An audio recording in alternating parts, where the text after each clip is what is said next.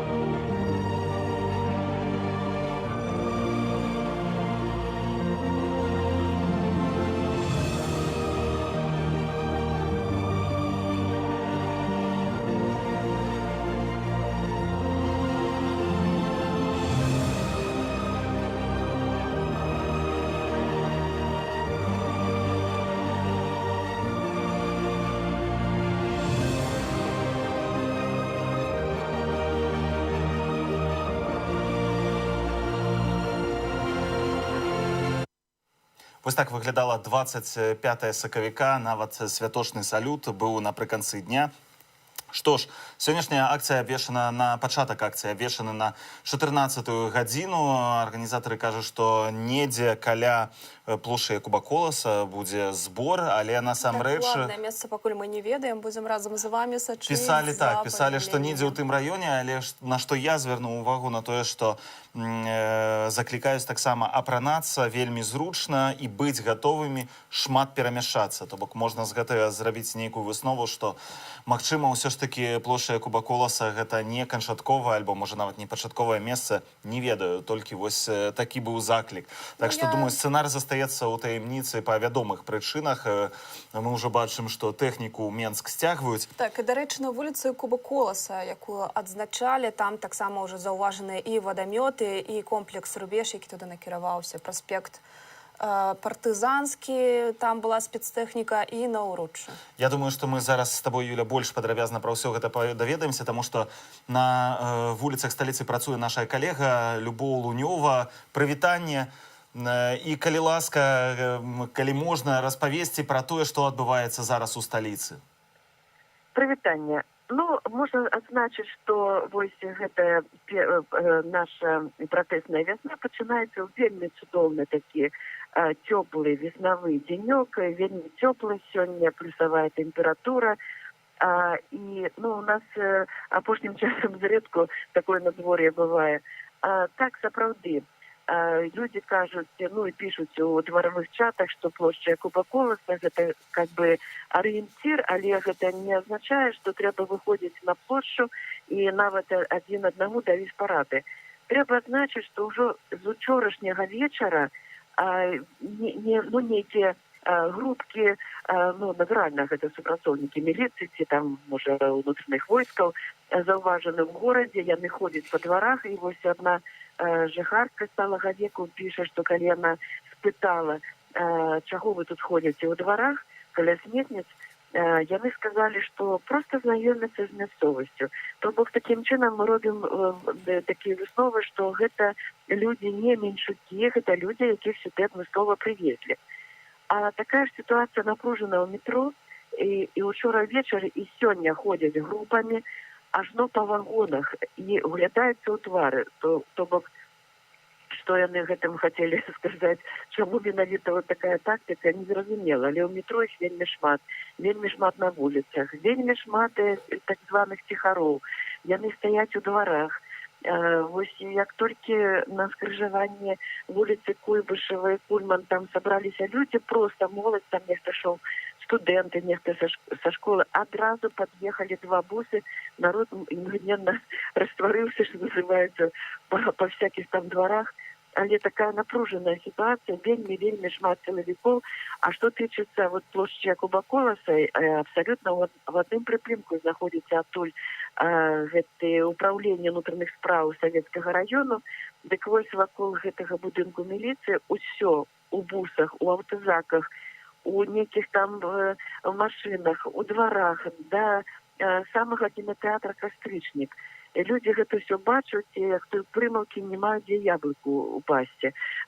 І мы ведаем, што ўжо пачынаюць некага пільнаваць каля пад'езда, людзі ўжо пішуць, што не магу выйсці. У мяне таксама такая сітуацыя была яшчэ з вечара да паловы другой начы. Мне тэлефанавалі ў дзверы, але вось раніца я пачула, як сусед абураўся, выйшаў папаліць на лоджу і кажа, паглядзіце, што яны натварылі. У нас шмат, ну, ў цэнтры ўвогуле праблемы з паркоўкамі, шмат, відаць, было машынаў припаркаваных, так вось гэты міліцэйскі бус ездзіў па газону, а паколькі травы яшчэ няма, надзелаў такіх каляінаў, а ведь людзі яшчэ ў восені рабілі для дзяцей такі маленькі стадыёнчык, каб яны маглі гуляць у футбол. І народ вельмі абураецца, і адзін аднаго запытваюць, ці, можа, нехта напісаў нумар, дзяржаўны нумар на гэтым бусе. Ну, хто ж гэтым будзе займацца ўначы? Відаць, адпомсцілі, што не адчынялі пад'езд, які закрываецца і толькі праз дамафон. Ну, такая сітуацыя. А пакуль што людзі паціху мы чытаем, што збіраюцца, вось ёсць чаты, там, напрыклад, Кіеўскі сквер, людзі пішуць, што і на Крапоткіна стаяць патрулі і машыны. Усе падыходы да плошчы Якуба Коласа, яны кантралююцца, на вуліцах стаіць тэхніка. Але мы памятаем з вами, што і летам, летась была такая же сітуацыя, і летам вось у жніўні, потым яшчэ ў восені, і ў верасні, гэта не перашкаджала людзям сабрацца. І як такога, мне падаецца, плана нават няма, бо людзі ідуць туды, куды можна прайсці. Вельмі шмат сёння людзей заўважана ў чырвоным. Чырвонае паліто, чырвоныя курткі, белыя курткі.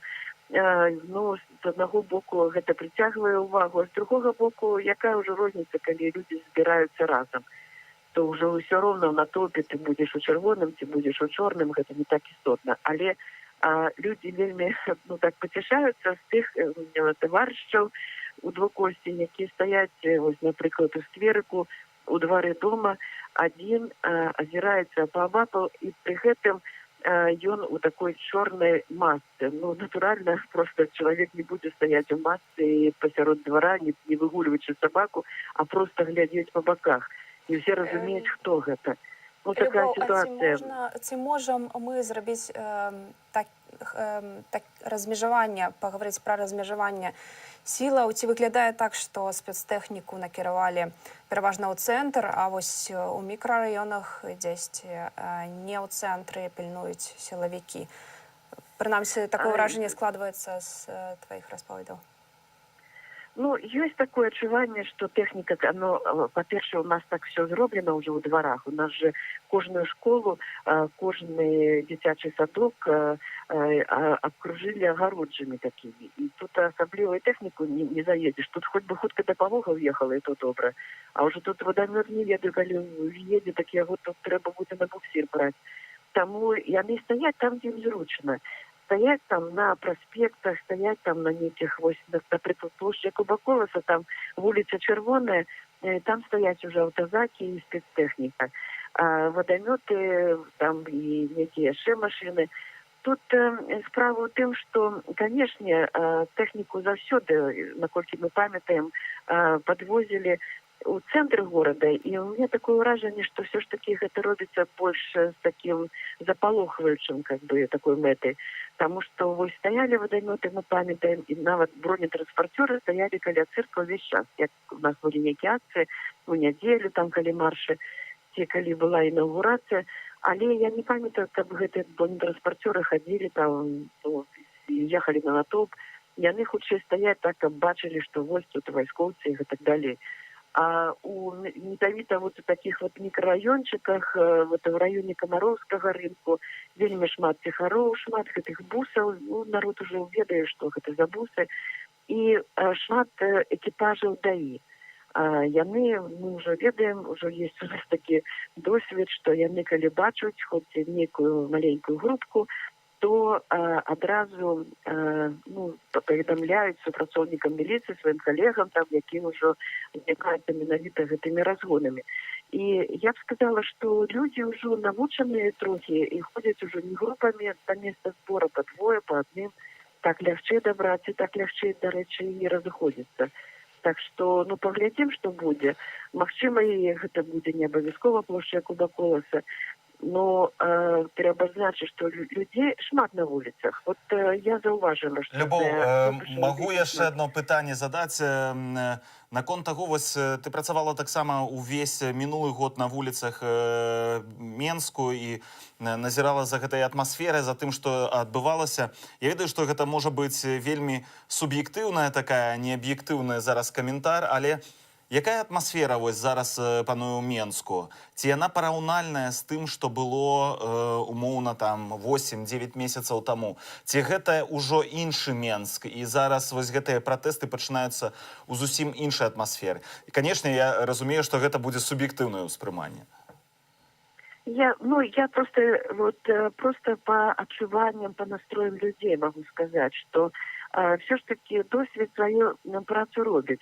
Калі раней людзі, ну, не ведалі, чаго чакаць ад сілавікоў. Ну, былі там першая хваля, там другая хваля, там третья, там нейкія атакі. Але людзі ўжо зрабілі высновы. Вот сёння нават калі мы працуем, журналісты на вуліцы, робім вокс-популі, то мы бачым, як людзі адказваюць. Ну, такое ўражанне, што кожны другі кажа, што я сидел, я был на сутках. Там, ці у меня жонка сидела на сутках, ці мяне там брат сидел. Вот поглядзіце, учора, вот заўчора, ну, нібыта нічога не было, учора судзілі людзей, якія давалі прысуды, і мы глядзім. Вот мы зараз з вами размаўляем, а ў гэты час ідзе конвой за Крыстина Ужодина. Вязуць людзей аўтазакамі. І это ж разумееце, што ўсю ноч людзей там сарціравалі па гэтых камерах. І таму людзі абсалютна ўжо сталі ўспрымаць гэта як такая, ну, данность.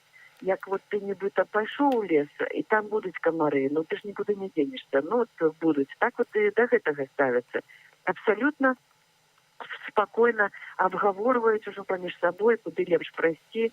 Ужо нехта там на пад'езды там коды паведамляе. Людзі ўжо паціху збіраюцца там на месцы, дзе, напрыклад, сабак выгульваюць, ужо там дамаўляюцца, як будзем ісці.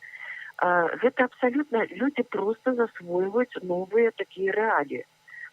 То бок прайшоў той, як мне падаецца, шок, які быў летась, калі мы не чакалі такіх вось, сапраўды не пабоюсь гэтага слова, зверств часам з боку вот этих силовиков, што будуць так вот брутальна збіваць людзей, то цяпер уже ставіцца, што мы павінны сябе неяк захаваць, мы павінны проста прадумаць тактыку, як прыйсці і як сысці з нейкага марша, з нейкай акцыі, з мінімальнымі такімі стратамі для сябе.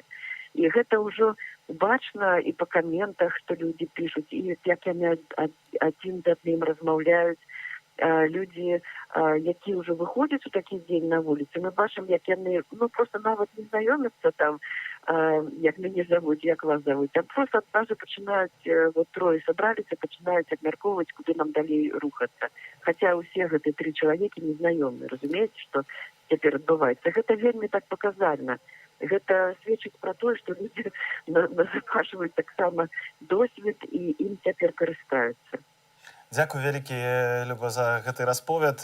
Думаю, што яшчэ будзем звязвацца і даведвацца пра тое, як выглядае сёння сталіца наша. Ну, і спадарства, я хацела б нагадаць, што калі вы сталіся сведкам цікавай падзеі, або заўважылі таксама спецтэхніку, або заўважылі нейкія сімвалы сённяшняга пратэсту, вы можете гэта дасылаць у наш чат-бот нашага тэлеграм-каналу Белсат спадарства.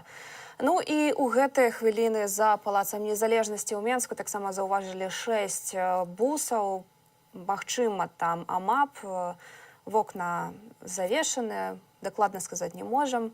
І заўважаныя былі таксама аўты з калючым дротам. Можна так сцвярджаць, так, што каля хіба рэзідэнцыі будуць таксама зачэпленыя. Александр Лукашенко вось уручы там прыехалі вайскоўцы, бачна, што тэхніка. У нас таксама ёсць вось відэа ад гледачоў, дарэчы, якія дасылаюць тое, што Юля казала у наш чат-бот Белсат у тэлеграме. Давайте паглядзім, як сёння тэхніка выязджала з розных месцаў. Вось бачна, як з базы выязджаюць аўтобусы, імаверна, з АМАПам, таксама з міліцыянтамі. Таксама сёння ўжо вельмі шмат відэасведчанняў таму, што спецтэхніку з-па-за Менска сцягваюць у горад. Гэта вось гэтыя рубежы, аўты з калючым дротам, магчыма, нават унутраныя войскі нейкія, бо бачна, што з тэнтамі вайсковыя аўтамабілі едуць. Ну, вось такім чынам заўважана яшчэ была калона з дзяржаўнымі сцягамі. Улады дэманструюць, што яны тут пануюць у гэтым горадзе не толькі спецтэхнікай, але і, так бы мовіць, такімі заўзятарамі і прыхільнікамі Лукашэнкі. Вось так выглядае з боку улады гэтыя падрыхтоўкі да 20 адзначэння 25-го, ну, вядома, Дня волі, які перанесены на бліжэйшы выходны, на сёння, на 27 сакавіка. Ну што ж, мне тут падказваюць, у нас на сувязі ёсць Ігор Мельнікаў, наш гісторык, любімы часты каментатар на Белсаце, які, пэўна, падзеліцца з намі сваімі ведамі адносна таго, чаму гэты дзень для беларусаў такі важны. Ігор, прывітанне. Вітаю, рада вас бачыць, чуць. Першае, хіба што перш за ўсё, гэта са святам, так, са святам, Ігор, з вялікім, таму што не бачыліся 25-го. Калі ласка, распавядзі вось, для чаго, чаму беларусы мусяць адзначаць гэты дзень? Чаму гэты дзень для нас такі важны? Чаму за апошнія таксама... Чаму за апошнія, так, дзесяцігоддзі гэты дзень стаўся такім знакавым таксама у, можа быць, змаганні ці супрацьстаянні рэжыму? Я вот не хотел бы казаць наконт змагання, я хотел бы казаць сапраўды пра гістарычную праўду, пра гістарычныя веды, таму што нам их вельмі, вот сённяшняя ситуация показала, что нам вельмі не хапае гэтых самых гістарычных ведаў. 25 сакавіка, дзень, калі беларусы сказали, что яны жадаюць жыць у сваёй незалежнай краіне.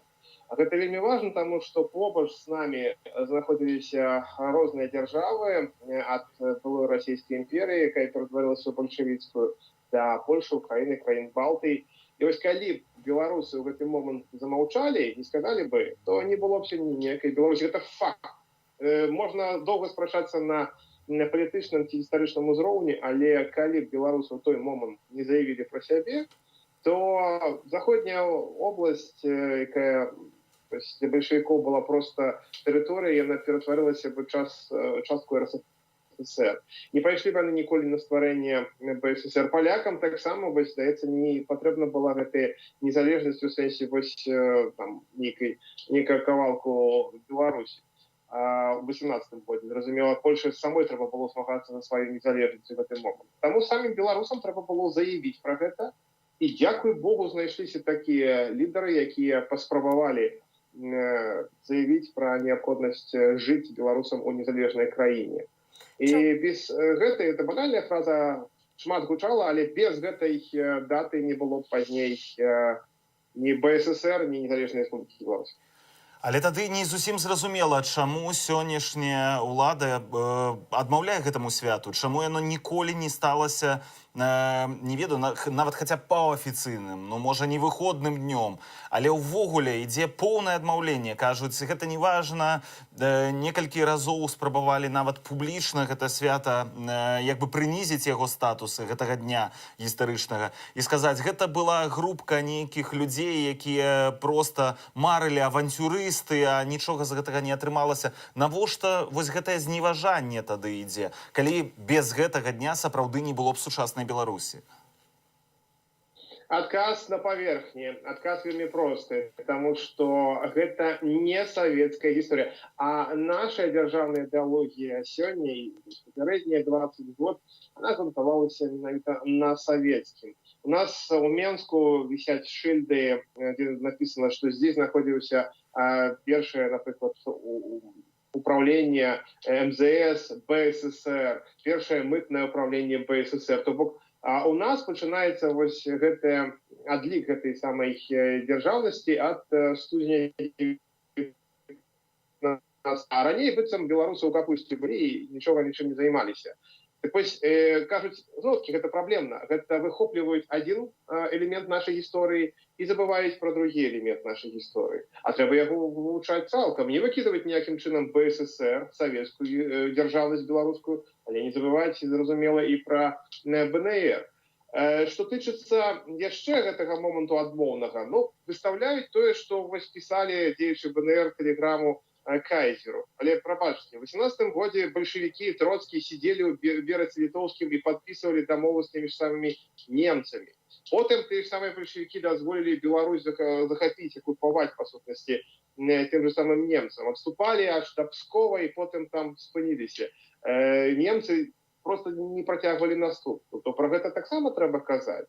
Эта трагедыя была ў той час гэтых тэрыторый, беларусаў кінулі, як і ў 41 годзе гераічна змагалася чырвоная армія, але на працягу месяца Беларусь пакінулі нацыстам. Вось гэты моманты яны... Беларусы заявілі о стварэнні БНР, але ўсё ж таки Беларусь стала савецкай. Ці мелі тады шансы ўсё ж таки на тое, каб адстаяць незалежную дзяржаву ад савецкай улады і застацца такой незалежнай краінай? Ці беларусы тады маглі стацца ў той перыяд міжваеннай так, як, напрыклад, Латвія, абсалютна самастойнай, незалежнай краінай са сваім урадам? Добрае пытанне. Я не люблю гісторык разважаць, што было б калі, але нам, вот я заўсёды гэта падкрэсліваю, нам, беларусам, не хапіла міжваеннага 20 год. Таго, што было, напрыклад, у тых жа краін Балтыі і у тых жа блізкіх нам палякаў.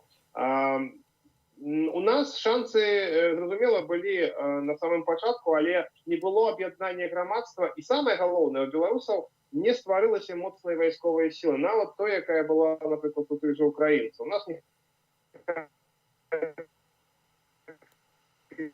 організацій. 100 тисяч армію з Паўднёвага фронта, там было вельмі шмат беларусаў, яны досыць моцна стаялі на нацыянальных пазіцыях, але не атрымаліся. Вось гэтыя все знешнія сілы паўплывалі, грошы паўплывалі. Калі б гэтыя 100 тысяч прыйшлі беларусаў на тэрыторыю непасрэдна этнічнай Беларусі, ну, то я думаю, што зусім іншая сітуацыя была б у 18-19 годзе. Але ж не атрымалася, а калі б атрымалася, то зразумела, гэта была бы у савецкай гістарыяграфіі буржуазная Беларусь, як называлі, напрыклад, тую ж самую БНР. З другого боку, зусім па-іншаму развівалася. З другого боку, БНР дала нам магчымасць, прынамсі, казаць пра беларускую дзяржаўнасць у менавіта не савецкім кантэксце, а ў нацыянальным кантэксце. Ну і плюс не варта забываць геапалітычнае становішча Беларусі.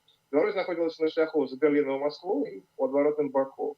То бок зачыняць гэты шлях не было цікавасці тады ні бальшавікам, ні немцам, а пазней палякам. Ігор, але ці ў гэтага дня ёсць вось такі патэнцыял, ці ў Дня волі ёсць патэнцыял, каб стацца ў новай Беларусі, стацца сапраўдным днём, напрыклад, незалежнасці ці сапраўдным святам. Як гэта выглядае ў нашых суседзяў? Яны вось адзначаюць падобныя даты? Для іх яны што значаць? Ну, напрыклад, тыя ж самыя палякі, яны ставяць, напрыклад, робяць акцэнт на 11 лістапада, ці там 15 верасня бітва, ось Варшаўская бітва, дзень войска польскага. Да іх гэта перамогі, яны робяць акцэнт на перамогі. У нас ёсць гераічны сусветны чын лістапад 20-го года. У нас ёсць гераічны, але неўдалы досвед БНР. Неўдалы ў сэнсе таго, што дзяржава не атрымалася такой паўнавартаснай, але спроба была і спроба была якасная. Вельмі важны момант, які я падкрэсліваю. І тут я хочу зрабіць рэверанс нашай уладзе беларускай у нейкім сэнсе. Тое, што зараз адбываецца дыскусія па розных гістарычных пытаннях, на вялікі жаль, часта з савецкімі акцэнтамі, гэта вельмі важна для грамадства. Прынамсі, грамадства зможа пачытаць пра 17 верасня, пра сакавік 21 года, што адбывалася ў 39 годзе ці ў 41 годзе. Вось я да гэтага заклікаю. Няхай людзі пачытаюць і пра 25 сакавіка 18 года. Без гэтай гістарычнай шелухі, ці там біялагічнай шелухі. А нават няхай чытаюць савецкую Беларусь і нашу Ніву адразу і робяць высновы апропо гэтых падзей.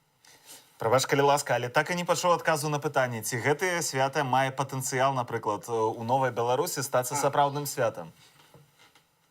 Ну вот как я до гэтага ішоў, і насамрэч веды гістарычныя, яны даюць магчымасць зразумець сэнс гэтага ўсяго. Я думаю, што праблема 25 сакавіка да апошняга часу была трошкі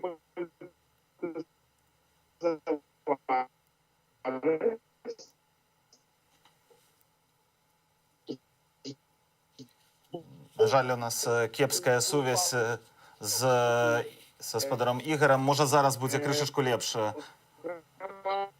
Не, на жаль, нема у нас добрай сувязі. Ну што ж, у любым выпадку, дзякуй вялікі. Ігор Мельнікаў, гісторык, быў з намі на сувязі.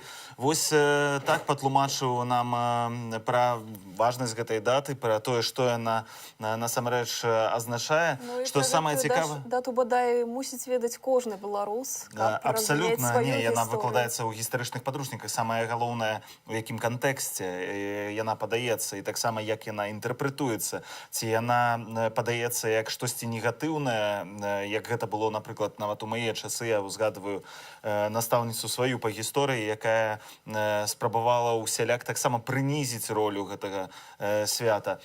Вось, але, можа, у новай Беларусі будзе зусім усё па-іншаму, тым больш, што нашы суседзі сапраўды гэты дзень адзначаюць, узгадваюць, для іх гэта вялікае свята. І мы вернемся ўсё ж такі к актуальным навінам, бо ёсць пра што распавесці. Спадарства на станцыі метро Пушкінская ўжо адбыліся першыя затрыманні, затрымліваюць асноўных маладзёнаў, останавливаюць, правяраюць мабільныя тэлефоны, і на выхадзе ў Макдональдса і Аўроры высадзіліся сілавікі. Такое паведамленне паступіла ў наш тэлеграм-канал спадарства. Я таксама, можа быць, запрапаную нашым гледачам паглядзець максімальную колькасць тэхнікі на вуліцы Сапёра ў раёне Палацу Незалежнасці. Вось, калі ласка, гэтае відэа паглядзіце, колькі спецтэхнікі зноў жа вадамёты, аўтазакі, калючы дрот, усё гэта проста калоннамі стаіць. Нават менчукі параўноўваюць колькасць гэтай ўсёй спецтэхнікі з тым, што адбывалася летам і восенню летась, што ў такіх жа аб'ёмах зганяецца спецтэхніка. Конечно, Юля, толькі на як публіку пратэст здуўся, абсалютна нікога няма, ніхто не выходзіць, людзі не збіраюцца выходзіць, і тым не менш, як бачым, увесь Менск застаўлены тэхнікай з ног да галавы. Ну і, канешне ж, дзеючую ўладу падтрымліваюць усе або амаль усе, але чаму, навошта тады гэтыя тысячы людзей у форме у цэнтры нашай сталіцы? Галіна Бакунчык, наша корэспандэнтка, зараз знаходзіцца на менскіх вуліцах. Галіна, вітаем. Вітаю вас, вітаю шановныя гледачы, слухачы. І сапраўды я зараз у цэнтры горада, дзе сёння вельмі шмат людзей, сонца, вясна, цёплае надвор'е. І вонкава тут у гэтай частцы горада нібыта нічога не адбываецца і нібыта няма ніякай напругі. Але при выходе, например, с метро на станции Якуба Колоса выслушанные патрули милиции. Вся площадь Якуба Колоса отщепленная. Сегодня нема автозаку, как это было 25 числа, але на праз некалькі метров стоять микроавтобусы тонированные, как звычайно, и увесь квартал так само патрулюют такие же самые микроавтобусы. Ну и что до протестного настрою, то я уже не перший раз про это кажу, что нібито вонкова нічого надто і не адбываецца. Але от мне сьогодні, наприклад, доводилося бачити в околиці Менску. Дороги расписанные протестными надписями. И там, видать, не достали их странные коммунальники, там они застаются на дорогах и добро вельми читаются на едущим легковиком «Уходи, ты откажешь» и так далее. А дрэвы уздовж дорог, магистрали, які вот стоять литерально при этих автобанах, яны размаляваны ў бел-чырвона-белыя колеры. Причем вельми великая колькость, вельми великая адлегласці. Ось такие стужки у расфарбованные дрэвы. Тому сказать, что да, нечто сдулось, это абсолютно не сложно, абсолютно, это неправдиво. Это, скажем, это неправдиво. Галіна, прабач, калі ласка, што пераб'ю цябе на секундачку, просто толькі што з'явілася інфармацыя ў тэлеграм-канале, які у Беларусі называць нельга. Праз 1,5 гадзіны мы пачынаем першы пратэст беларускай вясны, зразумела, 2021. Нягледзячы на тое, што горад усыпаны сілавікамі і спецтэхнікай, іх колькасць не стала большай. І тут інфармацыя з кропка нашага канчатковага збору плошча Бангалор 14:00. Не карыстайцеся самымі відавочнымі шляхамі падыходу, пятляйце, выходзьце з двароў і з нечаканых кропак. Заходзьце ў гандлёвыя цэнтры побач і рыхтуйцеся хутка збірацца ў групы у накірунку да Бангалора. Вось такая інфармацыя у тэлеграм-каналах з'яўляецца, то бок сёння кропкай абвяшчаецца Бангалор, але таксама напісана, што далейшыя ўказанні будуць апублікаваныя ў бліжэйшы час. Галіна, прабач, калі ласка, што перабіў, працягвай, калі ласка. Так, я могу только сказать, что вот эти поведомления подтверждают вот эти меркования, что только Ивонкова здаецца, что ничего не отбывается, что протесту нема. И он есть, и он выходит у тех местах, где не справляются контролировать нават те узмоцненные силы, которые это робят уже больше за полгода тут у нас в Беларуси. Я ўжо сёння пытаўся Любоў пра гэта, Любоў Лунёву, нашу корэспандэнтку, якая таксама працуе на вуліцах сталіцы. Пра атмасферу. Гэта вельмі суб'ектыўнае пытанне, але вось ты працавала ўвесь мінулы год, лета, восень на гэтых пратэстах. Вось па атмасферы, па адчуванні, як гэтая вясна выглядае? Гэта больш стрымана, людзі больш насцярожаныя, баяцца чагосьці? Ці настрой такі ж самы, проста што сілавікоў стала болей, а людзей на вуліцах крышашку меней? Я б не сказала, что стало меньше людей, но особливо сегодня. Но сегодня такой день вельми зручный для шпацеру, вельми приемный, комфортный. Але атмосфера не тая, что была минулые годы. Сегодня, я б сказала, не только сегодня, а весь этот час Па-першае, людзей вельмі мала на вуліцы, нават у тых месцах, дзе звычайна збіралася моладзь. У сталіцы ёсць месца, дзе, ну, па вечарах людзі, моладзь асабліва, збіраюцца, яны там адпачываюць, удзень таксама можна бачыць. Гэтага зараз няма, і няма ўжо доўгі час. І людзі весь час перамаўляюцца, яны весь час нешта абмяркоўваюць, і так спішана, асабліва такія дні святочныя, што відочна, што хвалюе тое, што адбываецца ў краіне. Нема таго, што раньш было, скажем так. Хіба, дякую, Галіна. Будзем сачыць далей за сітуацыяй у Беларусі, у тым ліку звязвацца з нашымі карэспандэнтамі спадарства. Так, хацеў толькі паказаць вось фотаздымак у тэлеграм-канале «Чай з малінавым варэннем». З'явіўся фотаздымак вайскоўцаў. Як бачым, на нумарах аўтамабіля рэгіён 0. Гэта значыцца, што ён прыпісаны да Міністэрства абароны, а значыцца, гэта вайсковыя, альбо ўнутраныя войскі, альбо рэальная армія. Тое, што не раз пужала беларуская ўлада, што будуць прымяняць таксама і войскі супраць беларусаў. Ёсць таксама відэа першага затрымання. Чалавека заламалі рукі. Вось, паглядзіце, калі ласка, як это выглядала. Сёння таксама адзначалі, што па ўсім горадзе людзі вось у той самай аліўкавай форме, якую мы бачылі на сваіх экранах, патрулююць двары, у тым ліку. Ну так, таму трэба быць хіба асцярожным, калі выходзіце з дому. Гэтыя відэакадры былі акурат з Пушкінскай, і напісана, што там хапаюць людзей. Вось адна інфармацыя ўжо пра канкрэтную кропку, дзе адбываецца вось гэтае затрыманне. Давайте яшчэ раз яго паглядзім. Вось так скруцілі чалавека. Па сведчаннях чалавека, які запісаў гэтае відэа, вельмі хутка падышлі людзі ў форме, заламалі рукі і ўвялі ў аўтазак праз дарогу. Вось так гэта апісвае сведка. Ну што ж, цяпер мы размаўлялі з гісторыкам Ігорам Мельнікавым пра значэнне Дня волі. Тое самае пытанне мы задалі і жыхарам сталіцы. Давайте паслухаем іхныя адказы, што для іх значыць Дзень волі.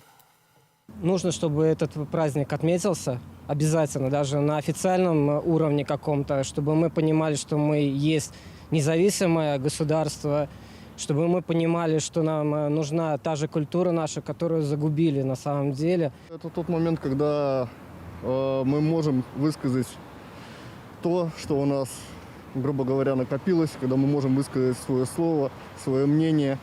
Это день, когда подтверждается наше конституционное право как человека, что мы личность и что мы свободны. Для меня это выхование, потому что я был выхованы с тым, что День воли это свято. Але, ну, мне, уже гадоў шмат. И тому это выхование уже трошки прошло. Вот, и особисто для меня День воли перетворился в некую гістарычную дату там абвяшчэння БНР. Для мяне Дзень волі гэта тое, калі сапраўдныя людзі выступаюць і застаюцца чэснымі со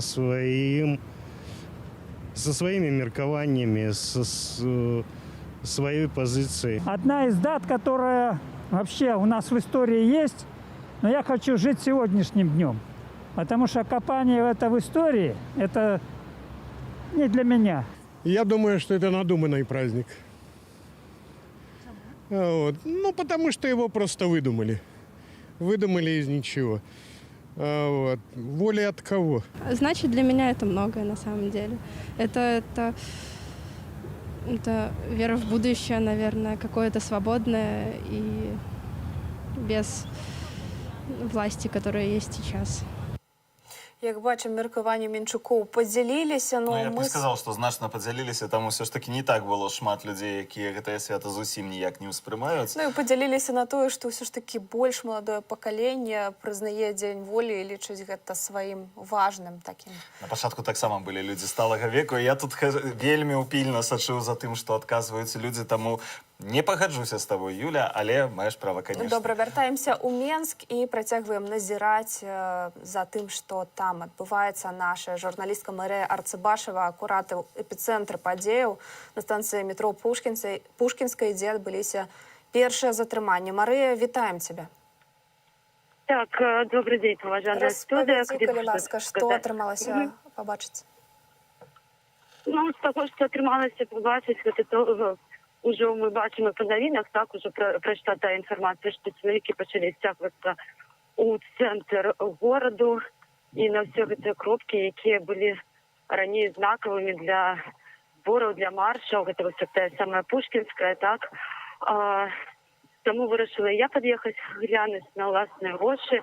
Сапраўды, і там таксама вельмі шмат сілавікоў, якія спыняюць мужчынаў, хлапцоў маладых, правяраюць рэчы, трасуць, шукаюць натуральна сімволіку, правяраюць таксама пашпарты і прапіскі. Но, як мы ведаем, што гэта таксама не факт, будучы там нават жывучы побач у доме, не факт, што ты дойдзеш да гэтага дому. Ну, і, в прынцыпе, па горадзе катаюцца бусікі, аўтазакі, ходзяць патрулі, ужо чакаючы хіба выхаду людзей, таму што было ж вырашана перанесці на сённяшні дзень, каб ад раніцы ўжо людзі маглі нешта выйсці ці маршам, ці нейкую актыўнасць праявіць, скажем так. Ну, у прынцыпе, таму пільнуецца горад саме раніцы. А ці сілавікі спыняюць дзеля праверкі грамадзянаў неяк рандомна, ці па нейкім прынцыпе, ці магла ты гэта заўважыць? Ну, гэта хутчэй рандомна, але, в прынцыпе, канечне, гэта ўзростовая група павінна быць. Маладыя людзі, як і ў жніўні ўжо адбываліся затрыманні. Гэта неважна было, ці там просто людзі ідуць з нейкай сімволікай, просто людзі падпадаюць пад узростовых груп, маладыя хлапцы, якія могуць, ну, в прынцыпе, могуць ісці на марш, і гэтага хапала для таго, каб іх затрымліваць і збіваць на відавоку астатніх людзей, юнакоў. Таму і гэтым разам сёння адбываецца тое самае, проста спыняюцца маладыя хлапцы ў першую чаргу, калі яшчэ нейкія рэчы, заплечнікі, сумкі ў руках, то натуральна гэта ўсё правяраецца, адкрываецца і праглядаецца. У цэнтр гораду вельмі шмат спецтэхнікі сагналі. Ці атрымліваецца ўладам усё ж такі стварыць такую атмасферу запужвання, ці моцна гэта дзея, як паводзяць сябе грамадзяне? Так, натуральна атрымліваецца. Людзі, шмат проста бачыла нават людзей, якія з дзецьмі, з маленькімі выйшлі прагуляцца і азіраюцца на пастаянным проста, пастаянна азіраюцца, так, на сілавікоў, не атрымаецца так, што нават з дзецьмі людзей іх будуць затрымліваць, што таксама мы ведаем цалкам верагодна. Ну і людзі крышачку, да, напружаныя, зараз размовы ідуць пра тое, што ўдасца, ў прынцыпе, выйсці і якім чынам гэта рабіць, і каб гэта было бяспечна ў першую чаргу для людзей.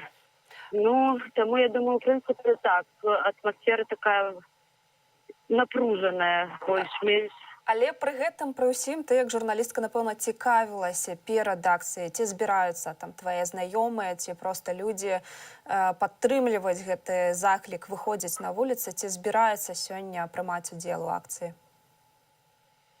Ну, ведаеце, цяпер вельмі шмат людзей стамілася, так, але ёсць ты, якія да гэтай пары ўпэўненыя ў сваёй перамозе, якія пазітыўна глядзяць на ўсё тое, што адбываецца, і кажуць пра тое, што трэба і выходзіць, і іншым чынам, як гэта назвалі, партызаншчынай, так, паказваць свой пратэст, і не трэба, галоўнае не спыняцца, таму што, вось як літаральна, вось сёння у мяне адбылася размова з чалавекам, які казаў пра тое, што мы не маем права ўжо нават спыняцца, таму што ўжо столькі палітзняволеных у нашай краіне, і колькі іх яшчэ будзе, гэта таксама нават не хочацца задумвацца над гэтым пытаннем, так, над гэтай лічбай, якая можа быць і цалкам верагодная. Тому треба дотиснути, ось як мені сказав один з кіроўцаў таксі.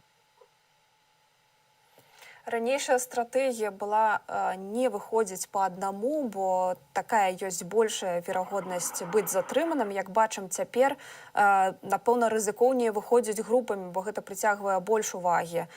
Ці маю я рацыю, калі так сцвярджаю? Так, 100%, тому що реально цяпер чалавекі могуць падысці проста нават спраўдзіць дакументы, калі гэта нават больш за аднаго чалавека. Гэта хапае там і 2 чалавек, калі ты знаходзішся ў кампаніі, ужо прыцягвае увагу.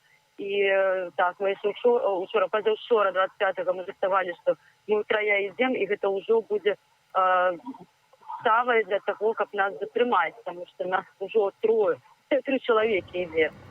Ну, так, таму людзі спрабуюць хадзіць па аднаму, хаця гэта таксама не...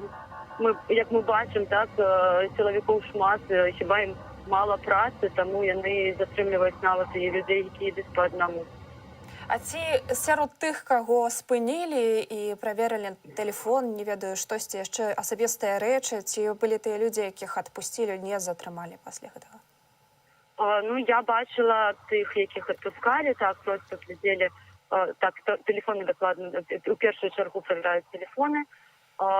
Ну, людзі ўжо навучаны, і як я ведаю, і ў чатах гэта все праходзіць, інфармацыя пра тое, што перад тым, як выйсці на вуліцу, варта выдаліць той самы тэлеграм з тэлефону, так, каб не было за што зачапіцца, і пры затрыманні таксама. Гэта будзе толькі плюсам, калі не будзе тэлеграму на тэлефоне. Марыя, ці ты ведаеш нешта, бо учора была інфармацыя пра тое, што буйныя прадпрыемствы менскія сёння зрабілі працоўны дзень. Вось так улады баяцца, што масава рабочыя будуць выходзіць на дзень волі. Я ведаю, некалькі было паведамленняў, і нават у тэлеграмах былі вось гэтыя дакументы, якія распараджэнні кіраўніцтва гэтых прадпрыемстваў, што, маўляў, робім 27-га працоўным днём, бо нібыта ёсць нейкія там пэўныя недапрацоўкі, ёсць запатрабаванне рынка на прадукцыю. Ці ты штосьці пра гэта чула? Пра гэта, на жаль, не чула адваротнай сітуацыі, але гэта не з дзяржпрадпрыемствамі, калі і на 25-го людзям давалі выходны на всякі выпадак, як у ЕПАМе, напрыклад, таму што ёсць ціск ужо на ЕПАМ, канкрэтна на супрацоўнікаў ЕПАМу, таму людзям давалі выходны на 25 сакавіка, і сёння таксама папярэджвалі, каб усе былі акуратнымі. Ну, дзякуй вялікі, Марыя. Я толькі вось зачытаю якраз паведамленне на менскім маторным заводзе. Раптоўна абвесцілі суботу працоўным днём. Вось, калі ласка, гэты приказ Менскага маторнага завода, можаце паглядзець яго, паказваем зараз яго вам, што усталёўваецца 27-га, прабачце, усталёўваецца працоўным днём. Ніяк не можам вам паказаць гэты дакумент. Ну, добра, вось ён. Я толькі хацела падзначыць, пакуль вось існуюць такія прыказы пра працоўныя дні, пакуль зганяецца тэхніка ў цэнтр гораду, пакуль сілавікі пільнуюць мірных грамадзянаў, то Александр Лукашенко сёння гуляе у хакей. Не хацеў пра яго нават узгадваць, не хацеў пра гэта казаць, але калі ты ўжо сказала, то так. І, дарэчы, гуляе ў хакеі, гуляе пад Аховай, таму што туды сагналі таксама, наколькі мы памятаем, сагналі спецтэхніку і абараняюць яго асобна. Ну і спадарства, важна адзначыць ролю журналістаў, якія асвятляюць гэты пратэст, і гэта рызыкоўна. Нашы калегі Кацярына Андрэева і Дар'я Чульцова атрымалі па 2 гады зняволення за тое, што вялі жывы эфір з акцыі памяці Рамана Бондарэнкі. 15 лістапада, так, якраз з гэтай студыі, памятаю, быў гэты стрым, і дзяўчын тады затрымалі, і ад 15 лістапада яны знаходзяцца за кратамі, абедзве атрымалі, так як Юля кажа, 2 гады зняволення, але агулам 12 беларускіх журналістаў зараз застаюцца за кратамі. Беларускі рэжым вось так абыходзіцца з тымі, хто хацеў паказваць, даносіць праўду да беларусаў. Вітаем гледачоў Белсату. Мы знаходзімся на праспекце пераможцаў Менску, дзе проста цяпер сабралася некалькі тысяч мірных дэманстрантаў. Каб дайсці да крамы або прыпынку некаторым жыхарам вёскі Стан трэба прайсці сапраўдную паласу перашкод. Дзяўчонкі, держите!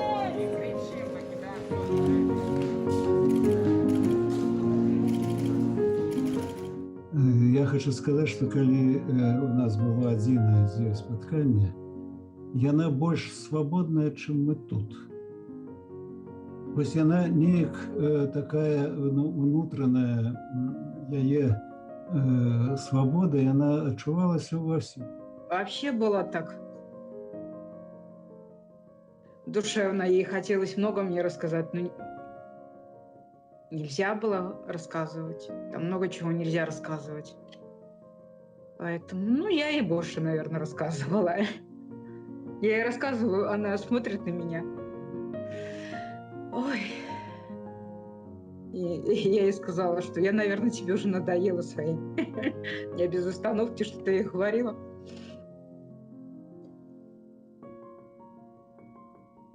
Она на меня так смотрела, никогда на меня так не смотрела. Кошмар какой-то. Спорт або творчасць. Нашыя героі ўжо зрабілі ўласны выбар. Калі я стаю тут, я бачу, што да гарызонту з абодвух бакоў усё ў людзях і ў нацыянальных сцягах. Часта сню нейкую рэдакцыю. Як зборны вобраз усіх, дзе я працавала. Сню, што ўключаю камп'ютар, дыктафон. Так, мне не хапае працы. Раптоўна гэта зразумела на 4-м месяцы зняволення. Я трымаюся. Калі ласка, трымайцеся і вы. Пишу. Сейчас отправила письмо, чтобы держалась, чтобы не падала духом, но я чувствую, что там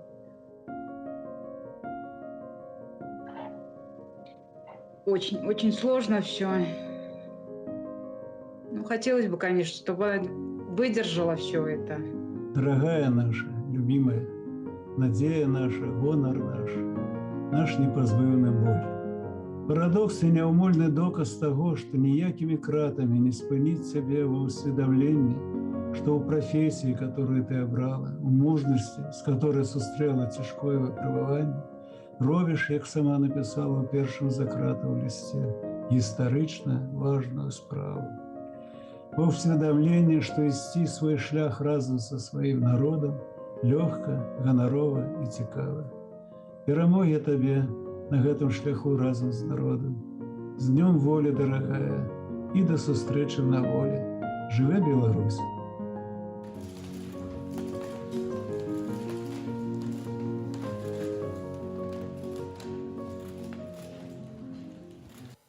Ось я крышачку памыліўся, калі казаў пра 12 журналістаў, якія знаходзяцца зараз за кратамі.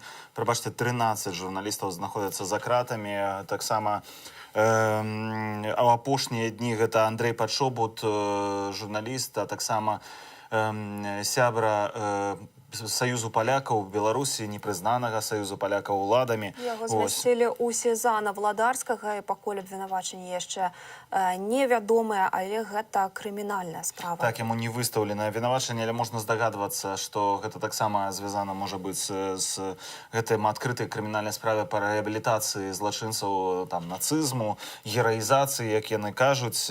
Але вядома, што ўсё гэта надуманыя прычыны. Што паводле гэтага падазрэння таксама затрымалі Паўла Мажэйка і змясцілі ў ізалятар. Павел Мажэйка — гэта таксама чалавек, наш калега, вядучы тэлеканалу Белсат, ён вядзе праграму «Інтэрмарыум». І пра гэтую справу ён учора пайшоў у следчы камітэт, адкуль ужо з допыту не вярнуўся, яго змясцілі пад арышт. Паразмаўляем зараз з намеснікам дырэктара тэлеканалу Белсат Алексеем Дзекавіцкім. Алексей, прывітанне. Вітаю. Алексей, ці ёсць нейкія падрабязнасці пра Паўла Мажэйку? Увогуле, ці гэтая справа, па якой яго затрымалі, нейкім чынам датычна да ягонай журналісцкай дзейнасці ці да чагосьці іншага? Ну, гэта абсалютна вар'яцкія нейкія беспадстаўныя абвінавачанні на адрас Паўла. Калі яшчэ нашых калег забіраюць за тое, што яны працуюць, нібы парушаючы заканадаўства, яшчэ хоць нейкі, можа, 0,1% ёсць тут нейкага апраўдання, але калі чалавека, нашага калегу, который працуе на Белсаце, ад самога пачатку і падкрэслю, што Павел акурат вядзе шмат гадоў гістарычную праграму «Інтэрмарыум». Гэта добра адукаваны і чалавек, который разбіраецца ў гісторыі, надзвычай інтэлігентны, прыстойны чалавек. І яго вінавачваць у тым, што ён, займаючыся шмат гадоў гісторыі, можа прапагандаваць нацызм, рэабілітаваць нацызм, но гэта абсалютна некае дзікунства. Наколькі мы можам разумець, гэта таксама як бы частка той справы супраць Саюзу палякаў, праўда, паводле якой арыштаваны Анжеліка Борыс, Андрэй Пачобут ды іншыя. Ім закідаюць тое, што, маўляў, яны праз святкаванне, значыць, гадавіны там памяці праклятых жаўнераў, гэтак званых, рэабілітоўвалі нацызм, што таксама абсурд. Вось жа акурат у цэнтры грамадскага жыцця, который стварыў Павел Мажэйка ў горадні, которага шматгадовым кіраўніком з'яўляецца. Там была выстава выбітнага беларускага мастака Алеся Пушкіна. Ну і вось следчыя органы побачылі на адной з карцін таксама прапаганду нацызма. Хаця это абсурдная справа, тому што там была выява аднаго з ваяўнікоў беларускай пасляваеннай партызанкі, который перадусім змагаўся супраць савецкай улады, таксама як і праклятыя жаўнеры, гэтак званыя. Ну іх чамусьці усіх узялі пад адну грабёнку і хочуць абвінаваціць у прапагандзе фашызма. Я ведаю, што даволі доўга ў следчым камітэце учора быў адвакат да позняга вечара, аднак жа адвакат не змог дамагчыся вызвалення Паўла. Таксама у кватэры, у доме, дзе жыве наш калега, да позніх гадзінаў, по-моему, 22-й гадзіны адбываўся ператрус, там забралі крыху сімволікі і так далей. То есть, як бы, ну, на жаль, ну, Павел учора не выйшаў, гэта можа абазначаць, што вось яго таксама вырашылі, вось, так скажем так, перастараліся гэтыя так званыя сілавікі і заадно як бы пад польскую справу, пад шумок польскай справы таксама затрымалі і нашага калегу. А што можна сказаць пра падставу для ўсіх гэтых абвінавачанняў? Ці бачыце вы сапраўды сур'ёзную падставу дзеля вынесення такіх абвінавачанняў? Ну, бачыце, абсалютна ніякай падставы няма. Увогуле закідаць чалавеку прапаганду нацызму за тое, што карціна была на выставе, ну, это нейкія 30-е гады, можна сказаць, мінулага стагоддзя. Але трэба таксама, я думаю, што нашы гледачы добра усведамляюць сабе, што ў Беларусі ніякія законы цяпер, на жаль, не працуюць. І незалежна ад таго, зрабіў хтосьці нешта ці не. І так можна патрапіць у жорны гэтай сістэмы. Мы ж бачым, як людзей, допустим, 25 сакавіка хапалі просто на вуліцы. Вот каля ЦУМу наша калегу затрымалі каля ЦУМу. Ён просто ішоў на сустрэчу з жонкай, которая была ў краме.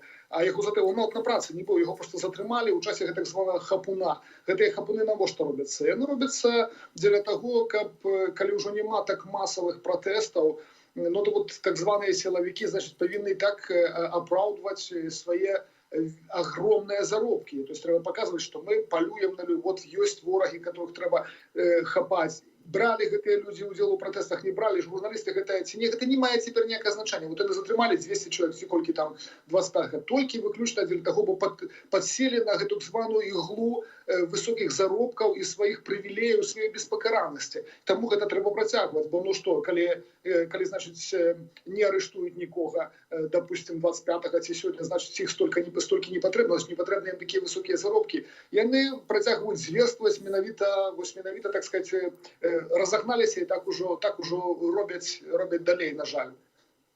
Алексей, дзякуй вялікі за гэты каментар. Будзем сачыць, конечно ж, і за справай нашага калегі Паўла Мажэйкі, і за справамі іншых. Я толькі дадам яшчэ некалькі слоў. Мы, конечно, натуральна робім усё, як Белсат, і на ўзроўні урадаў розных мы апелюем да міжнародных структур, робім ўсё толькі, што магчыма для хутчэйшага вызвалення і Паўла, і, канешне, Кацярыны, і Дашы, ну і іншых нашых калег, которые, ну, абсалютна незаконна ўжо вельмі доўга знаходзяцца за кратамі. І я думаю, што гэта атрымаецца зрабіць. Яны, напэўна, выйдуць на волю раней. А тыя, хто іх судзяць, напэўна, калісьці за гэта адкажуць, раней ці пазней. Так, але на аптымістычнай ноце хочацца яшчэ скончыць. Сёння ўсё ж такі будзем старацца святочныя эфіры рабіць адносна Дня волі. Алексей, асабліва хочацца таксама цябе павіншаваць з гэтым святам, таму што ты яшчэ да таго ж сябра Рады БНР, наколькі я памятаю. Так, дакладна. Так што са святам. Узаемна. Я, карыстаючыся яшчэ таксама з нагоды, хацеў бы шчыра павіншаваць ад імя ўсёй Рады Беларускай Народнай Рэспублікі беларусаў з гэтым светлым святам.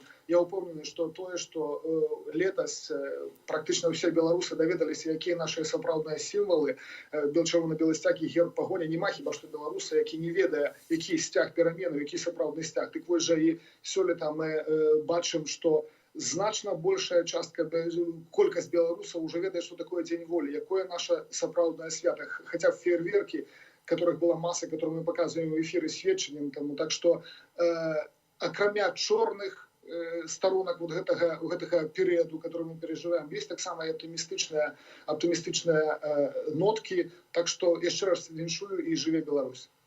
Жыве вечна. Дзякуй вялікі.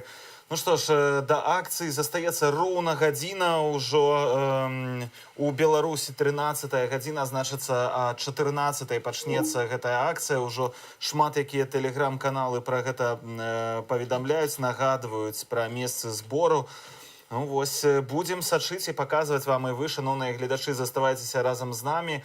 Таксама, каб атрымліваць самую аператыўную яшчэ інфармацыю, дадаткова падпішыцеся, калі ласка, на наш тэлеграм-канал Белсат, таму што там публікуецца ўсё вельмі аператыўна, хутка, і людзі, якія знаходзяцца на вуліцах Менску, да і іншых беларускіх гарадоў, дзе сёння таксама магчымыя выхады на вуліцы, нейкія пратэсты, яны дасылаюць туды відэа, фотаздымкі, і вы можаце гэта ўсё аператыўна пабачыць. Ну і вось сярод аператыўнай інфармацыя тое, што затрыманне на Пушкінскай працягваецца, і вядома, што у Тазак завялі чалавека, а праз 10 хвілін выклікалі туды хуткую. Такая інфармацыя ёсць, то бок невядома, ці зноў улады ўжываюць тэхніку, што пратэстоўцаў збіваюць унутры Тазакаў. Даведаемся хіба ўжо пазней. Ну, не ўлады ў дадзеным выпадку, канкрэтныя асобы, так, якіх, я спадзяюся, раней ці пазней ідэнтыфікуюцца, яны адкажуць за тое, што яны робяць з людзьмі.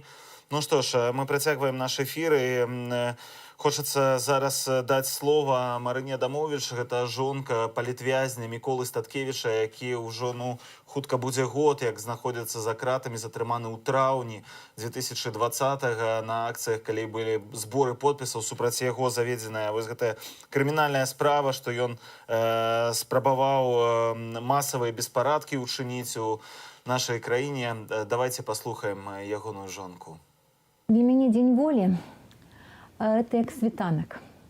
Это як надзея, якая не згасае. Я просто працытавала аднаго вельмі вядомага пісьменніка Рамена Гары, які назваў адзін са сваіх раманаў «Абяцанне на світанку». Так вось, для мяне Дзень волі – это абяцанне на світанку, альбо на досведку, што ўсё мажлівае і ўсё яшчэ будзе, пакуль мы жывыя і пакуль мы маем волю да перамен. Я упэўнена, што Дзень волі стане адным з галоўных святаў у нашай краіне, і я абсалютна упэўненая, што беларусы рэалізуюць тую мару, якая была закладзена ў гэты святы і светлы дзень.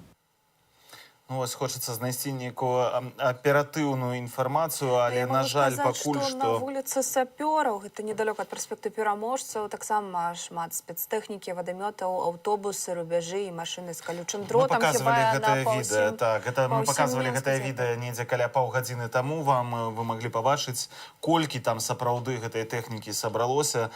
Ну, дзіўна, як быццам улады самі не вераць у тое, што кажуць, пра тое, што пратэстаў-то больш няма, і пратэстоўцы здуліся. На сувязі з намі прэсавая сакратарка офісу Святлана Ціхановская, Ганна Красуліна. Вітаем вас. Добрый день. Хочацца вас спачатку павіншаваць, канешне, са святам, а другое гэта пытанне, як офіс Святланы Ціхановскай, якім чынам ён вось да сённяшняга дня падыходзіць да вось гэтага выхаду людзей, закліку выходзіць людзям на вуліцы менавіта сёння і вось да гэтага плану збірацца на плошчы Бангалор. Падтрымлівае гэта ці нейкім чынам былі нейкія іншыя прапановы, каб адзначыць гэты дзень? Офис продолжает, во-первых, набирать голосование на голосе для того, чтобы наращивать нашу мощь и для представительства, скажем так, и внутри Беларуси, и для международного сообщества. Офис радуется тому, какие результаты имеет это голосование. В частности, как вы знаете, и Байден заявил о том, что они сейчас будут принимать стратегию по санкциям в отношении России в том числе. Вы знаете, что происходят какие-то подвижки вот в информационном пространстве России. Вы знаете об этих вбросах от Венедиктова или, скажем так, сливах.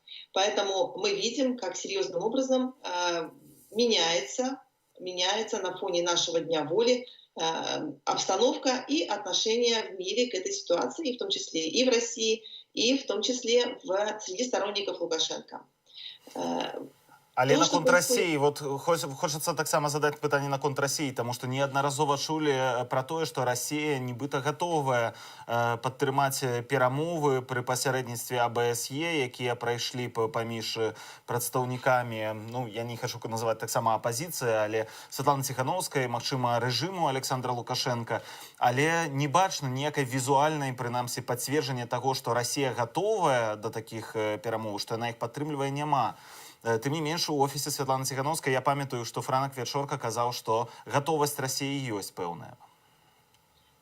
У нас с вами есть очень серьезные основания для того, чтобы в скором достаточно времени все это было озвучено. Потому что у нас с вами есть большое количество людей, которые не смирились с тем, что происходит, и которые продолжают это демонстрировать. В частности, абсолютно безопасное вот это голосование на голосе.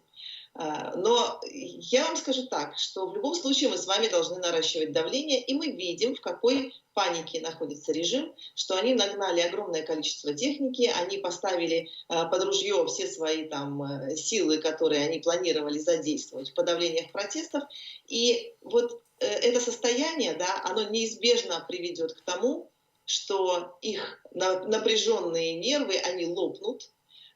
Вот эти ресурсы последние, которые они бросают на подавление протестов, вот на эту технику, вот на все это, да. На самом деле экономическая ситуация у режима крайне плохая. На внутренних ресурсах он держаться уже не может, а внешних ресурсов не будет, потому что мы с вами и офис Светланы Тихановской очень серьезно работает в эту сторону. Кроме того, санкции будут увеличиваться, и будут увеличиваться санкции в отношении России. То есть Россия тоже уже не может себе позволить в той ситуации, которая есть, когда люди реально не поддерживают режим на самом деле и не готовы принять Лукашенко, принять его режим, принять его управление.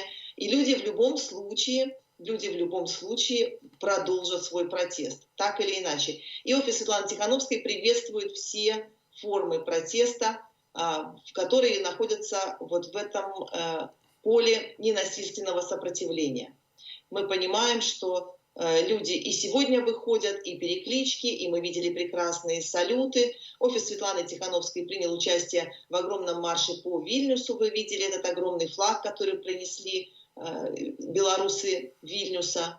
Это было очень красиво, был салют, это было очень приятно. И закончилось это все, кстати, у посольства Беларуси, где были зажжены свечи в память и погибших, и, как вам сказать, в знак солидарности со всеми, кто находится сейчас за решеткой в Беларуси.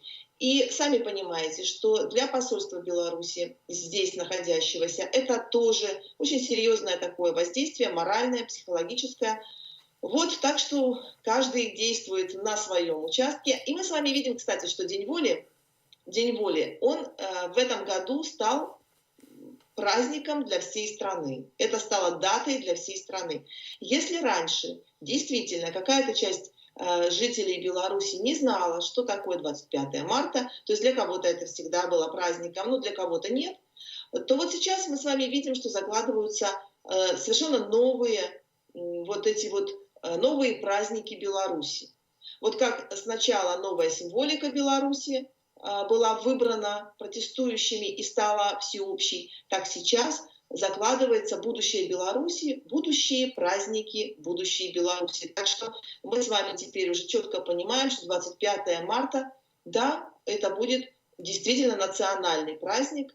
Мы видим это потому, как население, как люди, как жители районов, как они между собой обсуждали, что они делают на праздник, где они клеят какие там наклейки, стикеры, как переживали, например, в моем районе, когда приехала кучка гоблинов разбивать бело-красно-белые плафоны, которые вот многоэтажки создавали бело-красно-белый флаг, да, в многоэтажках. И весь район в чатах обсуждал это. То есть, по сути дела, вот сейчас мы с вами видим, как народ организовывается для того, чтобы противостоять остаткам вот этого вот гоблинского режима. Поэтому я думаю, что это достаточно быстро будет разрешено. Спадарня Ганна, такое пытанне. Вы кажаце, што офіс Святланы Ціханаўскай падтрымлівае ўсе вось гэтыя негвалтоўныя формы супраціву. Я так разумею, што і выхад на вуліцу, напрыклад, у сённяшні дзень таксама ў тым ліку. Але вось інфармацыя апошняя таксама. Следчы камітэт абяцае прыцягнуць па крымінальных артыкулах тых, хто паддасца на заклікі тэлеграм-каналу і будзе сёння выходзіць. То бок пагражаюць ужо ўсім абсалютна крыміналкай. Як вы это прокомментуете? Слушайте, они угрожают всем, чем можно, но ресурсов у них на это нет. А единственный их ресурс — это страх. Это попытаться людей запугать, чтобы люди просто не вышли. Вот и все. Но люди все равно выйдут. Сколько выйдет, это не так в сущности важно. Ну, конечно, чем больше, тем лучше. Но при всем при том, я вам скажу, что мы можем просто измотать их физически и морально, и психологически. У них не хватает ни ресурсов, ни, как сказать, понимания, поскольку за ними, они же понимают, что режим рушится. Внутри их системы, она уже не система, она совершенно не работает. Внутри их вот этих рядов Лукашенко, они уже не ряды, это разрозненные люди, которые каждый сидит, и каждый сидит, высчитывает момент, когда пора соскакивать. Потому что все же понимают, да, для Лукашенко иного выхода нет, но им реально жить дальше. И они понимают, что да, режим уходит, но он, как вам сказать, все, он себя исчерпал. И поэтому каждый сидит и в ожидании того момента, когда нужно, скажем так, уходить с корабля стонущего. Тут ничего такого страшного нет. То есть мы в любом случае своим давлением мы изматываем их каждый день. Вот то, что сегодня происходит, ну посмотрите, для нас с вами праздник, а для них тяжелая и неприятная работа, и нервы их напряжены. Они прекрасно понимают, что они на стороне уходящего, темного, злобного и плохого. По сути дела, до них, вот там же ведь не все одинаково, как вам сказать, не у всех одинаково загажены мозги. Там по-разному люди относятся. И очень для многих ситуация, в общем, понятна. То есть стоит вопрос только о том, в какой момент они перейдут. Поэтому, можно, в принципе, достаточно, как вам сказать, сохраняя свои ряды, сохраняя активистов на свободе, можно изматывать режим даже мелкими какими-то выходами, даже просто нашей символикой, даже просто сигналами на улицах, фейерверками. Ведь это все повышает наше с вами настроение, а значит наши с вами ресурсы, и действует им на нервы. Вот каждый наш салют, каждые наши покрашенные в бело-красно-белый цвет лавочки во дворе. То есть, как вам сказать, вот перевес наш моральный, и даже и ресурсный настолько велик, что переход кресла просто президентского — это вопрос времени и уже недолгого. З аднаго боку можа і быць такое ўражанне, што таксама адкалвацца, таму што гісторыі, канешне, калі людзі адтуль выходзяць, сістэмы, я маю на ўвазе, яны здараюцца дагэтуль, але яны настолькі адзінкавыя, што часам ўсё ж такі верыцца ў тое, пра што кажуць прадстаўнікі рэжыму, пра тое, што наадварот пратэсты, ўсё тое, што адбылося ў 2020 годзе, іх яшчэ больш згуртавала, што яны сталіся больш маналітнымі, што з іх асяроддзя якраз выйшлі вось гэтыя людзі, якія маглі прывесці да разгойдвання, расхістання гэтай сістэмы. А цяпер яны як адна вялікая цэгла, як граніт. Так цвердзяць яны. Не-не-не, монолитными это может быть вот эти 1500 ОМОНовцев, которые просто так испачканы уже в крови, что им деваться некуда, что они знают, что они понесут очень серьезные наказания.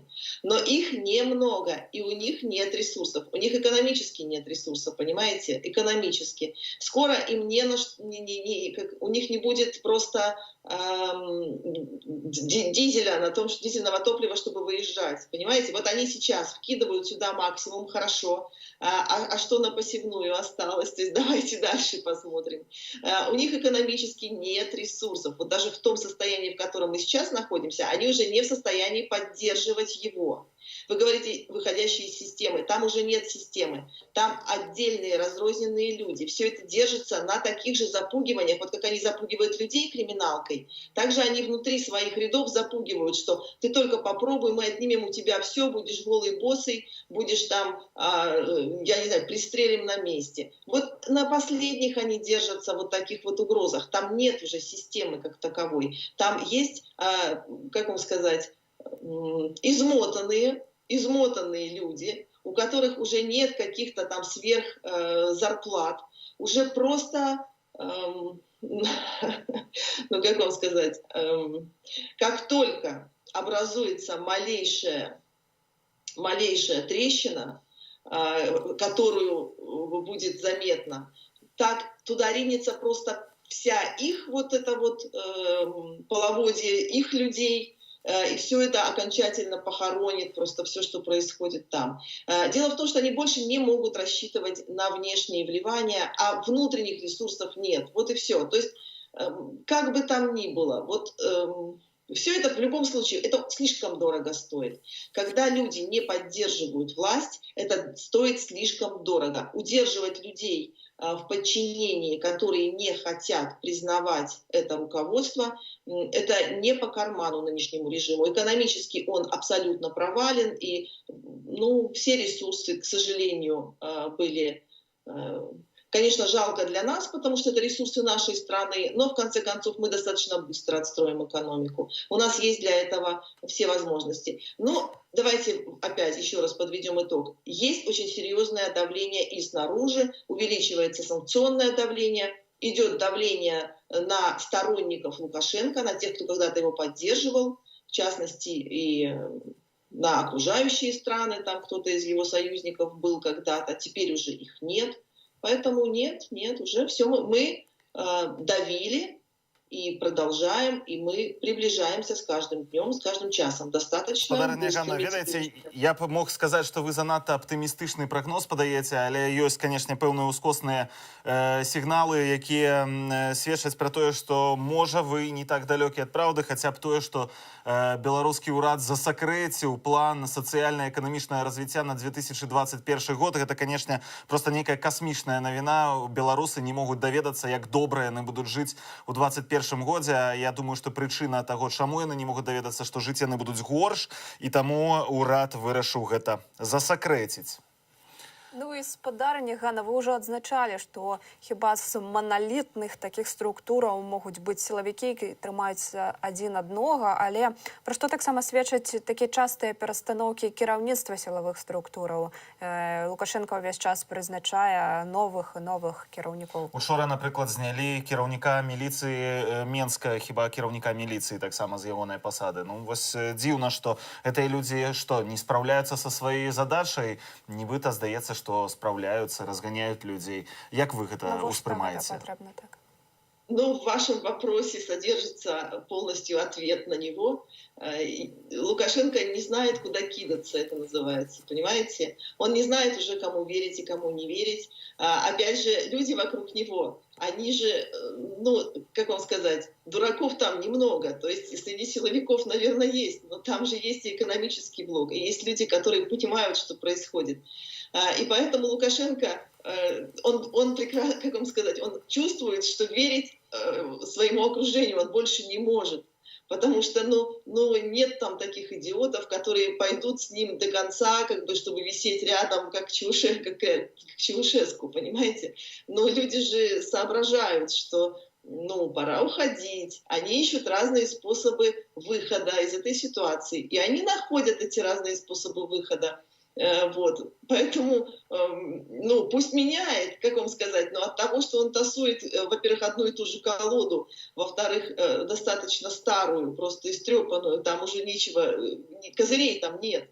Козырей там нет. Он может тасовать сколько угодно, чужа посадил, ну, привет чужу, как бы, да, сколько человеку, ну, говорилось, да, сколько человек попадал уже в ситуации. Ну, давайте остальные пусть подождут того же самого. Спадарня Ганна, дзякуй вам вялікі за гэтую размову. Яшчэ раз віншуем вас са святам, з Днём волі. Усяго вам добрага. Дзякуй вам, жыве Беларусь. Жыві вечна. Між тым, у Менску заўважылі новую вайсковую нейкую машыну, якая дагэтуль не была на пратэстах. Вось паглядзіце, калі ласка, гэтае відэа. Я толькі што спрабаваў знайсці, што гэта за аўтамабіль. Не змог побачыць, але мне здаецца, што гэта нейкая бронемашына на базе распрацоўкі беларускага завода МЗКЦ «Волат». Вось так гэта выглядае. Тым не менш, такой машыны яшчэ на пратэстах ніколі не было бачна. Вось паглядзіце, нешта новенькае прыгналі гэтым разам у Менск. А ў Менску таксама па слядах пратэстаў ездзяць не толькі камунальнікі, але і міліцыя, якія прыехалі ў БДУІР, дзе вывесілі з вокнаў бел-чырвона-белы сцяг, і міліцыя там спрабуе зняць адбіткі пальцаў тых, хто уласна вывесіў гэты сцяг. Самае цікавае, што у тэлеграм-каналах вельмі моцна зменшылася колькасць інфармацыі, з чаго ў мяне складаецца ўражанне, што ў Менску альбо абмяжоўваюць інтэрнэт, або нават могуць яго адключыць, тым больш, што вось ёсць і паведамленні пра тое, што нават адключаюць GSM-сувязь, тое, чаго не здаралася ў Беларусі нават 9-10 жніўня, калі пасля выбараў адбываліся, ну, самыя такія вялікія блакаванні інтэрнэту ў Беларусі, калі адключалі абсалютна ўсё цалкам. Ну, вось улады спрабуюць мяняць тэхніку, знаходзяць нейкія новыя... Так, змяняюць нейкую тактыку. Вось такая несвабода ў Беларусі гэтымі днямі, дзень волі, і як бы гэта каламбурна не гучала, і пераўтвараецца ў дзень поўнай няволі, і нават, бачыце, не сувязі. Но калі ўжо мы каля... Так, што такое свабода і воля, якраз... Жыхароў Віцебску, іх адказы. Спадарства, вашай увазе цяпер у эфіры.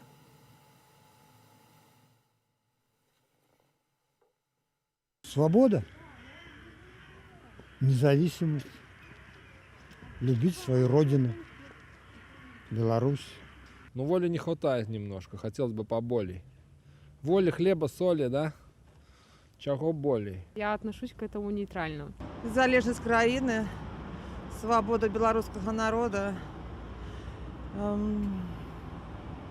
вельмі пачуццё уласнай годнасці населения, которое прошло тяжкие годы войны. Пусть будет воля не один день, а вообще воля.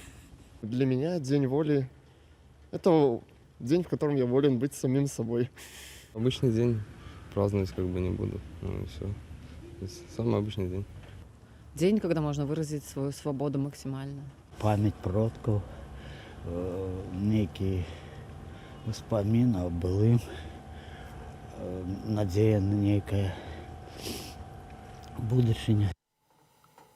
Не ведаю, ці вы наши шановныя гледачы заўважылі заяву беларускага міністэрства замежных справаў, якая на днях заявілася здзеклівая заява ў бок ЗША про тое, што 6-й флот амерыканскі можа прыплыць да берагоў там Беларусі і ўвогуле там у такім ключы, у якім ніколі ад беларускай дыпламатыі не гучалі яшчэ ніякія звароты і заявы. Нават гэтая памятная заява ў бок амбасадара расійскага Бабіча про тое, што талантлівы щитовод і ўсё такое не была настолькі абражальнай, тая была з толікай іроніі, а тут вось так просто наўпрост такая, як расійская, можна сказаць, нават дыпламатычная, калі ледзь не матнымі і зневажальнымі словамі ужываюць, ну, у дадзеным выпадку, напрыклад, кіраўнік калісьці расійскай дыпламатыі.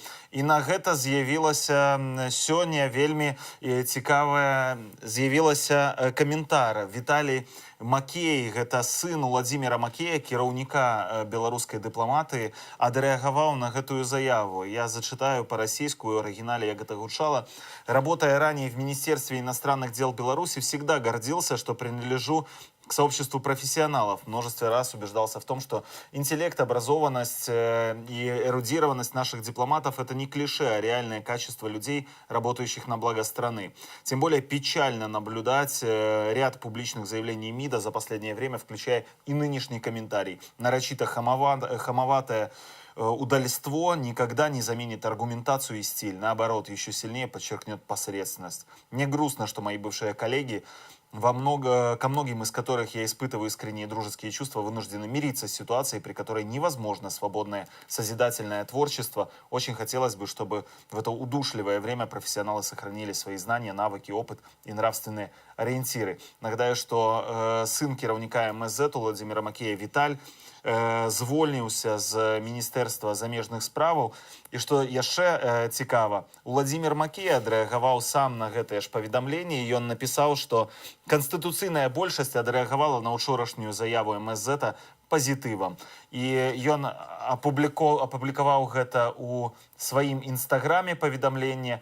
Самае цікавае, што ніякіх паведамленняў у інстаграме у Владзіміра Макея не было ад 1 чэрвеня 2020 года. То бок, можна так сказаць, што такім чынам ён адказаў свайму ўласнаму сыну. Вось такая перапалка ўнутры сям'і. Як бачым, нават беларускія сем'і высокіх чыноўнікаў падзяліліся. Тое, пра што казала Ганна Красуліна, сістэма не такая маналітная, як нам здаецца. Ну, а калі ты ўжо пачаў казаць пра заявы, я б хацела адзначыць яшчэ адну заяву старшыні белтэлерадыакампаніі Івана Эйсманта, які заявіў, што гурт «Галасы з места» ўвайшоў у гісторыю і, на ягоны погляд, выйграў Еўравізію. Гэта ўсё да таго, што новую песню гурта «Галасы з места» зноў адхілілі ад удзелу ў Еўрабачанні. Паводле камісіі конкурсу яна таксама не адпавядае правілам. Я бачу ўжо колькасць мемаў на гэтую тэму просто неверагодная. Пра заяву Івана Эйсманта пра тое, што Беларусь у гэтым годзе выйграла Еўрабачанне вось гэтай песняй, і тое, што гэты гурт увойдзе ў гісторыю. Там вельмі шмат карцінак, можа, моя самая любимая, хто вас з палаты ввогуле выпусціў, як вы уцеклі з палаты. Ну, смешна, прабачце, калі ласка, але гэта сапраўды смешна. Заявы просто, ну, больш абсурдныя, я думаю, што мы доўга яшчэ не пачуем з вуснаў Эйсманта. Як бачым, для ўсіх пераможцы розныя. Ну, гаспадарства, вяртаемся да больш актуальных навінаў. Працягваем сачыць за тым, што адбываецца ў Беларусі. На Акадэміі навук таксама былі затрыманні, не толькі на Пушкінскай. Такім чынам, все ж такі улады спрабуюць перадухіліць магчымы пратэст, які сёння запланаваны на 14-ю гадзіну. Так, вельмі шмат паведамленняў пра тое, што тэхніка ў Менску збіраецца, але што вельмі таксама цікава, на плошчы Бангалор паведамляецца, што чыста, не бачна ніякіх ні сілавікоў, нікога. Вельмі дзіўна, улічваючы тое, што менавіта гэтую кропку назвалі кропкай збору, а я нагадаю, што да моманту, калі запланаваны пачатак акцыі, застаецца ўсяго 32 хвіліны. Ну, гаспадарства, вы таксама можете дасылаць нам свае відэа, фота ці проста паведамленні ў чат-бот тэлеграм-каналу Белсат. Мы будзем абавязкова пра гэта казаць у эфіры. Так, ну а цяпер давайте паслухаем беларускую блогерку, якая таксама выкажацца наконт таго, што для яе азначае Дзень волі. Калі ласка, блогерка Такарчук, вашай увазе. День воли, или даже скорее воля, для меня это свобода и независимость. И для меня лично этот день начался с нашей предвыборной кампании. И День воли с этого момента для нас каждый день. Не зря же это слова-синонимы. Воля, свобода, суверенитет, независимость. И очень жаль, что страна разделилась на вольных и безвольных людей. И, к сожалению, вот эти вот безвольные люди позволяют себе слишком много агрессии к своему народу. А хотелось бы напомнить им, что эта власть должна работать на народ, а не народ на благо власти. Вольный человек для меня человек со стержнем. И я увидела, какой стержень у нас, у нашего народа, у нашей страны, насколько мы сильные. И я уверена, что у нас все получится. И далее у нас опять будет каждый день день воли, день независимости, день свободы, когда мы сможем свободно выходить, свободно говорить, свободно выбирать, свободно мыслить. Когда, наконец, мы разогнем спины, поднимемся с колен и вспомним, какой необыкновенный мы народ. Пару гадоў таму заўважыў, што ў светлым чароўным свеце прафесара Толкіна наша свята 25 сакавіка дзень у дзень падзення абсалютнага зла, здавалася б, усемагутнага Саурона. Жадаю, каб у цяжкі момант і гэта нас таксама натхняла. У бессільных, як заўважыў Гавал, ёсць свая сіла. Нам толькі здаецца, што ад нас нічога не залежыць. Кожны не зробіць усяго, але давайте рабіць не меней, чым мы можам і ад нас залежыць. Бо 25 сакавіка зрынулі Саурона з трона. Час пасмяецца з дручка-дурачка і назгулаў эскадрона. Можаш музыкаў у аўтазак, можаш фейсбучных пісакаў. Кепскія нервы – фірмовы знак валадара аўтазакаў. Доўга шліфуецца чарнавік, ды пасталее аматар. Новыя песні, плюс сакавік, мінус стары дыктатар. Потым хай здымуць кіно і хай зробіць добрую касу. Фільм, дзе абуджаны сонны край зрушыў бы стрэлкі часу. Іх затрымаць не хопіць палка, войска не хопіць ніколі, бо 25 сакавіка зрынулі з трона. З днём волі. Ну, вось такое натхняльнае нават віншаванне прагучала ад паэта Андрэя Хадановіча, перакладчыка. Тым часам з'явілася таксама ад калегаў вось тут дапамога. Яны дапамаглі ідэнтыфікаваць гэтую бронемашыну, якую мы бачылі на кадрах, і гэта аказалася, што таксама распрацоўка беларускага завода МАЗ. На шасі яна выканана, вось МАЗ 63-1708. Важыць яна 19, амаль 20 тоннаў, паглядзіце, 19,8. І што самае цікавае, што гэта не баявая машына, то бок не для войска, гэта машына, створаная для спецпадраздзяленняў унутраных войскаў, чые праціўнікі, улічныя дэманстранты і злачынцы не маюць сур'ёзнага ўзбраення, такое як, напрыклад, РПГ, і вось яна спецыяльна для іх створана ў Беларусі. Як бачыце, ствараюцца у нас спецыяльныя аўтамабілі. Нават бронеаўтамабілі. Так, бронеаўтамабілі для падаўлення пратэстаў. Вось на што працуе беларуская прамысловасць, можна пабачыць, на што ідуць падаткі беларусаў. Ну і у Менску ўсё ж такі карыстальнікі А1 паведамілі пра знікнення сувязі. Цяпер ужо як бы афіцыйна з'явілася такая інфармацыя, адключаны мабільны інтэрнэт і GSM-сетка. Вось так, поўнасцю вырубілі сувязь, так што ні да кога не дазваніцца, нічога не даведацца немагчыма, заглушылі абсалютна. Пратэсты здуліся, нікога не баімся, каго баяцца, кучкі гэтых людзей бачым, што все гэтыя заявы рэжыму абсалютна пустыя, у чарговы раз спрабуюць падмануць людзей, кажуць адно, а насамрэч робяць іншае. Ну што ж, абмяркуем, дарэчы, гэта ўсё з спадаром Сергеем Навумчыкам. Гэта намеснік старшыні рады БНР, палітык і публіцыст. Вітаю вас, спадар Сергей, і са святам. Добрый день, с Днем воли. Минулым, ну але не грех, так сказать, павіншаваць з мінулым святам. Ну, паколькі яго так адзначэнне менавіта вулічнае перанеслі не на сёння, то дазваляем сабе яшчэ раз адзін аднаго з ім віншаваць. Спадар Сергей, вось давайте адразу па бягучым. Тое, што адбываецца зараз у Менску, мы бачым, ну, проста нейкая, як быццам, да вайны рыхтуюцца улады. Увесь горад адчэплены тэхнікай, вырубілі нават GSM-сувязь, сотавыя тэлефоны, мабільнікі не працуюць, чаго не здаралася летам 2020 года, не ўвосень. То бок ажно на такія крокі ўлада не ішла тады. Пра што гэта сведчыць усё? Пра страх. Гэта сведчыць пра страх. Вось некалькі хвілін таму вы паказалі гэтую бронемашыну, якая зробленая ў Беларусі для барацьбы з народам. Яна, конечно, не для внутренних войскаў, яна не для барацьбы гэтых войскаў там ці міліцыі са злачынцамі. Са злачынцамі змагаюцца, я маю на увазе, з некімі крымінальнікамі, злодзеямі там. З імі змагаюцца зусім іншымі метадамі, там дастаткова пісталета ці аўтамата, скажем, калі это нейкая група. А гэта машына барацьбы з народам. Вот ведаеце, вот калі я кажу, што барацьбы з народам, я спецыяльна не ўжываю слова з пратэстоўцамі ці там з актывістамі. Бо калі паглядзець на характар дзейнасці Лукашэнкі з самага першага дня, з 94 года, дык гэта было такое змаганне з асобнымі групамі. Ён, скажем, змагаўся там з дэпутацкай апазіцыі БНФ, актывістамі фронта, з нацыянальнай інтэлігенцыі, Васіля Быкова выціснуў в эміграцыю. Але вось цяпер ідуць рэпрэсіі супраць усяго народа, з усімі, хто хоць нечым не згодны з уладай.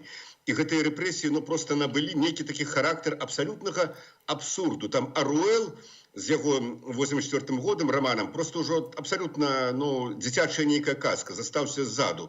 Але вот і што важна, што колькасць тых, хто падтрымлівае зараз нацыянальныя дэмакратычныя каштоўнасці, гэта ў дзесяткі разоў болей. Паглядзіце, што было пазаўчора ў дзень волі. І пазапазаўчора ўвечары, перад Днём волі. Гэтыя феерверкі, якія бываюць, хіба што, конечно, на Новы год у Менску, у іншых гарадах былі, ці людзі ехалі па праспекту, аўтамабілісты сігналілі. Вот я абсалютна перакананы, што палова тых, хто сігналіў, яны яшчэ, прычым у іх забралі за гэта правы ў выніку, пазбавілі правоў. Дык вось палова з іх проста яшчэ год таму не ведалі, што это такое дзень волі, во всякім разе нейкае неўцямнае мелі значэнне. І улады, Лукашенко, ягоны гэта апарат сілавых структур, яны цудоўна разумеюць, што гэта адбываецца, што гэта проста пашыраецца і чым гэта ім, я маю на ўвазе уладам, пагражае.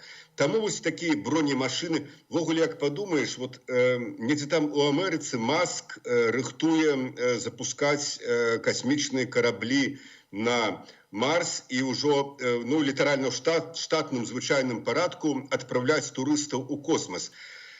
А ў Беларусі вырабляюць бронемашыны для знішчэння людзей. Вось да чаго дайшла наша краіна. Я маю на ўвазе, да чаго давялі яе улады, рэжым за гэтыя 27 гадоў.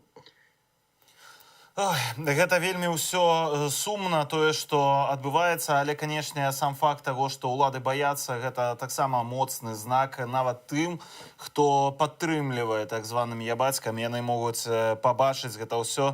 Я думаю, што яны таксама разумеюць, што робіцца, гэта яны адчуюць, што адключаецца мабільная сувязь і могуць зразумець і адчуць, колькі гэтых людзей, наколькі вялікі гэты страх. Давайте, можа, тады больш пра сённяшняе свята. Ўсё ж такі вы чалавек, які на пачатку 90-х былі знакавым палітыкам у Беларусі, былі датычным да таго, што адбывалася ў нашай краіне. Вось Што для вас свята Дзень волі і як ён на пачатку 90-х успрымаўся і як адбывалася трансфармацыя яго ўспрыняцця вось ажно да сённяшняга дня? Можаце вось такі кароткі экскурс для нашых гледачоў, магчыма, якія нарадзіліся нават пазней за 90-е, не ведаюць нават, што тады было? Ну, видите, як усякі ввогуле савецкі школьнік, що дзяцінства припало, скажем, на 70-е гады, я, вот, скажем, нават скончыўшы дзяржаўны універсітэт беларускі, БДУ, факультэт журналістыкі, адслужыўшы войску, ну, мае веды пра БНР можна было умясціць, ну, скажем, у 2 радкі, ці ў 3 радкі, ад сілы. І тое толькі таму, што там побач з намі вучыліся тыя, хто пра гэта ведаў больш. А, скажем, ужо ў 88-м годзе на дзяды, вот на тым мітынгу знакамітым каля Курапатаў, быў узняты першы раз бел-чырвоны-белы сцяг, потым 25 сакавіка 89-го года Алесь Пушкін выйшаў да тэатральна-мастацкага інстытута, да ён так называўся, з пікетам у Дзень волі. Вот там, конечно, прапаганда спрацавала афіцыйная вельмі так, ну, як звычайна, як і сёння, між іншым, з ёй бывае, абсолютно не на сваю карысць, тады она была камуністычнай. Яны гэтага Алеся Пушкіна заклеймілі ганьбай, напісаўшы, што вот это БНР, буржуазна-дэмакратычная рэспубліка, што вот тое-тое. І гэтыя артыкулы, якія напісала Белта, прайшлі, ну, іх абавязаны былі надрукаваць все беларускія газеты. І просто калі да гэтага людзі мелі такое ж уяўленне пра БНР, як, скажем, я за 3 гады да гэтага, то тут ужо сталі все ведаць. Ну, а калі ўжо Беларускі народны фронт разгарнуў сваю дзейнасць, калі была абвешчана незалежнасць у жніўні 91-го года, тады, конечно, вот святкаванне БНР гэта было сапраўды святам. Гэта было свята. Мы, Народны фронт, праводзілі мітынг, як правіла, гэта было ў скверы Янкі Купалы, ці каля опернага тэатру. Вельмі запомніўся 93-й год, 75-я гадавіна БНР, калі было ўрачыстае пасяджэнне ў філармоніі, прысутнічаў старшыня Верховнага Сада Шушкевіч, Васіль Быкаў, быў данчык, адкрываў тады вось гэта. І гэта было сапраўды, было вялікае шчасце. Вот. Але, вот, ведаеце, ну і потым, конечно, з прыходам Лукашэнкі гэтае свята было з дубінкамі. Я маю на увазе, што просто людзей, пачынаючы з 96-го года, калі першы раз просто жорстка сотні людзей збілі каля тэлецэнтру па камуністычнай вуліцы, гэта не абыходзілася без затрымання, не абыходзілася без рэпрэсій. Але вот вельмі важная такая асаблівасць. Вот калі тады на пачатку 90-х, нават у самыя такія залатыя гады адраджэння, ну, зараз яны нам здаюцца залатымі, яны, відаць, такімі і былі. Тады нам здавалася, што гэтага яшчэ не хапае, што трэба яшчэ больш, што там нас прыціскаюць, тут нас прыціскаюць. Канешне, ну, з цягам часу гэта разумееш, што тое было залатое, так сказаць, все. Так вось, тады гэта все ж таки было свята для нацыянальна свядомай катэгорыі. Хай бы гэта былі дзесяткі тысяч. Сёння гэта ўжо робіцца святам для народа. Святам для народа. І гэта мае вельмі вялікае значэнне і ў гістарычным ракурсе, бо народ пачынае цікавіцца, пачынае ведаць сваю сапраўдную гісторыю, а не тую, якую ім уліваюць у вушы з афіцыйных тэлеканалаў і газет. А другое, што гэта пацвярджае гістарычную пераемнасць незалежнасці, што зусім не з неба звалілася на беларусаў незалежнасць, як гэта, ну, на жаль, часам у нас кажуць, што гэта была вось тая катэгорыя, якую дамагаліся і дамагліся все ж таки і ў 18-м годзе, і да гэтага Беларусь мела сваю дзяржаўнасць, якая сягае проста ў стагоддзі. Словам, мы народ з гісторыяй, з даўняй гісторыяй, і мы народ з традыцыямі дзяржаўнасці. Вось гэта важна. Спадар Сергей, але Не зусім можа быць зразумела таксама шмат для каго, чаму ў 90-х годах Александр Лукашенко не перахапіў гэтае свята. Ну так звычайна робяць палітыкі. Яны падхопліваюць штосьці, што ўжо існуе, і пачынаюць карыстацца гэтым. Чаму ён гэтую павестку не выкарыстаў у сваіх мэтах тады? А ў 96-м пачалося вось гэтыя разгоны, і з таго часу гэтае свята ўвесь час, ну, за малым выключэннем, калі было 100-годдзе БНР, адбываецца з нейкімі перашкодамі. Калі вы закранаеце менавіта 96-й год і вось першыя гады Лукашэнкі, это якраз 90-е, другая палова 90-х гадоў, тут тлумачэнне вельмі проста. Вот, ведаеце, вельмі многія учынкі Лукашэнкі здаюцца лагічнымі. Ну, які сэнс выступаць супраць мовы народа, так? Які сэнс мяняць сімвалы? Які сэнс, значыць, перапісваць падручнікі? Просто нелагічна. Але калі прыгадаць і прыняць за аксіому, а зараз ужо з'явілася вельмі шмат сведчанняў і тых, хто быў з Лукашэнкам тады разам, таго, што Лукашенко ставіў сабе на мэце, як прыйшоў да ўладу Беларусі, Крэмль. Ён сказаў у 1994 годзе: «Беларусь для меня пройдзены этап, впереди Кремль». І вось калі ўявіць сабе, і гэта так, што вот тады у 95-м, 6-м годзе, 7-м годзе ён імкнуўся атрымаць, як это называецца, шапку Мономаха, аб'яднаць Беларусь з Расіяй і тым самым прынесшы Расіі Беларусь на блюдечцы, так сказаць, прайсці ў Крэмль і прайсці на выбарах, замяніць Кволага Ельцына, а шансы у яго былі вельмі добры. Прыгадайце, як падтрымлівалі яго, скажам, нават губернатары расійскія ў чырвоным поясе. Ён зрабіў больш 30 паездак у рэгіёны Расіі, пакуль Ельцына яму не перакрыў гэта. Шансы у яго былі. Тады ўсё ставіцца на свае месцы. Навошта нейкая гісторыя, сапраўды нацыянальная гісторыя, навошта сцяг гістарычны, герб гістарычны, на народу, краіне, якую ты мусіш знішчыць як краіну, ператварыць у тэрыторыю іншай дзяржавы. Галоўная твоя мэта якраз такі тады, гэта вот просто зрабіць з беларусаў, ну, калі не рускага чалавека адразу, то просто абсалютна нейтральнага вынішчыць все. Таму гэта і робіцца. Чаму ён далей робіць і па сёння?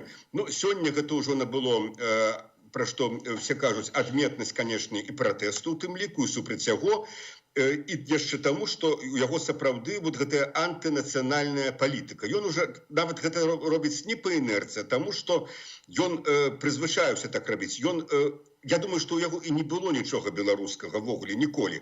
Як я яго памятаю як дэпутата, ён ніколі вот за 4 гады дэпутацтва, а потым 2 гады, калі ён быў прэзідэнтам, у сэнсе мы яшчэ былі дэпутатамі, ён быў прэзідэнтам, ён ніколі не сказаў ніводнага беларускага слова, акрамя як нешта цытаваў, альбо са здзеклівым, вот як ён гэта любіць гаварыць, кантэкстам ужываў беларускія словы. І, канешне, ну, калі ўжо казаць так, то калі б гэтыя прапагандысты ягоныя былі б разумныя, яны б, канешне, перахапілі гэтую ініцыятыву. Казалі, што да, вось у свой час там Ластовскі, Луцкевіч, іншыя, значыць, Захарка, Крычэвскі, яны стварылі БНР, потым, ну да, так атрымалася, так сказаць, гістарычна, потым была БССР, потым у 91-м годзе стварылі незалежную Беларусь, Александр Григорьевич быў тады депутатам Верховного Совета. І вот сёння Александр Григорьевич працягвае гэтую традыцыю. Але для гэтага трэба два моманты, дзве умовы. Другая умова, трэба мець мазгі, але першая умова, трэба мець хаця б мінімальную нацыянальную свядомасць і хаця б мінімальны нацыянальны гонар. Ну, вось зараз кароткае паведамленне, таму што інфармацыі сапраўды вельмі мала з заблакавання інтэрнэту і сувязі ў Менску, але ад наша калегі, які ў сваім фейсбуку піша, што радыё Беларусь перарвало трансляцыю класічнай музыкі і міліцэйскі голас з бочкі абвяшчае пра негатыўныя наступствы непадпарадкавання супраціву і парушэнню недатыкальнасці сотруднікаў. Таксама пра заклікі ў тэлеграмах парушаць парадак у горадні, на якія нельга паддавацца. Адчуванне такое, быццам дзесьці там за вакном будуюць барыкады, пераварочваюць бобікі і закідваюць камянямі худога лейтэнанціка ў трусіках. Гэта ўсё наш наш калега піша, вось такая сітуацыя, як быццам... Агентство тэленавінаў таксама ўжо ад самай раніцы паведамляла і папярэджвала пра наступствы ва ўдзелу ў акцыі пратэсту. Як быццам нейкія паветраныя налёты, бамбаванні, Беларусь у цэнтры нейкага ўзброенага канфлікту знаходзіцца. Спадар Сергей, яшчэ адзін момант, які таксама можа быць малавядомым для некаторых, можа, малодшага пакалення нашых гледачоў, пра тое, што калісьці рада вось БНР у выгнанні думала аб тым, каб перадаць свае паўнамоцтвы новаму кіраўніцтву Беларусі. Я ведаю, што гэтага не адбылося. Можаце крышачку пра гэта распавесці, чаму гэта не адбылося і пры якіх умовах рада БНР аддала б свой такі мандат, можна, пераемнасці, які больш за 100 гадоў ужо мае новаму ўраду. Бо у суседніх краінах, толькі рэмарку зараблю, у якіх таксама былі ўрады ў выгнанні, яны даўно гэта ў 90-х ужо зрабілі. Так, я только крыху скорректую то, что вы сказали.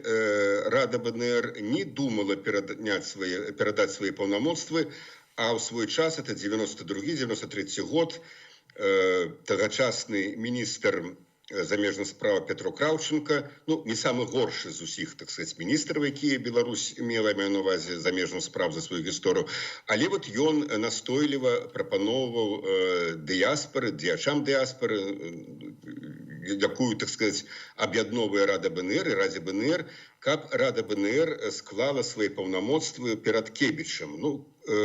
Маецца на увазе перад урадам Кебіча. Петр Кузьміч Кравченко быў блізкі да Кебіча, таму тут все было лагічна. Тым больш, што, як вы правильно заўважылі, скажем, вось Украіна ў 92-м годзе, Украінская рада склала свои паўнамоцтвы на ўрачыстым паседжанні перад новоабраным прэзідэнтам Кравчуком і Верховнай Радай, бо вот ужо, як потым я сустракаўся ў 96-м годзе і пазней з дзеячамі дыяспоры украинской, с теми, кто был у Раде, вот яны казали, нам здавалося, что вот все уже, так сказать, вот Украина стала незалежной, уже ідзе на шляху дэмакратыі, наша функція вось перахоўваць гэтую ідэю незалежнасці, скажем так, легітымнасць ідэі незалежнасці, што вот зараз выконвае Рада БНР, таксама гістарычнай легітымнасці, яна ўжо, маўляў, вычарпаная. І такія ж аргументы, у прынцыпе, прыводзілі і беларускія ўлады да Рады. Сапраўды гэта абмяркоўвалася. Это, паколькі такая прапанова поступила, то, конечно, у Радзе БНР яна абмяркоўвалася, але вырашылі, што гэта яшчэ рана рабіць, што няма незваротнасці незалежнасці Беларусі і незваротнасці дэмакратычнага выбару, што аказалася абсалютнай праўдай, абсалютнай ісцінай, таму што наступныя падзеі, 94 год, абранне Лукашэнкі на гэтую пасаду, а далей вот гэтыя ягоныя тытанічныя высілкі па ліквідацыі беларускай незалежнасці, па аб'яднанні з Расіяй. Ён не здаў незалежнасць толькі таму, што не меў поўных гарантый атрымаць шапку Мономаха, інакш бы ён здаў бы яе імгненна. Між іншым, я перакананы, што ён і сёння б так зрабіў. Дык вось, Рада БНР тады гэта не зрабіла, і правільна, што яна гэтага не зрабіла. Пры якіх умовах, я ўжо назваў умовы. Гэта незваротнасць, это правядзенне свабодных дэмакратычных выбараў, абранне дэмакратычнага кіраўніцтва, якое будзе выспавядаць ідэі беларускіх нацыянальных каштоўнасцяў, найперш таксама, і, безумоўна, дэмакратыі, правоў чалавека. Калі вось Рада БНР бачыць, што все, гэта ўжо усталявалася, і гэта ўжо мае абсалютна незваротны характар, што гэта адпавядае цалкам інтарэсам грамадства, тады, канешне, Рада БНР, завяршыўшы сваю гістарычную місію, зробіць тое, што ў 92-м годзе зрабіла Рада Украінскай Народнай Рэспублікі. Вось, будзем усе спадзявацца, што гэты дзень наступіць як мага хутчэй, і што беларусы дачакаюцца таго моманту, калі і у нас гэтая гістарычная падзея адбудзецца, і Беларусь 1918, вось гэтая пераемнасць той улады 1918 года аб'яднаецца з той уладай, якая будзе знаходзіцца ў Менску. Дзякуй вам вялікі за гэтую размову. Яшчэ раз нагадаем гледачам нашым Сергей Навумчык, намеснік старшыні Рады БНР, таксама палітык і публіцыст, быў нашым спадарства госцем. Усяго вам добрага яшчэ раз са святам. Вам всего доброго и живе Беларусь. Жыві вечна. Ну вось сёння у нас з намі ўсе развітваюцца госці, так вельмі прыемна. Тым часам ёсць і інфармацыя... Варта так да апошніх навінаў перайсці. Так, Ты казаў, давайте... што Бангалор быў пусты, аднак па апошняй інфармацыі акурат туды едуць аўтазакі, і цяпер ад Камароўкі ў бок Бангалор едуць бусы і затрыманні паміж Кульман і Арлоўскай. Так, паміж Кульман і Арлоўскай. Вось таксама звяртаюць нашы чытачы ўвагу на тое, што будьце уважлівы. Па вуліцы Каралінскай едзе вось такая хуткая дапамога. Калі ласка, можаце пабачыць. А ўнутры ціхары, паглядзіце, адварочваюць голову. Вось такая медыцынская дапамога. Ведаеце... Так, мы памятаем, што такімі ж захадамі карысталіся падчас пратэстаў увосень. Таксама, калі блакавалі вуліцы, расступаліся аўтамабілісты дзеля таго, каб прыехала медычная дапамога. А той выскокваў АМАП. Гэта настолькі цынічна і настолькі подла і нізкія спосабы ўвогуле працы, што нават каментаваць не хочацца, таму што я вас цікаўлюся гістарычнымі падзеямі рознымі і вельмі шмат чытаю мемуараў, успамінаў розных пілотаў Другой сусветнай. Так вось нават фашысты не малявалі свае самалёты, напрыклад, там, не ведаю, з чырвонымі зоркамі, каб праляціць на тэрыторыю. Ну, то бок, нават людзі з такімі подлымі дзеяннямі, якія выконвалі падчас Другой сусветнай вайны, яны не апускаліся вось да такога. А тут, калі ласка, такія метады, і яшчэ хтосьці здзіўляецца, што пасля гэтага даверу да міліцыі ў Беларусі абсалютна ніякага няма. Ну і таксама варта адзначыць, што ў мікрараёны таксама накіроўваюць спецтэхніку. Прынамсі, вось нам даслалі фотаздымак, што на праспекце Дзяржынскага ля Зубра, гэта блізка Малінаўкі, туды таксама накіравалася спецтэхніка. Не толькі ў цэнтры, як бачым, але такія асноўныя кропкі ў мікрараёнах таксама пільнуюць сілавікі. Вось яшчэ ёсць інфармацыя, якая з'явілася ў тэлеграм-каналах. Польша звярнулася афіцыйна да ЗША па сітуацыі ў Беларусі. Прэзідэнт Польшы звярнуўся да Байдена. Анджэй Дуда звярнуўся да Джо Байдена па праблеме парушэння правоў чалавека ў Беларусі. Гэта першае падобнае зварот прэзідэнта Польшы ў пісьмовай форме за дапамогай да ЗША, якое з'явілася пасля рэпрэсіяў над прадстаўнікамі польскай меншасці ў Беларусі. Як мы ведаем, зараз адкрыты шэраг крымінальная справа, затрыманы шэраг дзеячаў Саюзу палякаў у Беларусі, а таксама прадстаўнікі польскай школы ў Берасці. Самая гэтая польская школа хіба што будзе зачынена, таму што яе ліквідуюць. І вось Анджэй Дуда, польскі прэзідэнт, у лісце 26 сакавіка дзякуе Джо Байдену і ягонай адміністрацыі за прыхільнасць і інтарэс да сітуацыі з правамі чалавека ў Беларусі і яшчэ раз нагадвае пра праблемы, якія там з'яўляюцца. Я зачытаю па-руску, так як перакладзена гэта на сайце. Повторяя мое заявление, сделанное на 46-й сессии Совета ООН по правам человека в феврале этого года, я любезно прошу Соединенные Штаты, как нынешнего председателя Совета Безопасности ООН, срочно рассмотреть этот вопрос на одном из предстоящих заседаний, написал президент Дуда лист лидеру США. Ну і спадарства ўжо літаральна праз 4 хвіліны была анансаваная асноўная акцыя на гэты час менавіта. Будзем сачыць за развіццём падзеяў, але працягнуць ужо нашы калегі Віталь Бабін і Аліна Коўшык. Так, дакладна. Вось яшчэ адзін фотаздымак уздоўж праспекта Дзяржынскага. Гэта акурат то, пра што я і казала. Так, можна паглядзець, калі ласка, тое, пра што казала толькі што Юля. Праспект Дзяржынскага недалёка ад помніку Зубру. Вось накіроўваюць таксама спецтэхніку і аўтазакі. Так, стаяць. Ну што ж, мы на гэтым нашу з Юляй частку гэтага стрыма спыняем. Так, неўзабаве з'явяцца тут нашыя калегі, якія будуць працягваць для вас гэты эфір. Вы не пераключайцеся, калі ласка. Ну, а цяпер вашай увазе кароткі агляд усіх тых падзеяў, якія адбываліся цягам сённяшняга дня.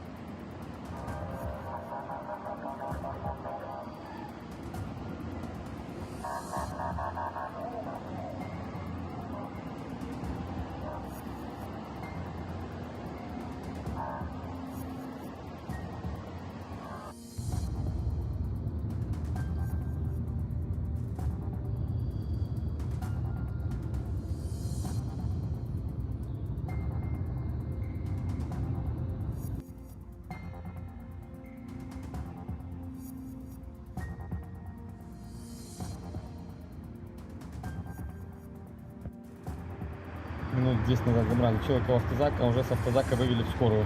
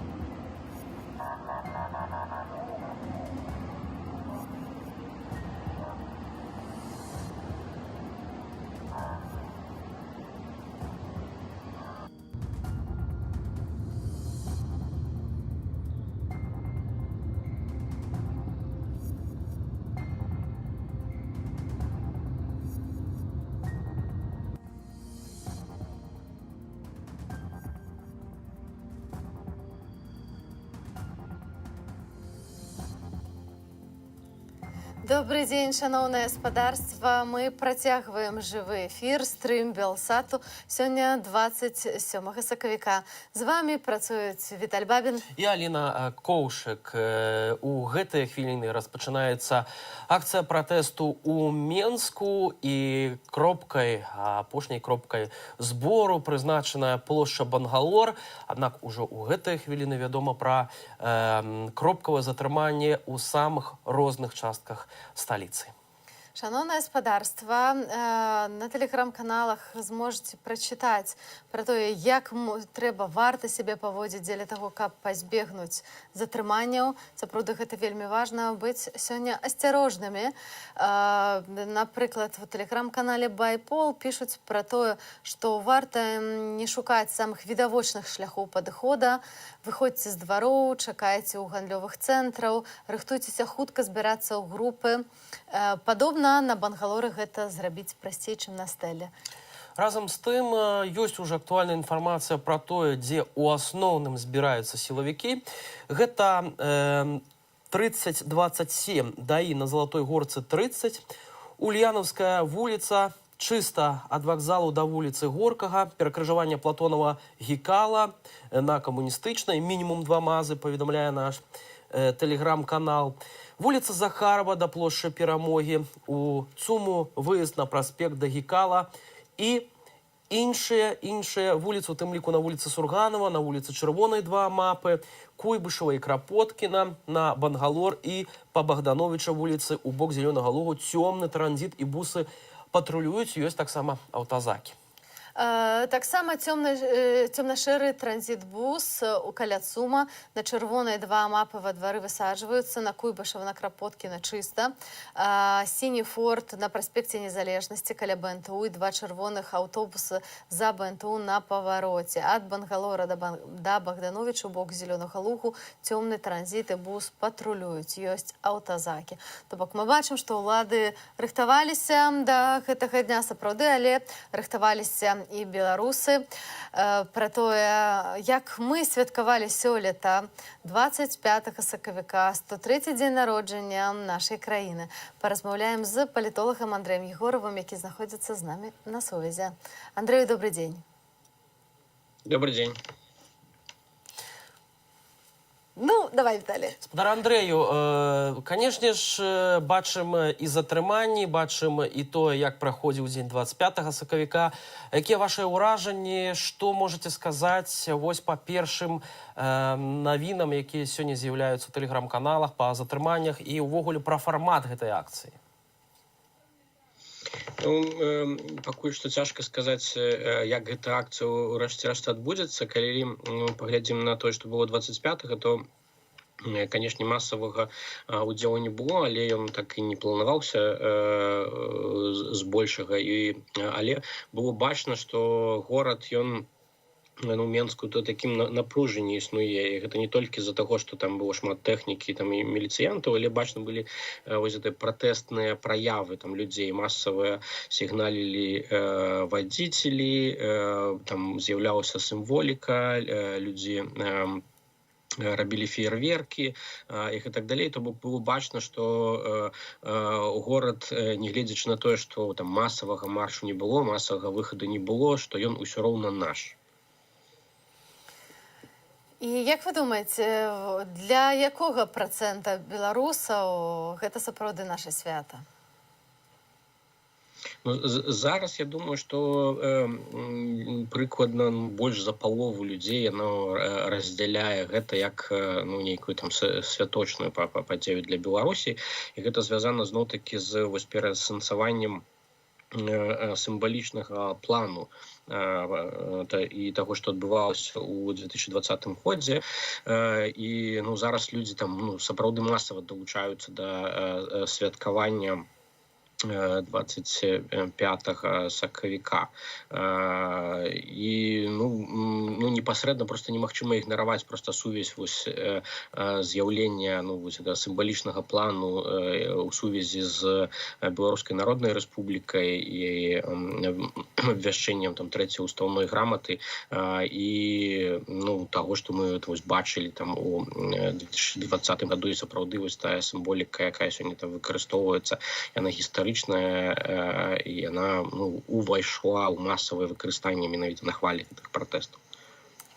Спадар Андрэю, разам з тым на гэтым тыдні вельмі шмат было розных укідаў. Спачатку ініцыятыва Байпол паведаміла пра тое, што на Дзень волі рыхтуюцца тэракты. Пазней Александр Лукашенко і Міністэрства ўнутраных спраў паведаміла, што быў затрыманы 35-гадовы Пінчук, які рыхтаваў адразу 2 выбухоўкі ў сталіцы і ў вайсковай частцы ў Печах. І нават паказалі відэа гэтага чалавека. Ведаем, што ўжо і раней дзяржаўнае тэлебачанне да такіх карцінак рыхтавала сваіх гледачоў, беларусаў. Вас якія ўражанні, ці мела пад сабой хоць нешта такое канкрэтнае, звязанае з гэтым тэрактам, ці ўсё ж такі гэта выглядае вельмі надумана, на ваш погляд? Натуральна, гэта выглядае вельмі надумана, і яно ўкладаецца ў такую логіку іхніх прапагандысцкіх захадаў і логікі запужвання людзей. І ведаеце, гэта так вельмі цікава, калі яны спачатку кажуць, што там могуць быць тэракты, а потом яны там папярэджваюць нейкія тэракты. То бок гэта такая прагноз, які сам збываецца, і відавочна, што там і самастойна ён рыхтуецца у гэтым выпадку. Таму я думаю, што это абсалютна беспадстаўна. Акрамя таго, што у прынцыпе людзі яны арыентаваныя да сённяшняга часу на мірныя формы пратэсту. Казаць пра нейкую радыкалізацыю пратэсту ў Беларусі наўрад ці прыходзіцца. Але тым не менш, такія дзеянні ўладаў, калі яны ўсё спрабуюць сагнаць пад плінтус, фактычна прыходзяць да людзей у кватэры, працягваецца гвалт над людзьмі, яно у прынцыпе патэнцыйна можа весці да радыкалізацыі, але відавочна не ў такім выпадку. То есть калі нейкія радыкальныя дзеянні і будуць здарацца, то яны хутчэй будуць здарацца спантанна, а не прагназавана імі на пэўную дату. Спадар Андрэю, ёсць такая думка нават, што гэты тэрор дзяржаўны, які цягнецца ўжо вельмі шмат месяцаў, сапраўды вельмі моцна напужала людзей. Гэта і крымінальныя прысуды, это бясконцыя разгляды судовых паседжанняў. Мусіць нешта такое адбыцца, чтоб сапраўды можна было бы лічыць як грамадскім выбухам, так? Пакуль што ні Дзень волі, ні нейкія заклікі гэтым не стала. Магчыма, гэта можа быць прыкладна такое ж рашэнне, як калісьці было рашэнне увесці дэкрэт аб дармаедах. На ваш погляд, ці штосьці падобнае можа яшчэ здарыцца, ці могуць улады Беларусі, я маю на ўвазе, канешне ж, Александра Лукашенко і Міністэрства ўнутраных спраў, увесці нешта падобнае, каб сапраўды выбухнула эта грамадская незадаволенасць і пратэсты выраслі ў той колькасці, якой мы назіралі летам і восенню? Трэба зазначыць, што грамадскі выбух у Беларусі ўжо адбыўся. Калі мы чакаем паўтору нейкага выхаду, трэба аналізаваць прычыны, чаму ён адбыўся ў 2020 годзе ў такіх маштабах і што здарылася, чаму ён зменшыўся і перайшоў у такую больш схаваную форму, тому што зноў-такі такая метафора ёсць, што гэта як пажар на тарфяніках. То бок мы можам не заўважаць гэта на паверхні, гэтых масавых пратэстаў сёння няма, але гэта распаўсюджваецца на ўсё грамадства, ці як на пажар на тарфянікаў на шмат кіламетраў пад зямлёй. І гэта якраз працягваецца, і тое, што адбывалася 25 сакавіка, відавочна паказвае, што працэс нікуды не сышоў, як і галасаванне, напрыклад, на платформе «Голас» у падтрымку перамоваў, якое абвесціла Святлана Ціханаўская. Але зараз кошт удзелу у пратэсных акцыях, у вулічных акцыях ён вельмі высокі. Значна узмацнілі адміністратыўную крымінальную адказнасць. Яны там запалохваюць людзей, яны тэрарызуюць людзей, уваходзячы Сёння кажуць пра тое, што все, хто будуць браць удзел у масавых акцыях пратэсту, будуць пакараныя паводле крымінальных артыкулаў. Так, то бок, заява следчага камітэта, так. Дакладна так. Канешне, гэта так. Яны і пужаюць ім, што і страляць будуць часам, і вось гэтыя тэрарыстычныя затрыманні, гэта таксама надзьмуванне гэтага ўзроўню страху. Але важна, што людзі выходзяць не толькі калі яны не баяцца, яны выходзяць за штосьці, калі яны думаюць, што іхнія дзеянні што-небудзь могуць змяніць, і што гэтая колькасць людзей на вуліцах, яна сапраўды прывядзе да нейкіх зменаў, яны выходзяць за пэўны сэнс. І вось зараз праблематычна тое, што людзі бачылі ўжо там шматтысячныя мітынгі, бачылі, што выходзілі не 100 тысяч, а значна больш людзей, і гэта не прывяло да ясных зменаў, што і выходзілі кожны дзень зноў-такі, і таму людзі не надта зараз разумеюць, што адбудзецца, калі яны выйдуць чарговы раз масава. І вось што верне пратэст — гэта вяртанне сэнсу агульнага дзеяння. І тут вельмі значную ролю адыгрываюць, па-першае, лідары усяго дэмакратычнага руху, ад імя якіх гэты сэнс можа быць выражаны. І ідэолагі, інтэлектуалы, якія мусяць таксама сфармуляваць нейкі агульны наратыў гэтага сэнса на сённяшні час. Таму вось гэта тут два такія складнікі. Там ёсць лідарскі і ідэалагічны, які могуць вярнуць людзям вось гэтае адчуванне сэнсу палітычнага дзеяння на сённяшні час, якое значна зменшылася. Зноў-такі не сышло. Людзі настойваюць на тых патрабаваннях, якія былі, але каб яны вярнуліся на вуліцу, ім трэба зараз даць нешта значна большае. Петро Андрей, я хотела толькі нашим гледачам паведаміць пра тое, што пачаліся затрыманні на плошчы Бангалор. Там ідуць кропкавыя затрыманні каля Макдональдса, таксама затрымоўваюць тэрарыстаў і людзей у парку Дружбы народаў. Таму, калі ласка, будьце асцярожныя. Вось, а мы працягнем размову з палітолагам Андрэем Егоравым. Петро Андрей, вось вы пачалі казаць пра тое, што вельмі важна, як сябе павядуць у гэтай сітуацыі лідары дэмакратычнай апазіцыі. Пакуль, на жаль, мы не бачым абсалютнага адзінства, не бачым нейкіх відавочных яскравых заклікаў, такіх, якія б маглі сапраўды ўзняць гэтую другую хвалю супраціву, другую хвалю пратэсту. У чым праблема? Я б не казаў, што няма адзінства. Адзінства якраз захоўваецца, але мы бачым складанасць у фармуляванні нейкай нават сярэднетэрміновай стратэгіі дзеянняў і таго, што там збіраюцца рабіць розныя апазіцыйныя цэнтры. І тут вось тая стратэгія, якая была абвешчаная Святланай Ціханаўскай, яна ў пэўным сэнсе добра фармулюе нейкія стратэгічныя задачы і праблемы, якія мусяць быць вырашаныя, але дастаткова наіўна адносіцца да тэрміну таго, што мусіць адбыцца. І мы бачым дастаткова наіўныя заяўленні пра тое, што перамовы там могуць адбыцца вельмі хутка, альбо на тое, што там пратэсты увесну яны абавязкова там будуць, і гэта будзе нейкім значным фактарам ціска. Але гэтага... Так, Святлана Ціханаўская казала пра тое, прабачце, што перабіваю, што перамовы з Александром Лукашенко маюць адбыцца ўжо ў траўні. Але пакуль мы бачым, што Александр Лукашенко на ніякія перамовы не ідзе і наогул ігнаруе прадстаўніцтва дэмакратычнай апазіцыі. Зноў-такі самое дзеянне з галасаваннем на голасе і прапановай перамоваў, яно было вельмі адэкватнае у сэнсе таго, што тут Ціханаўская яўна выступае за перамовы і за мір. Яна хоча спыніць гэтую вайну з народам. Улады ж, не прымаючы гэта, яны працягваюць гэтую вайну з людзьмі. І тут зноў-такі гэтая масавая падтрымка, яна моцна паўплывала і на матывацыю людзей і на адчуванне таго, што ўсё ж такі там нас шмат, як бы і пратэст захоўвае сваю моц, і ў прынцыпе паказаў вам такую этычную маральную перавагу людзей і Святланы Ціхановскай як лідара. То бок самой дзень было відавочна правільным.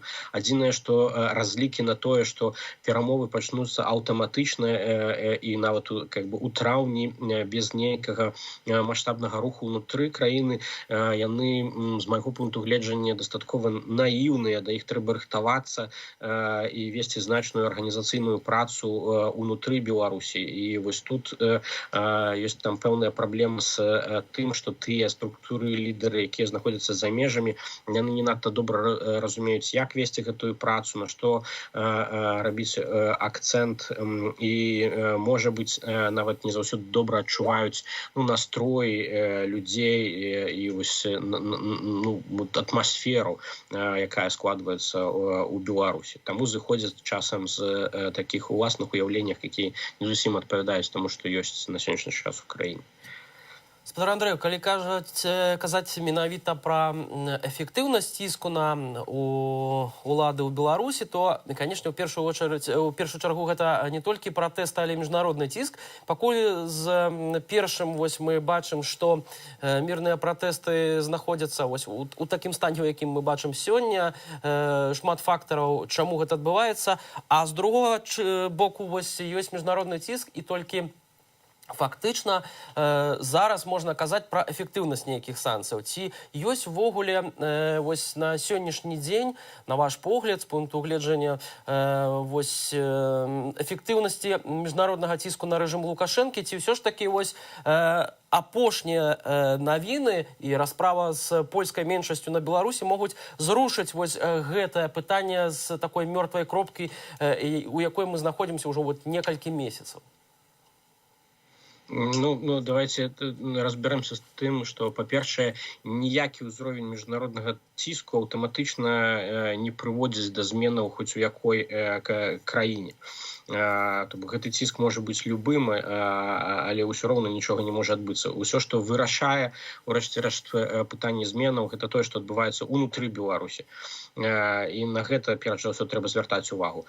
З іншага боку, канешне, тое, што ў гэтым годзе адбываецца на знешнім контуры Беларусі, мае значнае адрозненне ад таго, як гэта было раней. Міжнародны ціск зараз больш сістэмны, больш моцны, і асабліва я б тут звярнуў увагу на такія рэчы, як запуск маскоўскага механізму АБСЕ і ягоны лагічны працяг, калі краіны падтрымалі стварэнне цэнтраў дакументацыі злачынстваў і правапарушэнняў супраць беларускіх грамадзянаў, і гэта пераходзіць у такую сістэмную працу па разбіральніцтву з той сітуацыі з правамі чалавека, якая складваецца ў Беларусі. Такога ніколі не было раней. Мы бачым, як гэтая сістэмнасць і нават да пэўнай ступені бюракратычнасць, але тым не менш гэта дакументацыя, міжнародная фіксацыя, пазіцыя міжнародных інстытуцыяў, якая вельмі ясна выказваецца і АБСЕ, і зараз у рэзалюцыі ААН па правах чалавека ў Беларусі. І далей мы бачым, як гэта ўплывае на іншыя міжнародныя інстытуты. То бок без гэтых рашэнняў наўрад ці мы бачылі, напрыклад, рашэнні міжнароднага алімпійскага камітэту па непрызнанні беларускага кіраўніцтва альбо адмену чэмпіянату свету па хакеі без папярэдніх рашэнняў, якія былі прынятыя на ўзроўні маскоўскага механізму АБСЕ. Таму ціск ёсць, ён больш сістэмны. Гэта, канешне, уплывае на сітуацыю, але гэта ніколі не будзе вырашальным. Мы, канешне, все выдатна разумеем, што вырашальны фактар гэта беларусы, гэта тыя людзі, якія знаходзяцца ў краіне, якія могуць штосьці змяніць, і сапраўды ў іх руках лёс таго, што будзе далей з намі. Спадару Андрэй, як вы думаеце, што можа дапамагчы беларусам узняць гэты баявы дух і сапраўды скончыць тое, што пачалося летась у жніўні? Як я ўжо казаў, тут трэба, каб была больш там ясная фармулёўка з боку лідараў таго, што адбываецца і да чаго імкнуцца людзям там зараз. Ім трэба вярнуць сэнс удзелу у там масавым дзеянні як такім. Ось сход правёў даволі паказальныя слуханні, якія адбыліся паміж народным антыкрызісным кіраваннем Паўла Латушка і удзельнікамі сходу, дзе удзельнікі сходу яны пыталіся, добра, а што вось звычайнаму грамадзяніну ці нам, удзельнікам сходу, рабіць у аб'яўленай вамі стратэгіі. І фактычна на гэтым узроўні НАУ казала толькі, што далучацца да эканамічнага байкоту.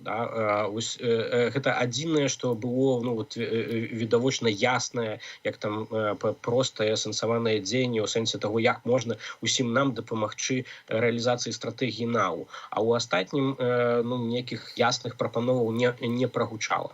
І як я ўжо казаў, у асноўным развіццё пратэснага руху ці ягонае захаванне нават на сённяшні час, яно звязанае з арганізацыйнай працай і развіццём шматлікіх пратэсных структураў, якія з'явіліся ўнутры грамадзянскай супольнасці Беларусі са жніўня мінулага году. І гэта тысячы розных супольнасцяў і тэрытарыяльных, лакальных супольнасцяў, і прафесійных, і розных іншых супольнасцяў. Фактычна зараз ад іх настрояў, іх установак залежыць тое, што будзе адбывацца. І калі мы паглядзім на праявы пратэснага руху, якія там мы назіралі 25 сакавіка, то зноў-такі мы відавочна пабачым, што гэта робіцца супольнасцямі, перш за ўсё там людзей. Гэта студэнты БДУ, БНТУ, якія вывешваюць паказальна сцягі. Гэта лакальныя дваравыя супольнасці, якія ладзяць гэтыя феерверкі альбо лакальныя маршы і так далей. Але пакуль што у іх няма адчування таго, калі, як і што яны мусяць зрабіць для таго, каб перавярнуць гэтую сітуацыю. І папросту працягванне вулічнага пратэсту, як ён быў раней, відавочна не дае ім гэты сэнс. Да, яны разумеюць, што яны мусяць працягваць, яны мусяць далбіць, але зноў-такі неясны фармат. І хутчэй за ўсё трэба арыентаваць і працаваць над іхнім развіццём, устойлівасцю, ростам, арыентуючыся на новы палітычны перыяд. І хутчэй за ўсё гэта будзе не вясна. Дзякуй вялікі. Гэта быў Андрэй Егораў, палітолог, які кажа нам, што вясна яшчэ не будзе той вырашальнай, але тым не менш усё ў нашых руках, у руках беларусаў, усё ў руках вось гэтых невялікіх супольнасцяў, якія заразіліся прыкладна паўгады таму. І, в прынцыпе, беларусы паказалі, наколькі яны самаарганізаваныя, як шмат яны могуць зрабіць нават без лідараў. Таму, як мы бачым, у гэтым сіла, брат, так? Абсалютна слушна, і гэта ўсё ж такі дае надзею і пазітыў, пра які мы вельмі пыталіся гаспадара Андрэя. Андрэй Егораў, палітолог. Дзякую вам вялікі за гэтую размову і за гэтыя прагнозы, якія ўсё ж такі больш выглядаюць рэальнымі, чымся міфічнымі, таму што мы назіраем сітуацыю з пратэстамі ад жніўня, аднак у самы розны перыяд іх існавання яны па-рознаму заяўлялі пра сябе, у розных фарматах праходзілі, і зараз узровень дзяржаўнага тэрору дасягае, напэўна, найвышэй кропкі фактычна са жніўня, верасня. Хіба што так, сапраўды канцэнтрацыя ідзе вельмі моцна. Давайте зірнем на тое, што зараз адбываецца на вуліцах Менску. Некаторыя карыстальнікі з сеткі А1 кажуць пра тое, што губляюць сувязь. Шмат хто паведамляе пра праблемы з мабільным інтэрнэтам, а нават з сувязю GSM, чаго не было раней. Пра гэта вам ужо расказвалі нашыя калегі. Таксама ідуць кропкавыя затрыманні на плошчы Бангалор. Каля зачыненага Макдональдсу, дарэчы, Макдональдс зачынілі праз некаторы час ад пачатку акцыі, нават можа крышачку раней, і усе, хто там праходзіць, так ці інакш кропкава сілавікі затрымліваюць. Ну, магчыма, таму што казалі пра тое, што варта заходзіць вось у некія публічныя месцы, каб там чакаць на вось гэты момант, калі можна будзе выйсці на вуліцу. Вось таму тут загадзя зачынілі гэты Макдональдс. Пішацца таксама пра тое, што на плошчы Бангалора заўважылі кіраўніка менскага МАПу Дмітрія Балабу, а ў Менску затрымалі рэдактарку Тутбай. Вось гэта літаральна з апошніх хвілін. Ганну Калтыгіну. Будзем сачыць за развіццём падзей. Яшчэ адна цікавостка з Горадні. На адным з буйнейшых прадпрыемстваў Горадні на Азоце спыненая праца некалькіх цэхоў. Што там адбываецца, як таксама паспрабуем для вас высветліць, даведацца, ці гэта звязанае з нейкім страйкам, ці сапраўды гэта нейкія тэхнічныя праблемы. Надзвычайная, магчыма, такая сітуацыя. Разам з тым, нашыя карэспандэнты ў Берасці нам нагадваюць, і вам, спадарства, таксама пра тое, што горад ужо трэці дзень нагадвае асаджаную крэпасць, паўсюль дзяжураць экіпажы ДАІ, горад патрулююць машыны міліцыі, некаторыя з іх хаваюцца у кустах, напрыклад, у паўднёвым мікрараёне, а каля адміністрацыі Маскоўскага раёну трэці дзень дзяжураць аўтазакі. Уже зараз з намі на сувязі Мікалай Халезін, кіраўнік Свабоднага тэатру. Калі ласка, добрый дзень, спадар Мікалай, вітаем вас у студыі Белсат. Віншуем вас у тым ліку з нацыянальным святам беларусам Днём волі. Дякую, вас я с этим днем поздравляю, потому что на самом деле это тот день, который мы, по-моему, только сейчас осознаем реально его значимость для Беларуси. Спадар Мікалай, апошняя навіна пра тое, што Беларусь усё ж такі адхілілі ад конкурсу Еўрабачання, і другая песня гурта не спадабалася адміністрацыі гэтага песеннага конкурсу. Ваша, калі ласка, рэакцыя, ці ўдалося паслухаць вось другі варыянт гэтай песні, што можна сказаць, наколькі гэта рэч палітызавана, як заяўляюць вось у адміністрацыі, у дырэкцыі Еўрабачання? Тут двоякая ситуация. С одной стороны, конечно, эти песни, если их можно назвать песнями, я бы не сказал, что они сильно политизированы. Это такое очень странные, достаточно нелепые, непрофессиональные тексты этих песен. Но политизирована сама ситуация. И Евровидение, и сама по себе структура ИБУ, она не может войти вот в этот, как бы в эту коллаборацию, да, потому что они понимают, что ситуация будет использована с политической точки зрения властями.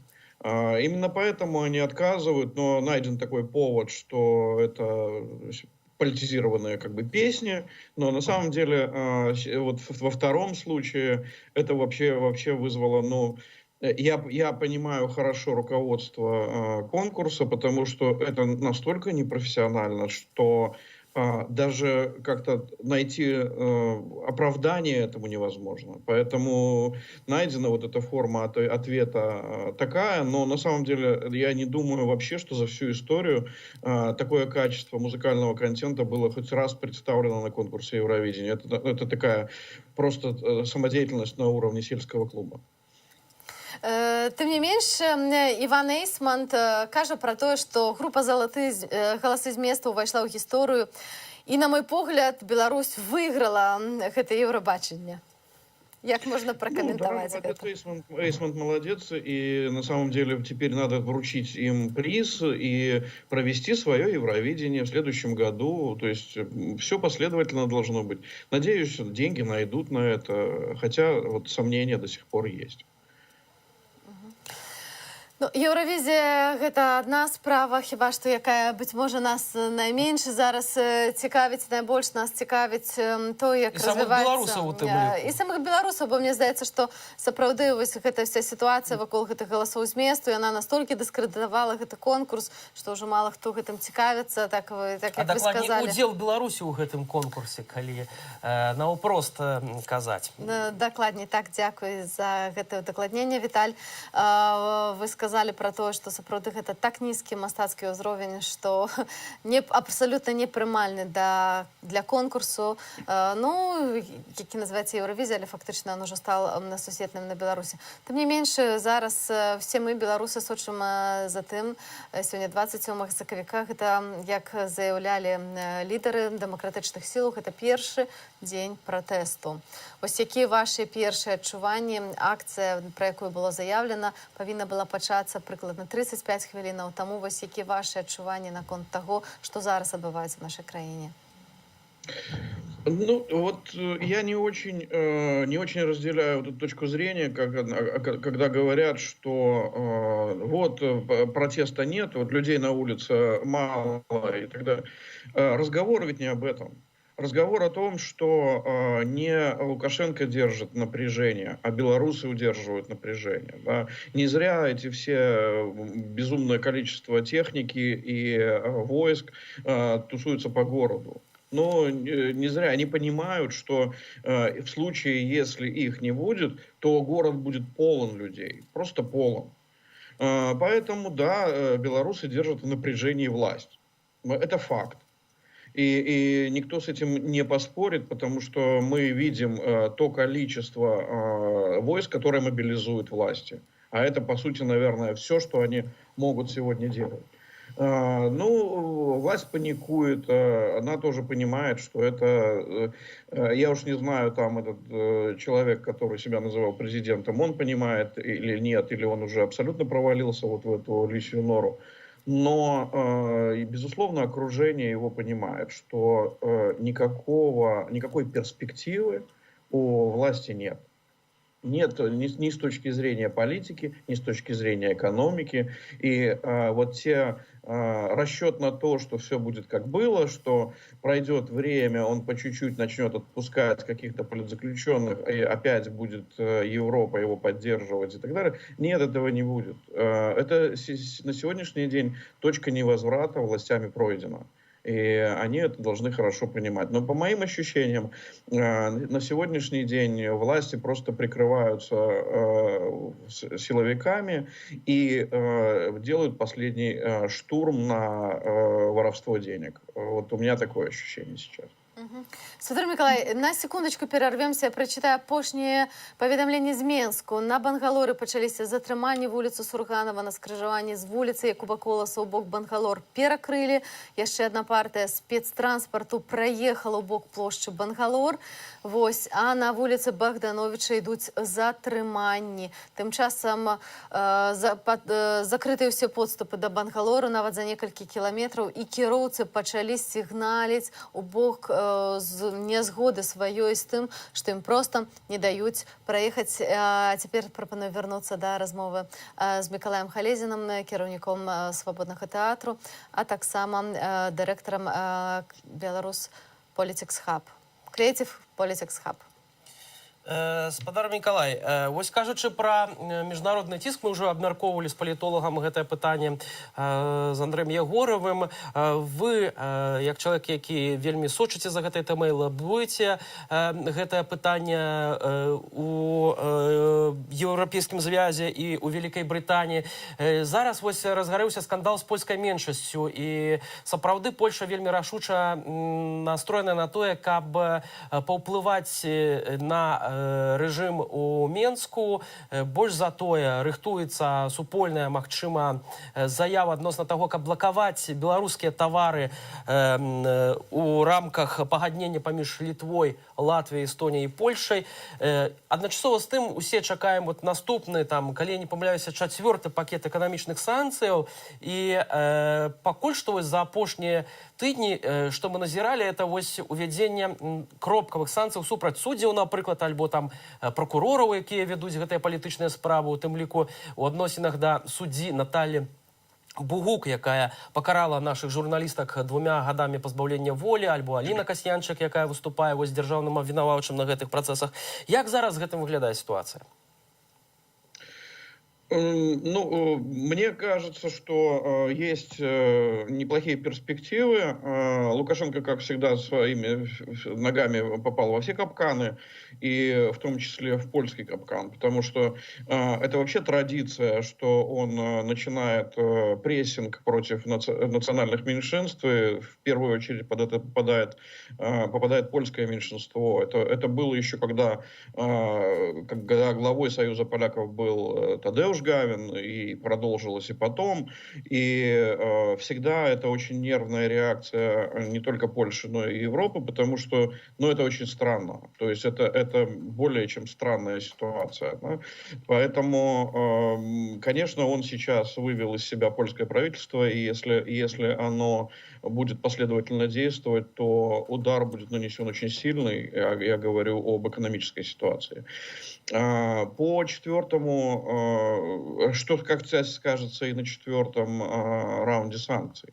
По 4-му раунду история такая. Он был задержан, и все это время велась дискуссия о том, каким он должен быть. Потому что Евросоюз не хочет попасть под нашу критику, когда их работа признана абсолютно неэффективной. Более того, они хотели бы, на словах, во всяком случае, говорят, что хотели бы сейчас ввести такой раунд, который бы реально оказал влияние на ситуацию. И мы консультируем, объясняем, каким он должен быть. Да, что нужно изменить подходы, нужно понять, что если не накрываются санкциями вот эти блоки из бизнесменов, которые финансируют семью, блоки из экономических субъектов, из которых режим черпает ресурсы на финансирование силовиков. Вот если это не будет сделано, то снова будет работа в холостую. Пока подано туда все, что нужно было подать для их принятия решений, все подано и туда, и я имею в виду структуры ЕС, и в британскому правительству, и в Госдепартамент и Конгресс США. У них все на руках есть. Теперь разговор о том, когда будет принято это решение. Пока нам называют апрель. Спадар Мікалай, я прапаную нашим гледачам вось у гэтыя хвіліны зазірнуць яшчэ ў раён плошчы Бангалор, дзе адбываюцца гэтыя затрыманні. Таксама тут у нашым стрым-чаце ёсць удакладненне, што там Макдональдс на ремонце, не працуе ўжо, маўляў, пару тыдняў, і таму ён закрыты. Ну, калі ласка, вашай увазе відэа, якое мы маем у нашым тэлеграм-канале Белсату, можам назіраць нажыва, як адбываюцца гэтыя затрыманні. Бачым, як людзі ў чорным зацягваюць такіх асобна выбраных людзей, мінакоў, і зацягваюць іх у гэтыя чорныя бусы, таніраваныя чорныя бусы, ўжо вельмі важна, што затрымоўваюць в прынцыпе любых мінакоў, таму варта быць вельмі асцярожным, і калі вы бачыце недзе непадалёку мапаўцаў альбо яшчэ нейкіх там апранутых узброеных людзей, проста трымаць як мага далейшую дыстанцыю ад іх, бо спраўджваюць, правяраюць усіх, правяраюць тэлефоны, правяраюць торбы, таму, в прынцыпе, кожны можа папасць пад раздачу. А мы тым часам вяртаемся да размовы з нашым госцем Мікалаем Халезіным. Мікалай, ну так вось, мы кажам пра тое, што красавік будзе такім тэрмінам, калі магчымы будуць санкцыі. Вось, ну, але як вось даць гэтую энергію беларусам пратэсную? Вось як ім дапамагчы аб'ядноўвацца вось у той сітуацыі татальнага тэрора, так і нават сёння, калі пагражаюць, што всім тым людзям, якія выйдуць на пратэсты, прышьюць крыміналкі. Вот што можна зрабіць, каб падтрымаць беларусаў вось гэты пратэсны дух, каб узняць гэтую хвалю? Нового я ничего не скажу, но я скажу, что нужно включиться всем так, как мы были включены в августе. То есть люди должны, я говорю не только о белорусах, которые находятся в Беларуси, но и обо всех тех, кто находится в разных странах мира. Нужно просто максимальной отдачей сейчас подойти к этому периоду. Нужно делать все, что сделать возможно. И на самом деле история показывает, что все мы сделать можем. Потому что, честно вам скажу, после того, как в 2014 году нам не удалось заблокировать чемпионат мира по хоккею, у меня и сейчас такого оптимизма не было. Но когда я посмотрел, как люди постепенно включаются, как это обрастает такой массированной вообще атакой на такую структуру, как ИХФ, то есть которая, это реально очень сложная структура в том смысле, что она никогда не пытается там даже делать вид, что нужно соблюдать права человека. Да? И удалось даже ее на это дело проломить, а дальше и Евровидение и так далее. Все можно сделать. Все, но только нужно понимать, что только синхронное давление изнутри и снаружи может привести к переменам. Власть делает все возможные ошибки. И власть ведет себя так, что уже очевидно, что это такой последний вздох. Да, он может быть долгим, да, он может быть очень жестким по давлению на людей. Но, тем не менее, это уже ситуация безысходности для власти. Фактычна мы знаходзімся на апошняй стадыі лукашызму. Адзінае пытанне, колькі гэтая стадыя працягнецца, ці некалькі месяцаў, ці некалькі тыдняў, ці, магчыма, некалькі гадоў. Дзякую вам вялікі за гэтую размову. Мікалай Халезін, кіраўнік свабоднага тэатру, быў з намі на відэасувязі. І яшчэ раз віншуем вас з Днём волі. У нас спадарства ёсць яшчэ адно відэа з тэлеграм-каналу пра тое, што заблакаваныя праспекты ўздоўж і плошчы Бангалор, аднак людзі і самыя кіроўцы, тым не менш, выказваюць свой пратэст. Калі ласка, ёсць відэа.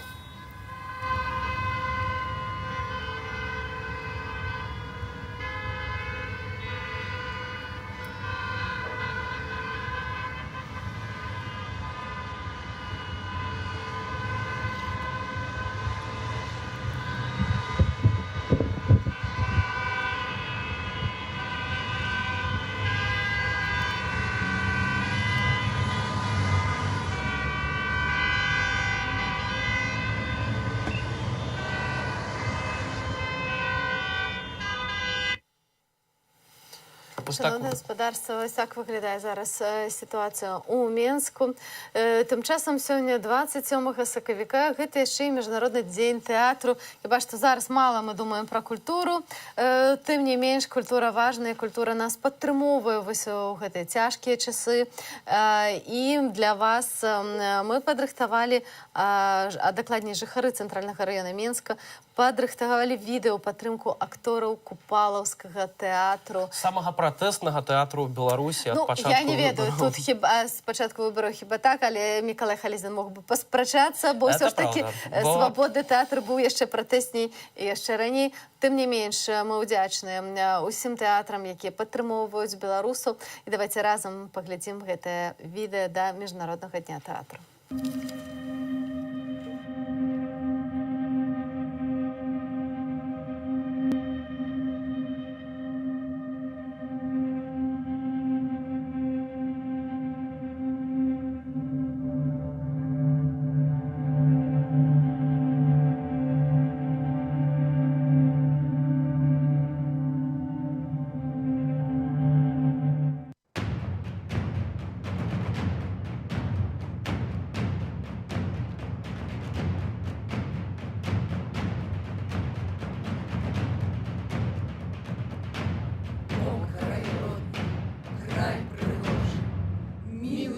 Моих дядоў, што мілей у свеце Божым гэтых светлых берагоў, дзе бруяцца срэбрам рэчкі, дзе бары, лясы гудуць, дзе мядамі пахнуць грэчкі, нівы гутаркі вядуць.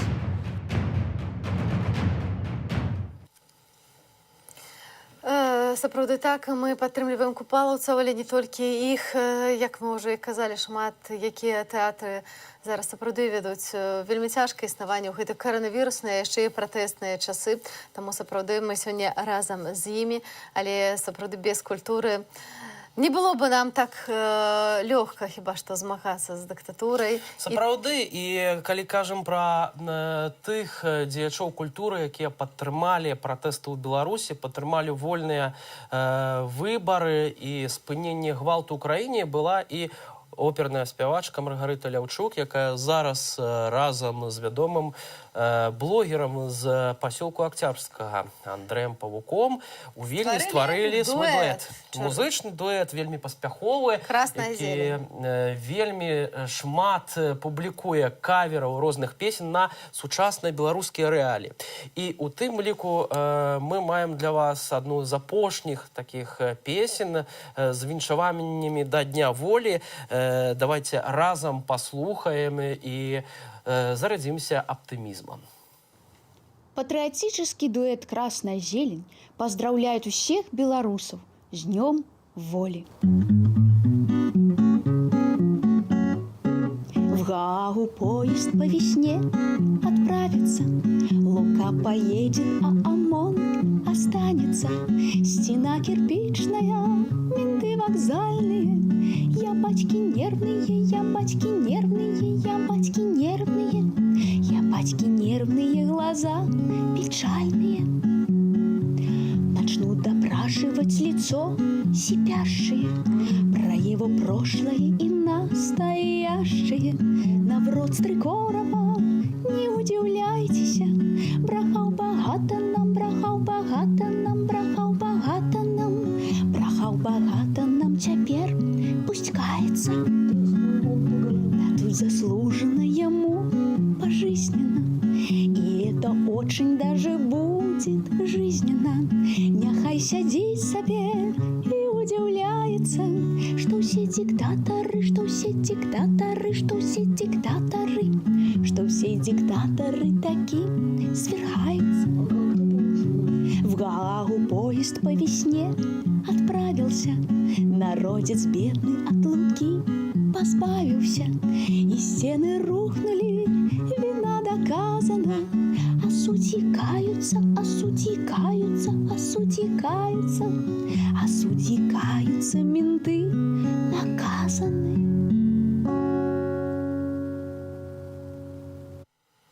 Ну, ось такое пазітыўнае віншаванне можна пераглядаць шмат разоў. Бясконца. Да рэчы, якая твоя любимая песня дуэту «Красная зелень»? Мне вельмі пра матольку падабаецца. Я згодна з тобой. Абсалютны хіт. Абсалютны хіт, які заражае пазітывам, хаця зусім не такая несмешная навіна і несмешная, скажем, нагода, каб было стварыць гэтую песню, бо супраць блогера Антона Матолькі таксама распачалі крымінальную справу, яго абвесцілі ў міжнародны вышук. Тым часам у нашым стрым-чаце вы, гаспадарства, просіце нас, каб мы паведамлялі вам пра тое, што адбываецца ў дадзеныя хвіліны. На жаль, не ўся інфармацыя даходзіць да нас аператыўна, аднак мы будзем спрабаваць вам падаваць самыя свежыя відэа. Адно з такіх відэа атрымаў партал Тутбай. Затрыманне мужчыны каля Акадэміі навук. Усяго 20 секунд. Давайте ўжо зараз з вами глянем, як гэта адбывалася.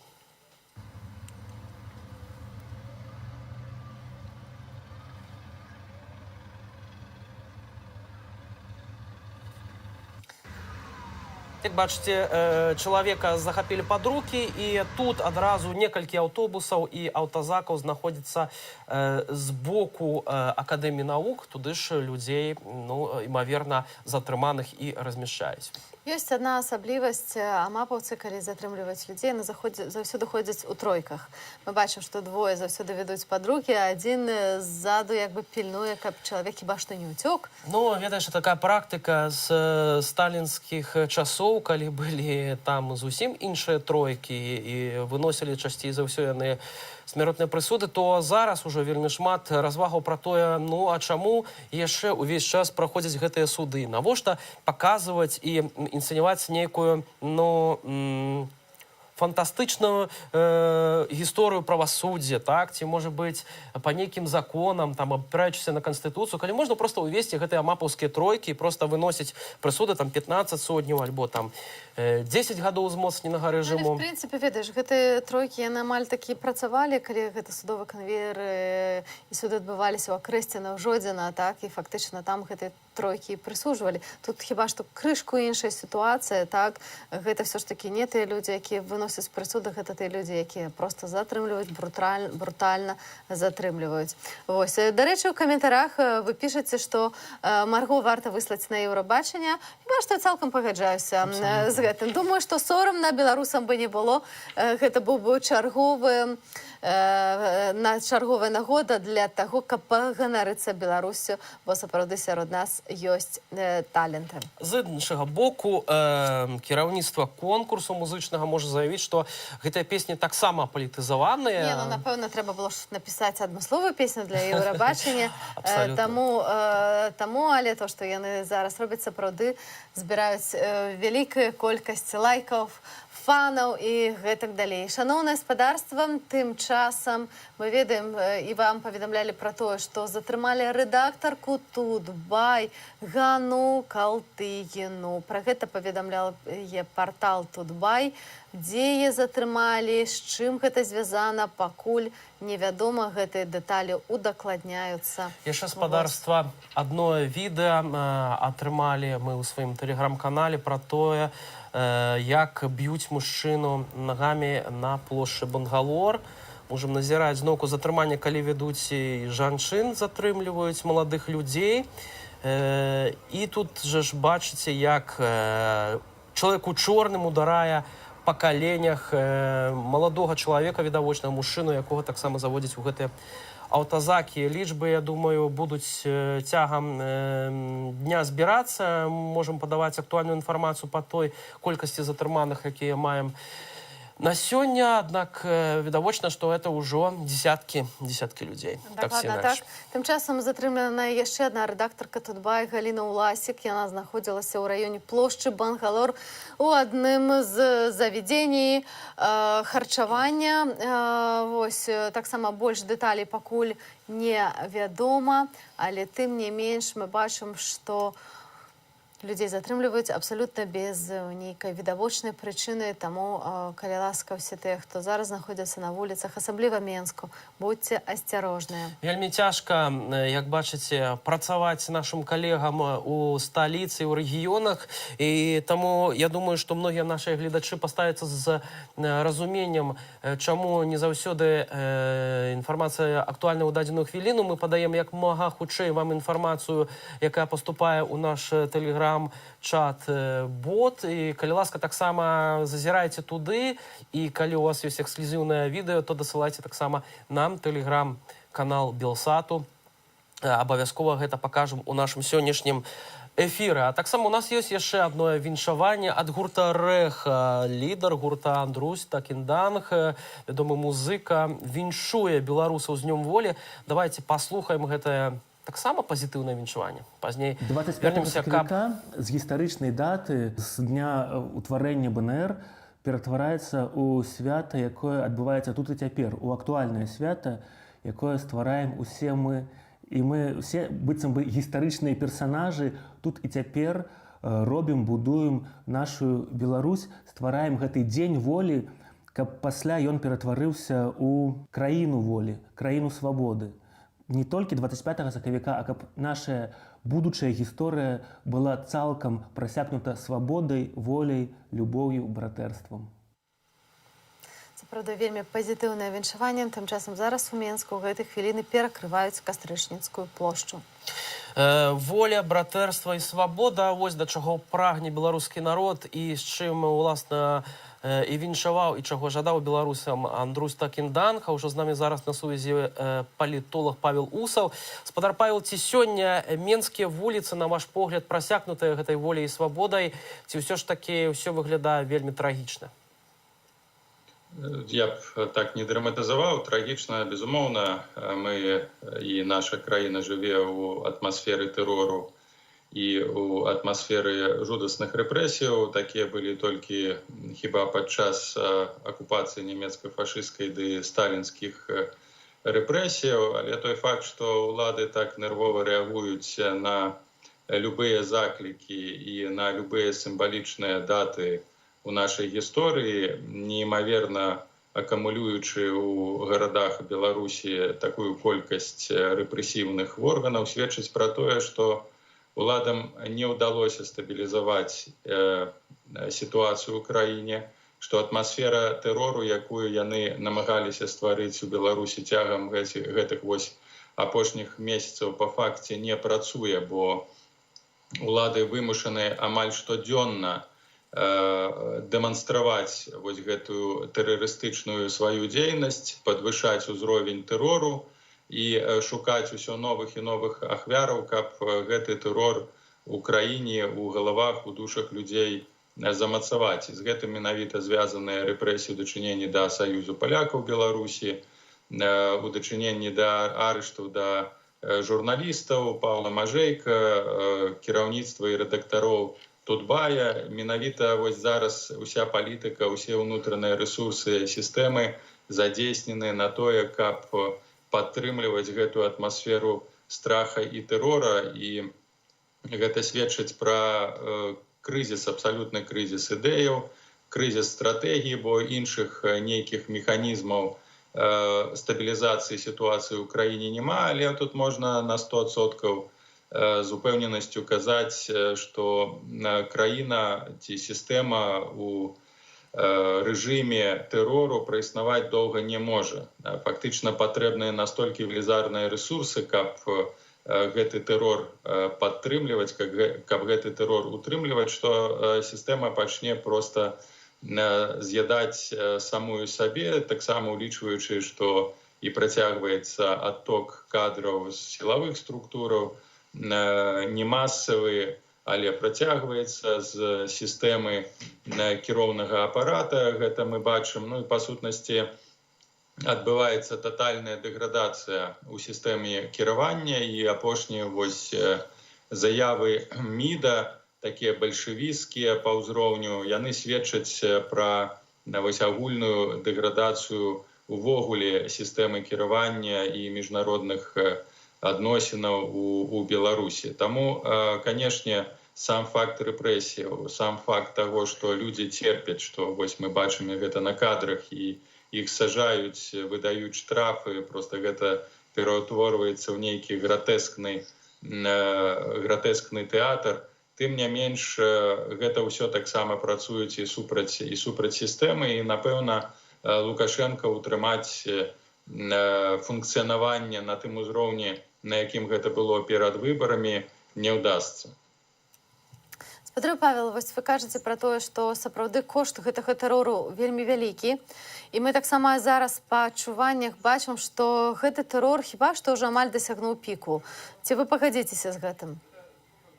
У тэрору няма такога разумення пік ці спадак. Гэты тэрор, ён сістэмны. Фактычна ўлада рэагуе і знішчае ўсе аспекты, звязаныя з актыўным палітычным ці сацыяльным жыццём.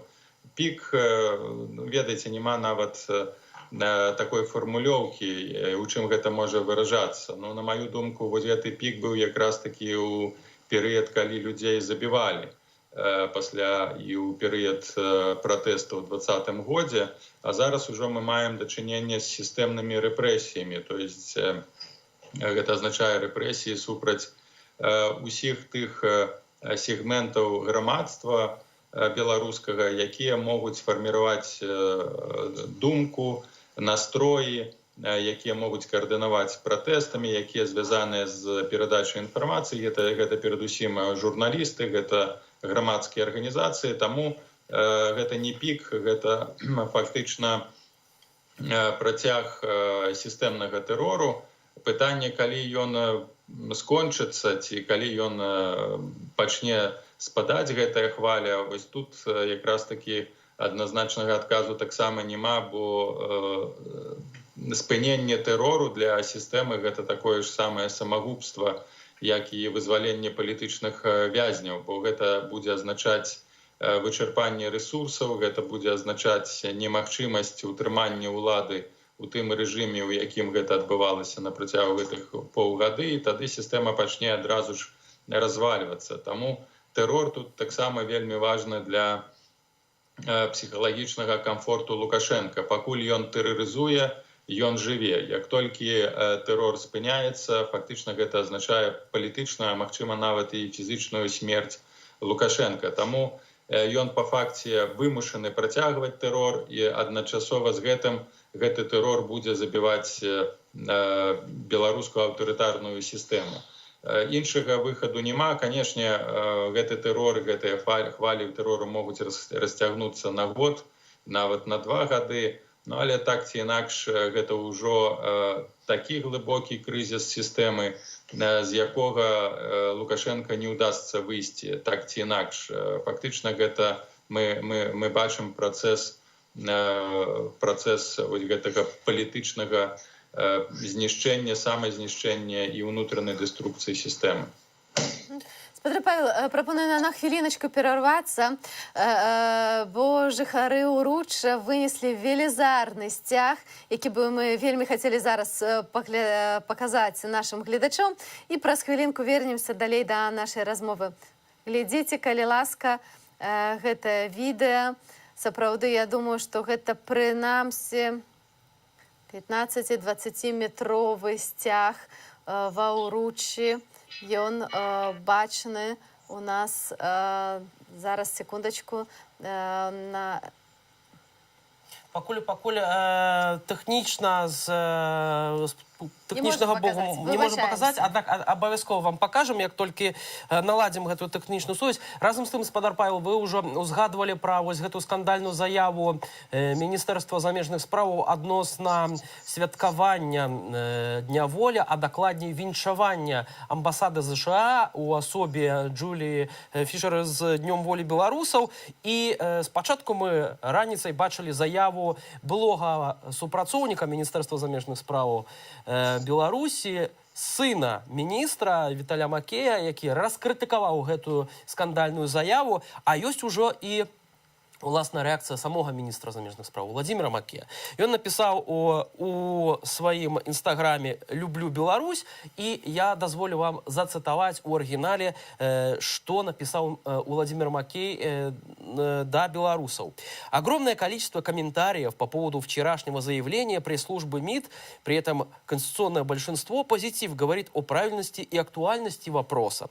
Кстати, это заявление относится не только к заокеанским партнерам, но и к тем, кто находится ближе. «Люблю Беларусь», написал Владимир Макеев. Вы сказали, что Лукашенко абсолютно важно, и он вымушаны падтрымліваць тэрор, аднак часамі так ці інакш лукашысты бяруць і апраўдваюцца за нейкія заявы. Навошта гэта робіцца, ці ўвогуле ёсць нейкі ў гэтым сэнс? Гэта, як я ўжо казаў, гэта працэс дэградацыі дзяржаўных установаў.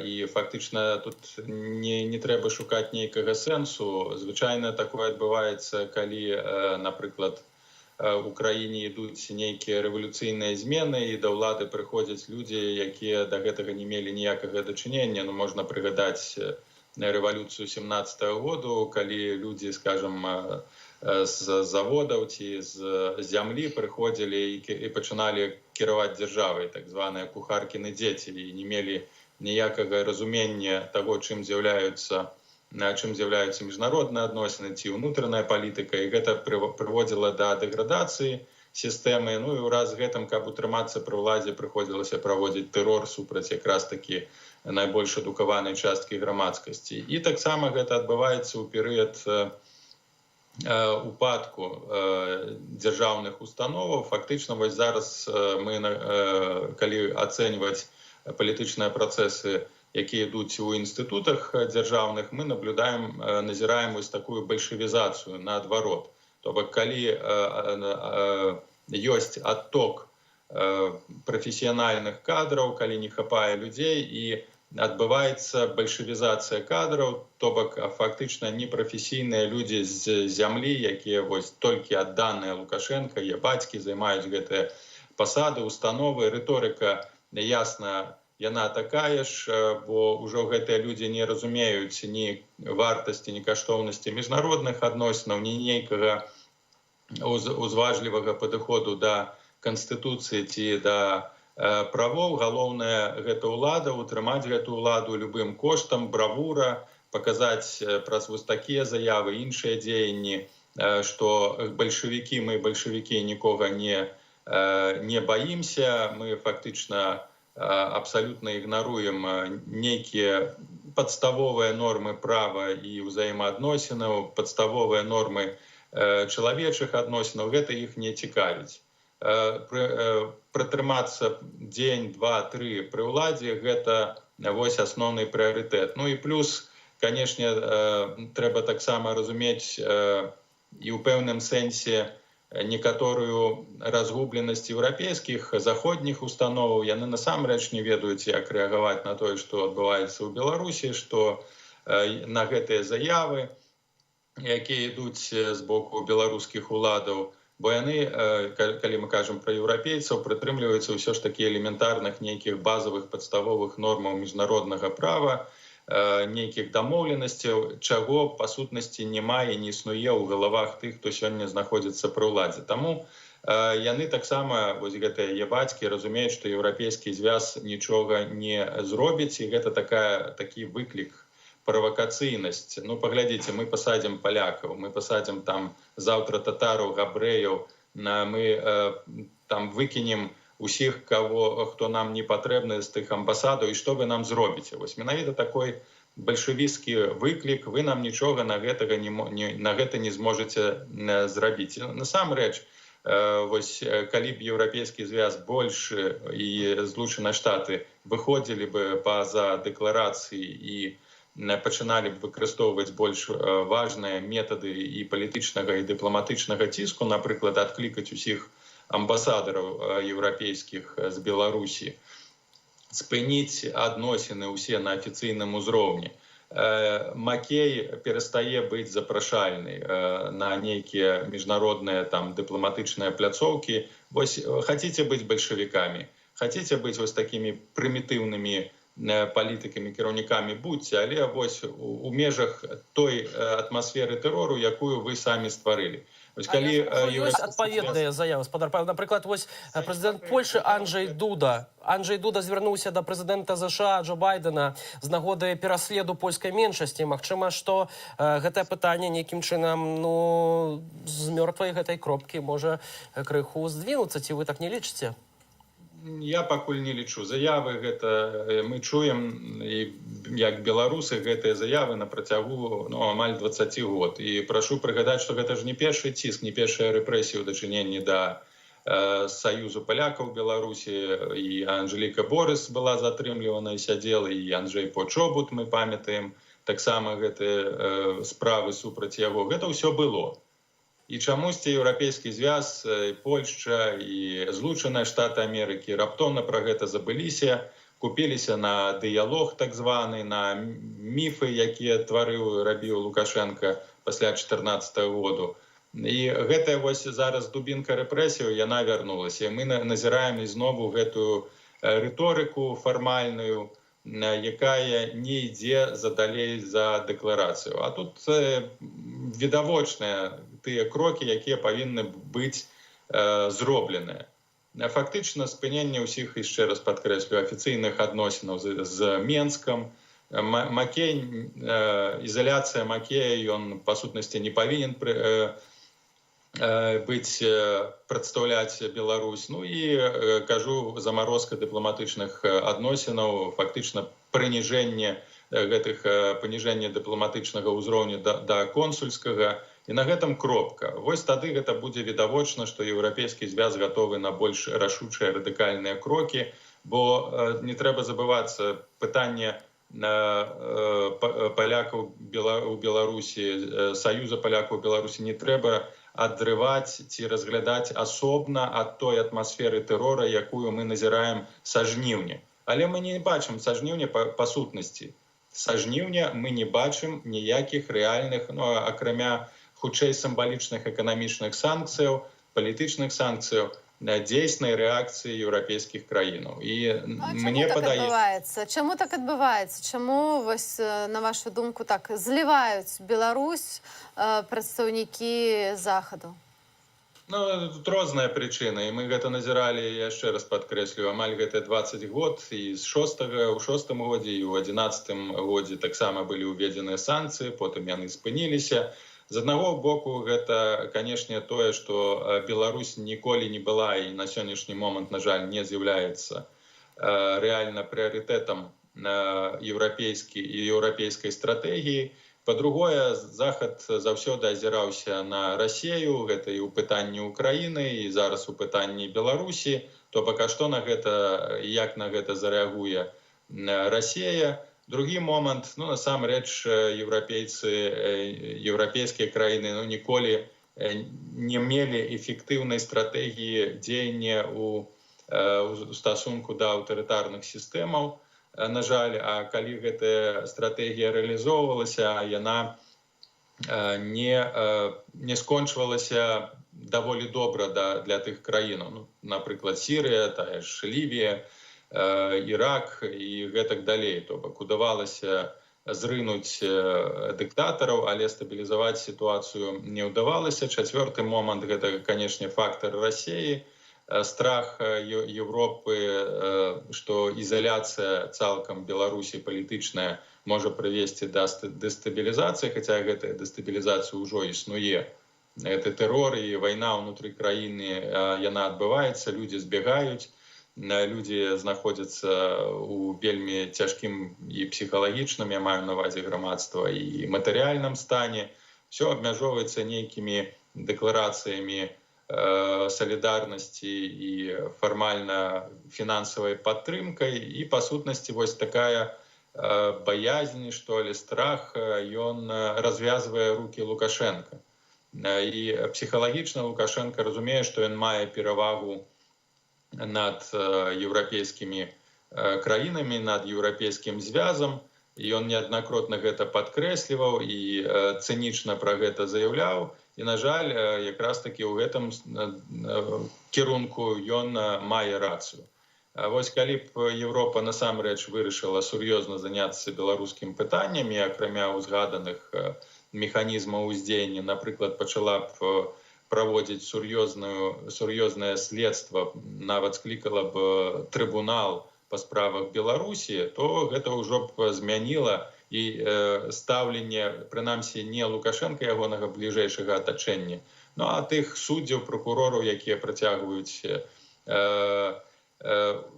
быць часткай гэтага тэрору. Калі б усе гэтыя людзі трапілі ў спіс тых, хто так ці інакш раней ці пазней пападзе на лаву падсудных, і гэта не толькі ў Беларусі, а менавіта на міжнародным узроўні, калі яны пабачаць свае там прозвішчы, гэта ўжо зменіць, напэўна, псіхалагічнае стаўленне да таго, што адбываецца. І ў дадзеным кантэксце, у кантэксце агульнапалітычнага, прававога, эканамічнага ціску, я думаю, што наўрад ці нават бы Расея змагла тут нейкім чынам рэалізоўваць свае інтарэсы, бо ўсе гэтыя механізмы, якія б выкарыстоўваліся ў дачыненні Беларусі, маглі б у хуткім часе быць і выкарыстоўваліся бы супраць Расеі. Але што мы бачым?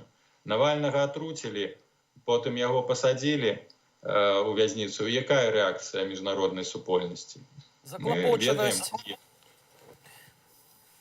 Як звыкла. Дзякуй вам вялікі, спадар Павел, за гэтую размову. Спадзяваўся толькі на самых беларусаў.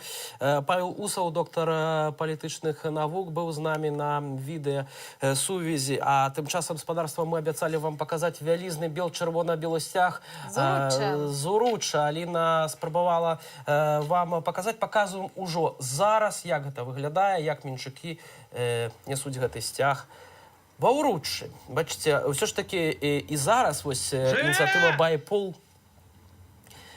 «Байпол» звярнулася да тых, хто сёння выйшаў На жаль, сабрацца не ўдалося, і таму прапануецца адзін з такіх фарматаў далейшых акцыяў на сёння. Гэта збірацца ў сваіх дварах, праходзіць невялікімі групамі, маршамі, бо, ну, сапраўды, вось акцыя, якая планавалася адбыцца на плошчы Бангалор, не атрымалася. Она фактычна не пачалася, таму што былі прэвентыўныя затрыманні яшчэ на падыходзе да гэтай плошчы. Так, хаця карэспандэнты нашай Нівы паведамлялі пра тое, што бачылі сотні людзей, якія ім падалося прыйшлі вось акурат на акцыю, але, канешне ж, яны былі без выразнай нацыянальнай сімволікі, за што можна было б вельмі хутка атрымаць адамапа.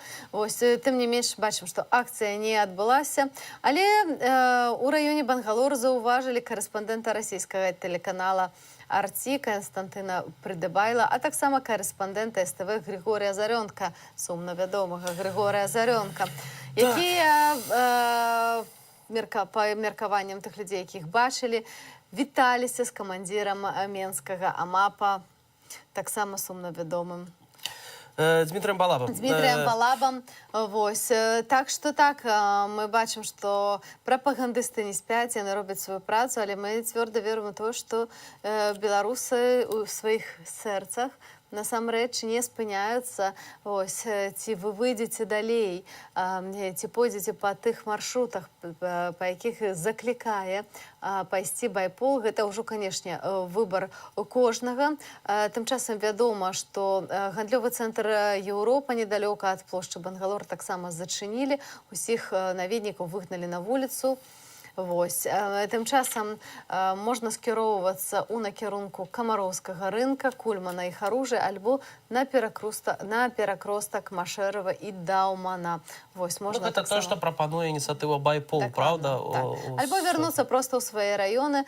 Яны падкрэсліваюць таксама тое, што зараз усе сілавікі, яны як бы сцягнутыя ў цэнтр, таму павінна быць больш бяспечна менавіта на раёнах. Так, Віталь? Яшчэ, так, сапраўды, і на раёнах таксама можа быць вельмі небяспечна, калі сілавікі дабяруцца туды. Разам з тым я бацькі праводзяць свой аўтапрабег пад любімую музыку. Маем гэтае відэа ў нашым тэлеграм-канале і ўжо зараз паспрабуем вам паказаць, як гэта адбываецца. Калі ласка.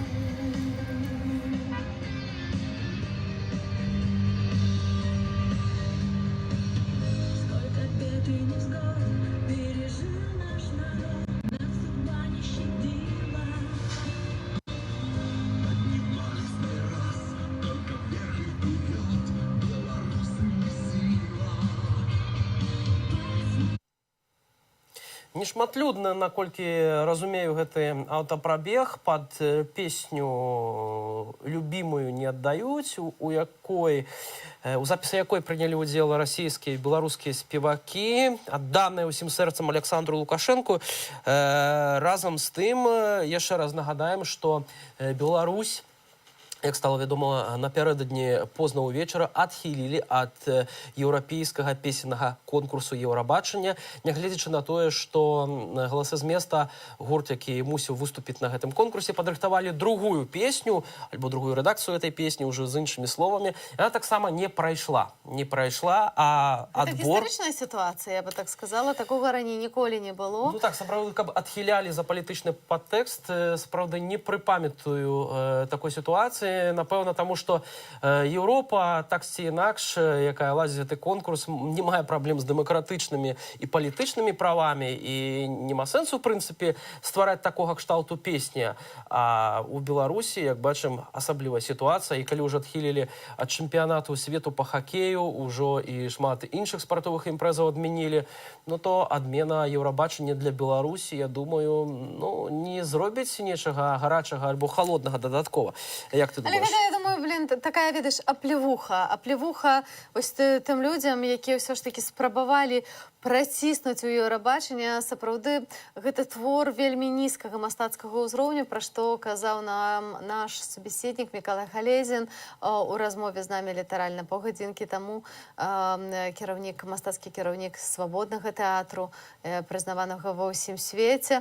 Вось, як ён казаў, вось вы бачыце зараз на экранах, так, гэты кліп «Галасы з места», гэтая песня пра тое, як мы будзем танцаваць, там, хадзіць пад дудачку і гэтак далей. Тым не менш, Еўрабачанне на гэта не згадзілася, яны павялі сябе вельмі цвёрда, чым паказалі тое, што яны проста не будуць мірыцца і не будуць ісці на паваду вось у гэтай дыктатуры. Я думаю, што гэта цалкам слушнае рашэнне. Тым часам, шаноўнае спадарства, на сувязі Франак Вячорка, дарадца Святланы Ціхановскай у міжнародных справах, пра песню «Плясаць пад дудачку», а магчыма і іншай песні, пацікаемся ў самого Франка. Франак, ці ўдалося паслухаць вось гэтую песню, якія ўражанні і які каментар адносна адхілення Беларусі ад удзелу ў песенным конкурсе Еўрабачання?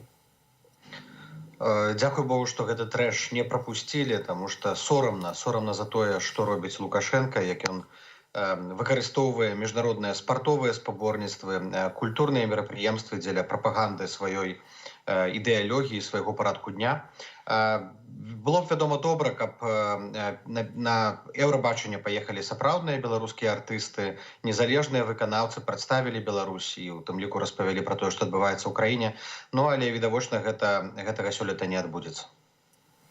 Франак, я думаю, што ўжо прыйшоў час і можна падвесці пэўныя вынікі сённяшняга дня, сённяшняга першага дня пратэстаў. Так, пратэст меўся распачацца 1,5 гадзіны таму, але мы бачым па паведамленнях у тэлеграм-каналах, што не атрымалася беларусам сабрацца ў цэнтры Менску. Масава сабрацца, так.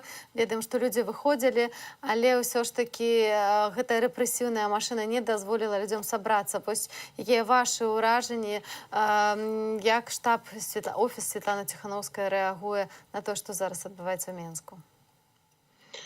Лукашенко зладзіў паўнамаштабную зачыстку, прэвентыўна затрымлівалі актывістаў, журналістаў, усіх людзей з фота-відэатэхнікай.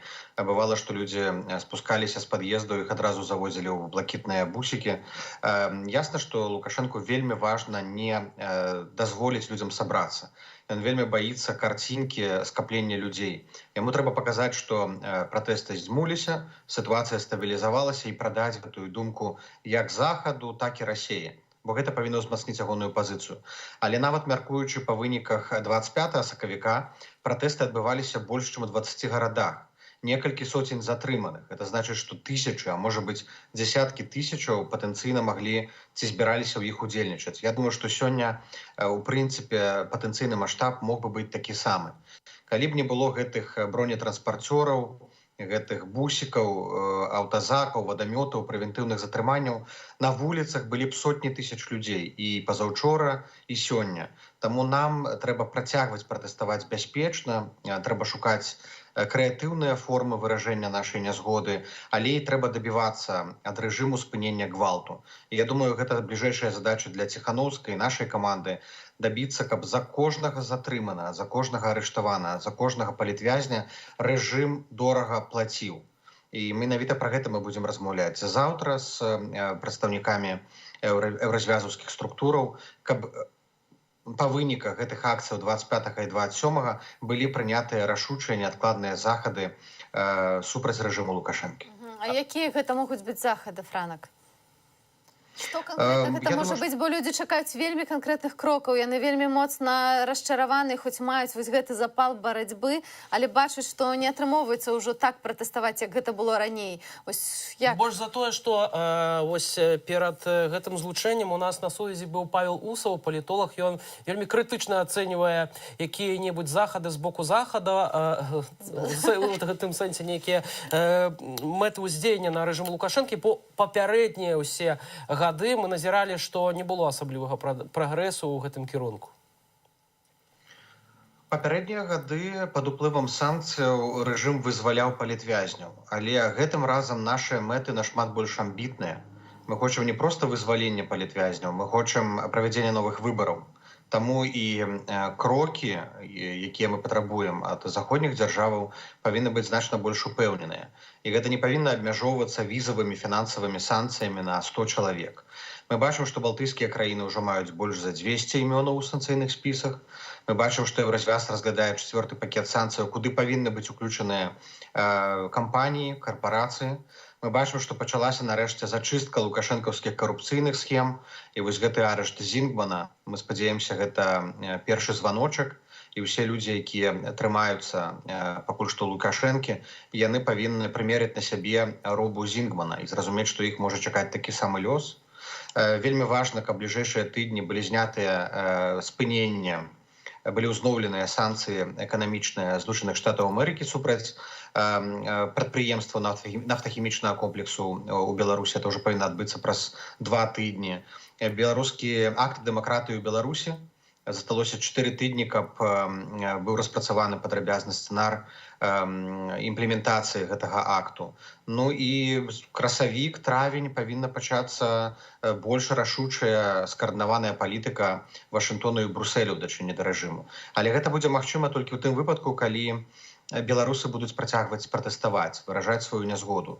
Бо за тым, што адбываецца ў Менску, Горадні, Віцебску, сочыць увесь свет.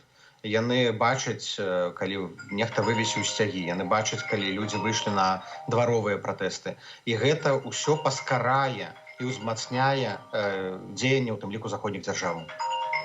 Франак, сёння следчы камітэт заявіў пра тое, што ўсе людзі, якія будуць кіравацца заклікамі тэлеграм-каналаў і выходзіць на сённяшнія акцыі пратэсту, на іх, супраць іх будзе заведзена крымінальная справа. Ужо праваабарончы цэнтр «Вясна» падае як мінімум некалькі десяткаў з тых затрыманых людзей, каго вядома. Прынамсі, таксама вядома пра тое, што ў раёне плошчы Бангалор затрымалі галоўнага рэдактара выдання «Наша Ніва» Ягора Марціновіча, таксама фотографку Надзею Бужан. Іх машыну спынілі даішнікі, Ягора спачатку павялі на размову, а пасля мапавец суправадзіў яго ў аўтазак. Апошняе, што напісала Надзея Бужан, прынялі. Дык вось у сувязі з гэтым пытанне, як увогуле тады цяпер бяспечна, ці гэта ўвогуле магчыма пратэставаць, калі гэтым людзям цяпер сёння яшчэ і пагражаюць адразу крымінальны пераслед? У краіне пануе беззаконне, і вельмі важна зразумець, што зараз любое слово, пост ці каментар у сацыяльных сетках, я ўжо маўчу пра нейкія акцыі, яно можа наклікаць арышты, затрыманне і нават крымінальныя справы. Таму ўсе тыя, хто дзейнічаюць, робяць, праяўляюць сваю актыўнасць, вялікія героі. Яны шмат чым рызыкуюць. Наша задача тых, хто не ў Беларусі, не можа, на жаль, падтрымаць сваю прысутнасцю і сваім непасрэдным удзелам, наша задача дабівацца вызвалення кожнага, хто несправядліва затрыманы з аднаго боку, а з іншага боку максімальна ўзмацняць адказнасць рэжыму за кожную рэпрэсію. Мы зараз пастараемся максімальна эфектыўна скарыстацца новым механізмам, прапанаваным ААН, Радай па правах чалавека, каб ён запрацаваў не праз 6-9 месяцаў, як гэта планавалася, нашмат раней. І каб тыя дакументы, якія ўжо былі сабраныя праваабарончымі арганізацыямі ў Беларусі, каб яны былі перададзеныя ў міжнародныя інстанцыі нашмат хутчэй. І вельмі важна, каб асобы, не толькі суддзі, якія прымаюць рашэнні па адміністрацыйных справах і па крымінальных, але таксама камандзіры аддзельных рот, аддзельных звязаў, аддзельных вайсковых адзінак, якія бяруць удзел у разгонах, каб яны таксама аказаліся на санкцыйных спісах. Франак, тым не менш, чытаючы каментары да нашага стрыма, я бачу шмат такіх галасоў расчаравання. Галасоў расчаравання тым, што нам не атрымалася, што мы не сабраліся, што немагчыма перамагчы гэты рэжым мірным шляхам. Што можаш адказаць гэтым людзям? Памятаем, што 25 сакавіка гэта толькі пачатак. 25 сакавіка гэта не фінальны бой, гэта пачатак нашай вясны. Яно, гэтая вясна і нашае супрацьстаянне патрабуе пэўнай самаахвярнасці, цярплівасці. Не будзе такого, што мы адзін раз выйдзем на плошчу і ўсё зменіцца. Такога не бывае. Любы дзень, любы момант, любая акцыя можа быць вырашальнай. Таму трэба з аднаго боку мець цярплівасць, з другого боку будаваць структуры, трэба каардынавацца з паплечнікамі, трэба давяраць адно адному. Кожны робіць хто што можа. Вельмі важна, каб пратэст заставаўся з аднаго боку дэцэнтралізаваным, а самаарганізацыя была на самым высокім узроўні. Ні Ціхановская, ні Латушка не зробяць рэвалюцыю і не напішуць для вас канкрэтны план пратэсных дзеянняў. Гэта павінна быць ініцыятыва і адказнасцю кожнага. І кожны у меру сваёй гатоўнасці, сваёй мужнасці, сваіх магчымасцяў будзе дзейнічаць паводле гэтага плану. Вельмі важна эканамічна рэжым адсекчы ад крыніцаў фінансавання. Нешта робіць каманда Латушкі, нешта робім мы для таго, каб Лукашенко не атрымліваў танныя крэдыты. Але вельмі важна, каб людзі, якія ў Беларусі паглядзелі тэлеграм-каналы, прачыталі інструкцыі, як можна самастойна у быце ізаляваць рэжым, не купляць, напрыклад, прадукцыю канкрэтных прадпрыемстваў, не запраўляцца на запраўках канкрэтных марак. Гэта ўсё таксама супрацьстаянне, гэта таксама аслабляе рэжым, каб да траўня, да чэрвеня ён быў максімальна аслаблены. І ў бліжэйшыя тыдні, я думаю, што будзе абвешчана пра наступную вулічную акцыю, а зараз будзе самы добры час паразважаць і да яе падрыхтавацца. Франак, многие тут у нашем стрим-чате кажут, что самым надзейным, самым таким эффективным способом стала б забастовка, якая, на жаль, у кастрычніку агульнанацыянальная забастовка не атрымалася. Ці мае офіс Светланы Ціхановскай нейкую інфармацыю адносна таго, што адбываецца ў рабочых калектывах, і ці вы падтрымліваеце з імі кантакты, якія настроі, ці не лічыце ўсё ж такі і галоўным, на што трэба ставіць у сённяшнім дні, гэта стаўка на рабочыя калектывы, якія могуць, в прынцыпе, так ці інакш дамагчыся вось гэтай агульнанацыянальнай забастовкі, ці гэта ў сённяшніх рэаліях ўсё ж такі немагчыма, ці малаверагодна?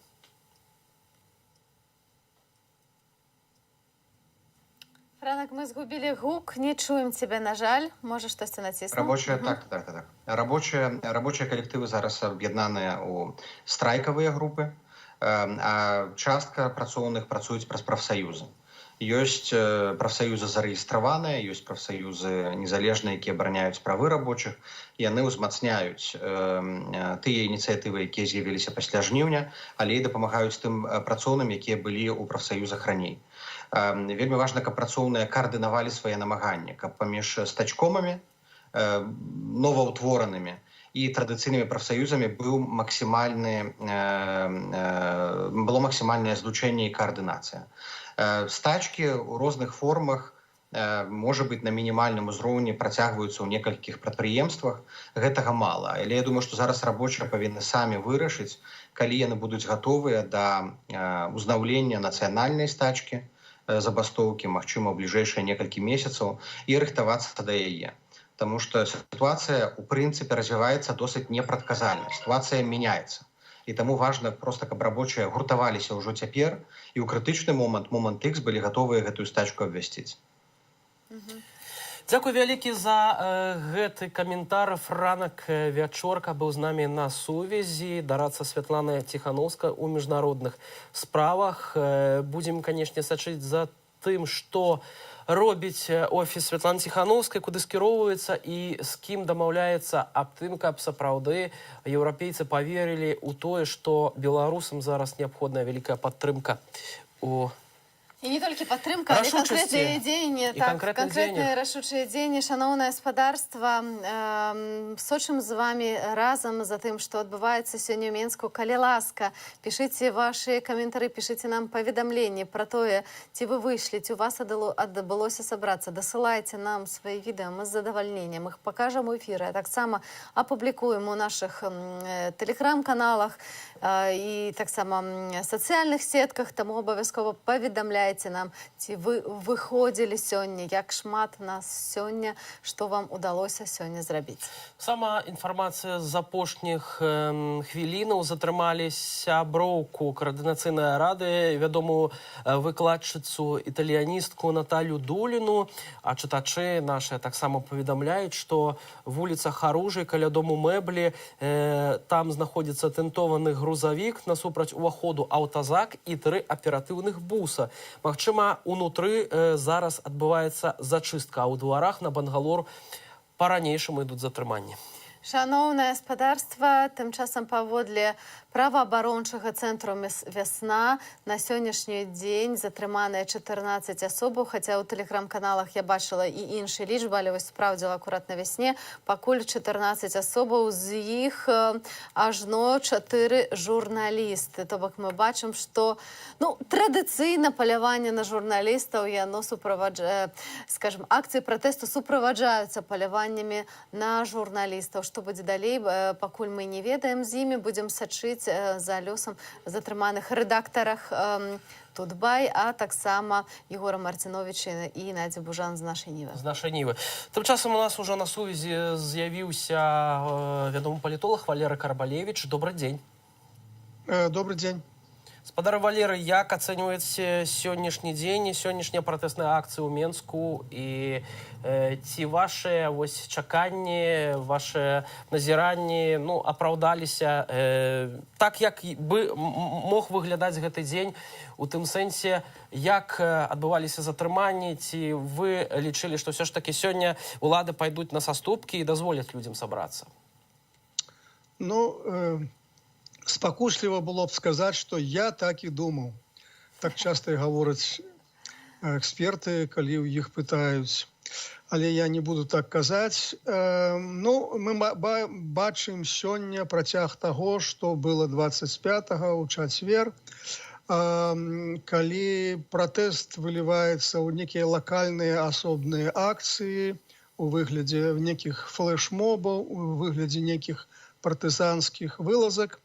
Вось, і скорей, хутчэй бы я звярнуў увагу, што маштаб рэпрэсій, маштаб затрыманняў значна большы, чым маштаб акцый.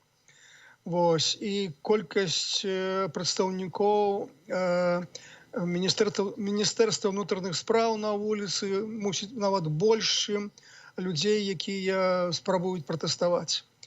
Вось, гэта так, гэта відавочна, і таму мусіць, вось, пратэст выліваецца ў такія лакальныя партызанскія флэш-мобы. Ці гэта эфектыўна, на ваш погляд, ці ўсё ж такі гэта ніякім чынам не ўплывае на настрой уладаў, а з іншага боку, магчыма, дзесьці падточвае разуменне лукашэнкаўцаў, што людзі не спыніліся і працягваюць партызанскую барацьбу, як вось вы ўжо заўважылі? Ўсё ж вялікі ціск на рэжым аказвалі масавыя акцыі пратэсту. Яны сведчылі пра тое, што велізарныя групы насельніцтва незадаволеныя. Вось, і гэта ціснула і на прадстаўнікоў сілавых структур, і на дзяржаўны апарат, і падштурхоўвала нейкіх замежных суб'ектаў неяк ціснуць на рэжым Лукашэнкі. А тое, што адбываецца цяпер, гэта ўсё ж такі невялікія лакальныя акцыі, і гэта дае падставу дзяржаўнай прапагандзе казаць, што гаворка ідзе пра некая актыўная меншасць, якая незадаволеная, а большасць народа падтрымлівае рэжым. Это непрыемна для ўладаў, але не з'яўляецца пагрозай для рэжыму. Тым не менш, вось сёння на пачатку нашай працы, на пачатку стрыма, каля гадзіны 14-й, мы размаўлялі таксама з палітолагам Андрэем Егоравым. Вось па ягоным меркаванні ўсё ж такі больш за палову беларусаў зараз незадаволеныя тым, што адбываецца ў краіне, і жадаюць вось гэтых пераменаў, прынамсі вольных выбараў. Вось на вашу думку, ці вы згодныя з такім падлікам, умоўным, канешне ж? Так, я згоден, большасць насельніцтва незадаволеная, большасць насельніцтва хацела б памяняць сітуацыю, хацела б тых самых пераменаў, пад лозунгам якіх ішоў увесь пратэст летам і восенню мінулага года. Але механізмаў, з дапамогай якіх грамадства магло б уплываць на ўладу, у Беларусі няма, яны адсутнічаюць. Вось, увогуле адсутнічае зваротная сувязь паміж уладай і грамадствам. І, дарэчы кажучы, гэта тлумачыць тое, што улады вельмі моцна перастрахоўваюцца што сілавікоў на вуліцах больш, чым пратэстуючых. Чаму так? Нема зваротнай сувязі паміж уладамі і грамадствам. Нема нейкіх сігналаў. Улада дрэнна разумее, што адбываецца ў грамадстве, якія там настроі. А калі ўлада не разумее, то існуе страх, існуе перабольшванне небяспекі, і таму вось на вуліцу выводзяць там велізарную колькасць там сілавікоў, і нават як была інфармацыя, спрабавалі і войска, і армію падключыць да таго, каб неяк ахоўваць нейкія аб'екты, якія ніхто не збіраецца штурмаваць. Спір Валер, вось наші глядачі пішуць у чаці, за яким мы сочым у часе нашага жывога стрыму, пра тое, што на вайне патрэбная стратэгія. Людзям патрэбны план. І вось гэтага плану з боку лідараў дэмакратычнай апазіцыі відавочнага яны не бачаць. Чаму так адбываецца? Слабыя лідары не могуць прапанаваць штосьці зразумелае народу, ці наша сітуацыя настолькі унікальная, што немагчыма прыдумаць нейкі план? Ведаеце, ні адна рэвалюцыя ў свеце не толькі не адбывалася па плану, а яна ўвогуле не была нікім прадказана. Вось той выбух пратэсту летамі, восенню 2020 года, хіба ён адбываўся па нейкаму плану? Ды не, зусім не. Это быў стыхійны выбух народнага пратэсту, які ніхто не прадказваў, не прадбачыў і ніхто не планаваў. Вось. Таму, зразумела, можна прыдумаць нейкія планы, іншая справа іх рэалізацыя. Вось штаб Святланы Ціхановскай казаў пра нейкі план, казалі пра перамовы у траўні, якія павінны пачацца. План добры, як яго рэалізаваць, вось в чым праблема. Я б, калі б у мяне спыталі пра нейкую стратэгію, казаў бы, што трэба чакаць пачатку электаральных кампаній. Наперадзе Беларусь чакае некалькі электаральных кампаній. Гэта мясцовыя выбары, гэта рэферэндум аб Канстытуцыі, якія павінны адбыцца на мяжы 21-22 года. А потым Лукашенко казаў, што будуць пасля Канстытуцыі прэзідэнцкія і парламенцкія выбары. Мы памятаем, чым закончылася электаральная кампанія прэзідэнцкіх выбараў Беларусі 2020 года. Вось. І таму сёння для ўладаў электаральная кампанія – гэта спробу хадзіць па мінным полі. Таму я б арыентаваўся на гэтыя электаральныя кампаніі і менавіта на тыя магчымасці, якія яны адчыняюць перад грамадствам, каб паказаць сваю волю, сваё жаданне, свой настрой, данесці іх да ўладу. І раней назіралі, што гэтыя ўсе электаральныя кампаніі праходзілі вельмі ціха, досыць пасіўна, апрача прэзідэнцкіх выбараў не назіралася моцных пратэсных акцыяў. Разам з тым, спадар Валер, увесь час Лукашенко кажа пра гэтую канстытуцыйную рэформу, пра магчымую перадачу ўлады. Вось на днях ён наогул сказаў, што магчымымі будучымі прэзідэнтамі могуць стаць альбо Владзімір Каранік, ягоны памочнік па Гарадзенскай вобласці, альбо былы міністр унутраных спраў Юрый Караев. Дык вось у меня пытанне. Вы столькі гадоў сочыце за Лукашенко, написали цудоўную книгу перад выбарамі 2010 года «Александр Лукашенко. Палітычны партрэт». Вы, як знаўца гэтага чалавека, можете нам сказаць, ці збіраецца ён сыходзіць у наступным годзе, ці ўсё ж таки будзе трымацца да апошняга? Моя версія такая. З пасады прэзідэнта ён збіраецца сыходзіць. І сапраўды, хутчэй за ўсё, у Беларусі будзе новы прэзідэнт, але ён не збіраецца сыходзіць ад улады. І ён прагаварыў так вельмі асцярожна, з намёкамі пра тое, якую, так сказаць, пасаду ён збіраецца займаць. Будзе наданы канстытуцыйны статус беларускаму народнаму сходу, і я так мяркую, што Лукашенко хоча узначаліць гэтую структуру і перацягнуць на яе значную частку тых паўнамоцтваў, якія раней належалі прэзідэнту. Нешта падобнае, што адбылося ў Казахстане, калі Назарбаев памяняў сваю пасаду, але не зышоў ад улады. Вот такая версія, на мой погляд, найбольш верагодная. А то, значыць, Лукашенко усе тыя ж рычагі ўплыву будзе мець і далей. А што тады ж далей увогуле з палітычнымі працэсамі і з палітвязнямі? Ці будзе паслабленне вось з новымі выбарамі і з стаўленнікам Александра Лукашэнкі? Ці будзе памягчэнне гэтых палітычных рэпрэсіяў? І калі так, то як хутка яны будуць адбывацца? Ну, вось на все гэтыя пытанні наўрад ці я змагу адказаць. Я сам не ведаю, шчыра прызнаюся. Вось, я проста лічу, што электаральныя кампаніі – гэта шанец для грамадства прадэманстрировать сваю сілу і сваю волю. І ад гэтай сілы і волі, ад маштабу грамадскага ўплыву будзе залежаць усё тое, пра што вы кажаце, і пра рэпрэсіі, і пра палітзняволеных, і пра, магчыма, новую палітычную сістэму. Я думаю, што вось ўсё ж такі гэтая ракіроўка, якую Лукашенко прыдумляе, яна дае пэўны шанс усім палітычным сілам, як бы, ну, магчымасць пачаць гуляць. Але гуляць у што? Гуляць у тое, каб ісці в палітыку, не маючы рэальных шансаў на нешта ўплываць? Каб паспрабаваць выкарыстаць гэты шанс і перацягнуць сітуацыю ў той бок, якую чакае беларускае грамадства.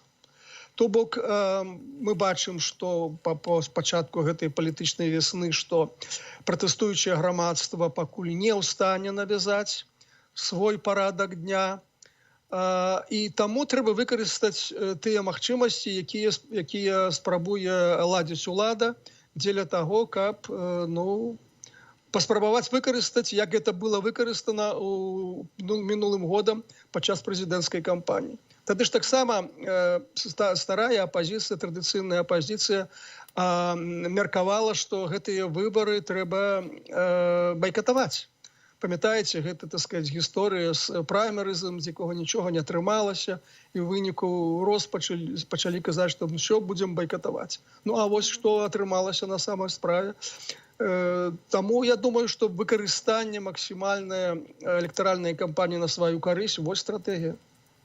Дзякуй вялікі. З намі на сувязі з Менску быў Валерка Арбалевіч, палітолог. Заўсёды прыемна з вамі паразмаўляць. Шаноўнае гаспадарства, наперадзе электаральнай кампаніі. Чарговы шанец для ўсіх нас змяніць штосьці ў нашай краіне. А тым часам мы пераносімся на вуліцу Менску, дзе працуюць нашыя карэспандэнты. І там Станіслав Івашкевіч. Стась? На жаль, наколькі я чую, сувязь са Станіславом Івашкевічам абарвалася. Мы ведаем, што сёння сапраўды праблема не толькі з мабільным інтэрнэтам, але таксама з GSM сувяззю. Тым часам некалькі апошніх навінаў зачытаем вам пра тое, што адбываецца сёння ў Менску. Паводле тэлеграм-канала «Беларусь галавнога мозгу» Богдановича гудзіць, аўтамабілісты сігналяць на знак пратэсту. Разам з тым, Міністэрства ўнутраных спраў Беларусі абвяргае інфармацыю пра масавае затрыманне ў сталіцы, але паведамляе пра затрыманне у Менску людзей з вострымі прадметамі і пісталетамі нават. Яшчэ адна навіна ад следчага камітэту. Я думаю, для вас, спадарства, гэта будзе не навіной. Дык вось следчы камітэт ініцыяваў вызнанне рэдакцыі тэлеграм-каналу Сцяпана Пуцілы экстрэмісцкай арганізацыі, забароненай на тэрыторыі Беларусі. Шмат тэхнікі сілавікамі рухаецца ў бок Камароўкі. Там мы ўжо спадарствам казалі, што там ёсць скапленне сілавікоў. Верагодна, калі вы там знаходзіцеся ў дадзеную хвіліну, варта паспяшацца адтуль з'ехаць, бо мінуць затрыманняў можа не ўдасца спадарства. Паводле праваабарончай арганізацыі «Вясна» на дадзены момант афіцыйна вядома пра 21 затрыманую асобу. Яшчэ адна журналістка трапіла ў кіпцюры Амапу. Гэта Карпіцкая Кацярына. Так што вось мы бачым, што паляванне на журналістаў, на жаль, працягваецца. Журналісты безабаронныя, нягледзячы на тое, што яны проста перадаюць інфармацыю пра тое, што адбываецца ў нашай краіне. Шмат хто з іх трапляе за краты. На сённяшні момант гэта 13 чалавек. Спадарства, яшчэ хацеў бы звярнуць вашу ўвагу пра аўтапрабег, які сёння ладзіўся бацькамі у сталіцы. Дык вось, я папрашу нашу каманду рэжысёраў паказаць фотаздымак з тэлеграм-каналу, на якім заўважныя аўтамабілі, якія ўдзельнічалі ў гэтым аўтапрабеге са сцягамі гэтак званай Данецкай Народнай Рэспублікай. Ну і, канешне, чырвона-зялёнымі сцягамі. Што ж здзіўляцца, калі на аўтапрабеге ў траўні, пра ўласным аўтапрабеге ў Бабруйску, калі вы памятаеце гэты аўтапрабег, на які мусіў з'явіцца Сергей Ціхановскі, аднак быў затрыманы прэвентыўна. Там, у тым ліку з расійскімі сцягамі і на расійскіх нумарах аўтамабілі ўдзельнічалі ў гэтых аўтапрабегах. Тым часам Міністэрства ўнутраных справаў заявіла пра тое, што ва ўсіх рэгіёнах краіны не зафіксавана ніводнага несанкцыянаванага массового мероприемства. Малочисленные группы с незарегистрированной символикой замечены в Минске. Некоторые протестующие доставлены в территориальные органы внутренних дел для разбирательств. Так поведомляя МУС. И еще одно спадарство. Я попрошу так само показать видео затрымання хлопца вось у Менску, якое трапило на видео. Бачым вельмі жорсткае збіццё молодого человека, які спрабуе вырваться з рук людзей у чорным. Яго спрабуе таксама абараніць жанчыны. Вось бачым тыя кадры, якія даходзяць до нас са сталіцы. Усе яны нагадваюць нам пратэсное лета і восень мінулага году. Тым часам сітуацыя ў Менску цяпер. Бангалор, Сурганага перакрытага і пробкі. Перад выездам на Бангалор хапаюць людзей, куча тэхнікі. Патрулі каля Рыгі тэхніка. На Бангалоры з'ёмкі прапагандысцкіх матэрыялаў. Менавіта хіба што з той мэтай туды прыехаў Рыгор Азаронак, пра што мы вам ужо распавядалі. А па Куйбышева ў бок Камароўкі 5 бусаў і аўтазак. На Камароўку з боку праспекта яшчэ 2 аўтазака і 3 буса. Праспект у боку Рудча стаіць. Ад Чылюскінцаў у бок Сурганава пробка. Так паведамляюць нашы чытачы. Дзякуй вам за вашу інфармацыю. І дзякую вам за тое, што былі цягам гэтых 4 гадзін разам з намі. Наша стрым-трансляцыя заканчваецца, аднак мы працягваем для вас працаваць. Зазірайце на наш тэлеграм-канал Белсат. На дадзеную гадзіну з вами працавалі Аліна Коўшык і Віталь Бабін. Жывы эфір вернецца о 21 гадзіне з аб'ектывам. Вас прывітае Вольга Старасціна. Заставайцеся з Белсатам.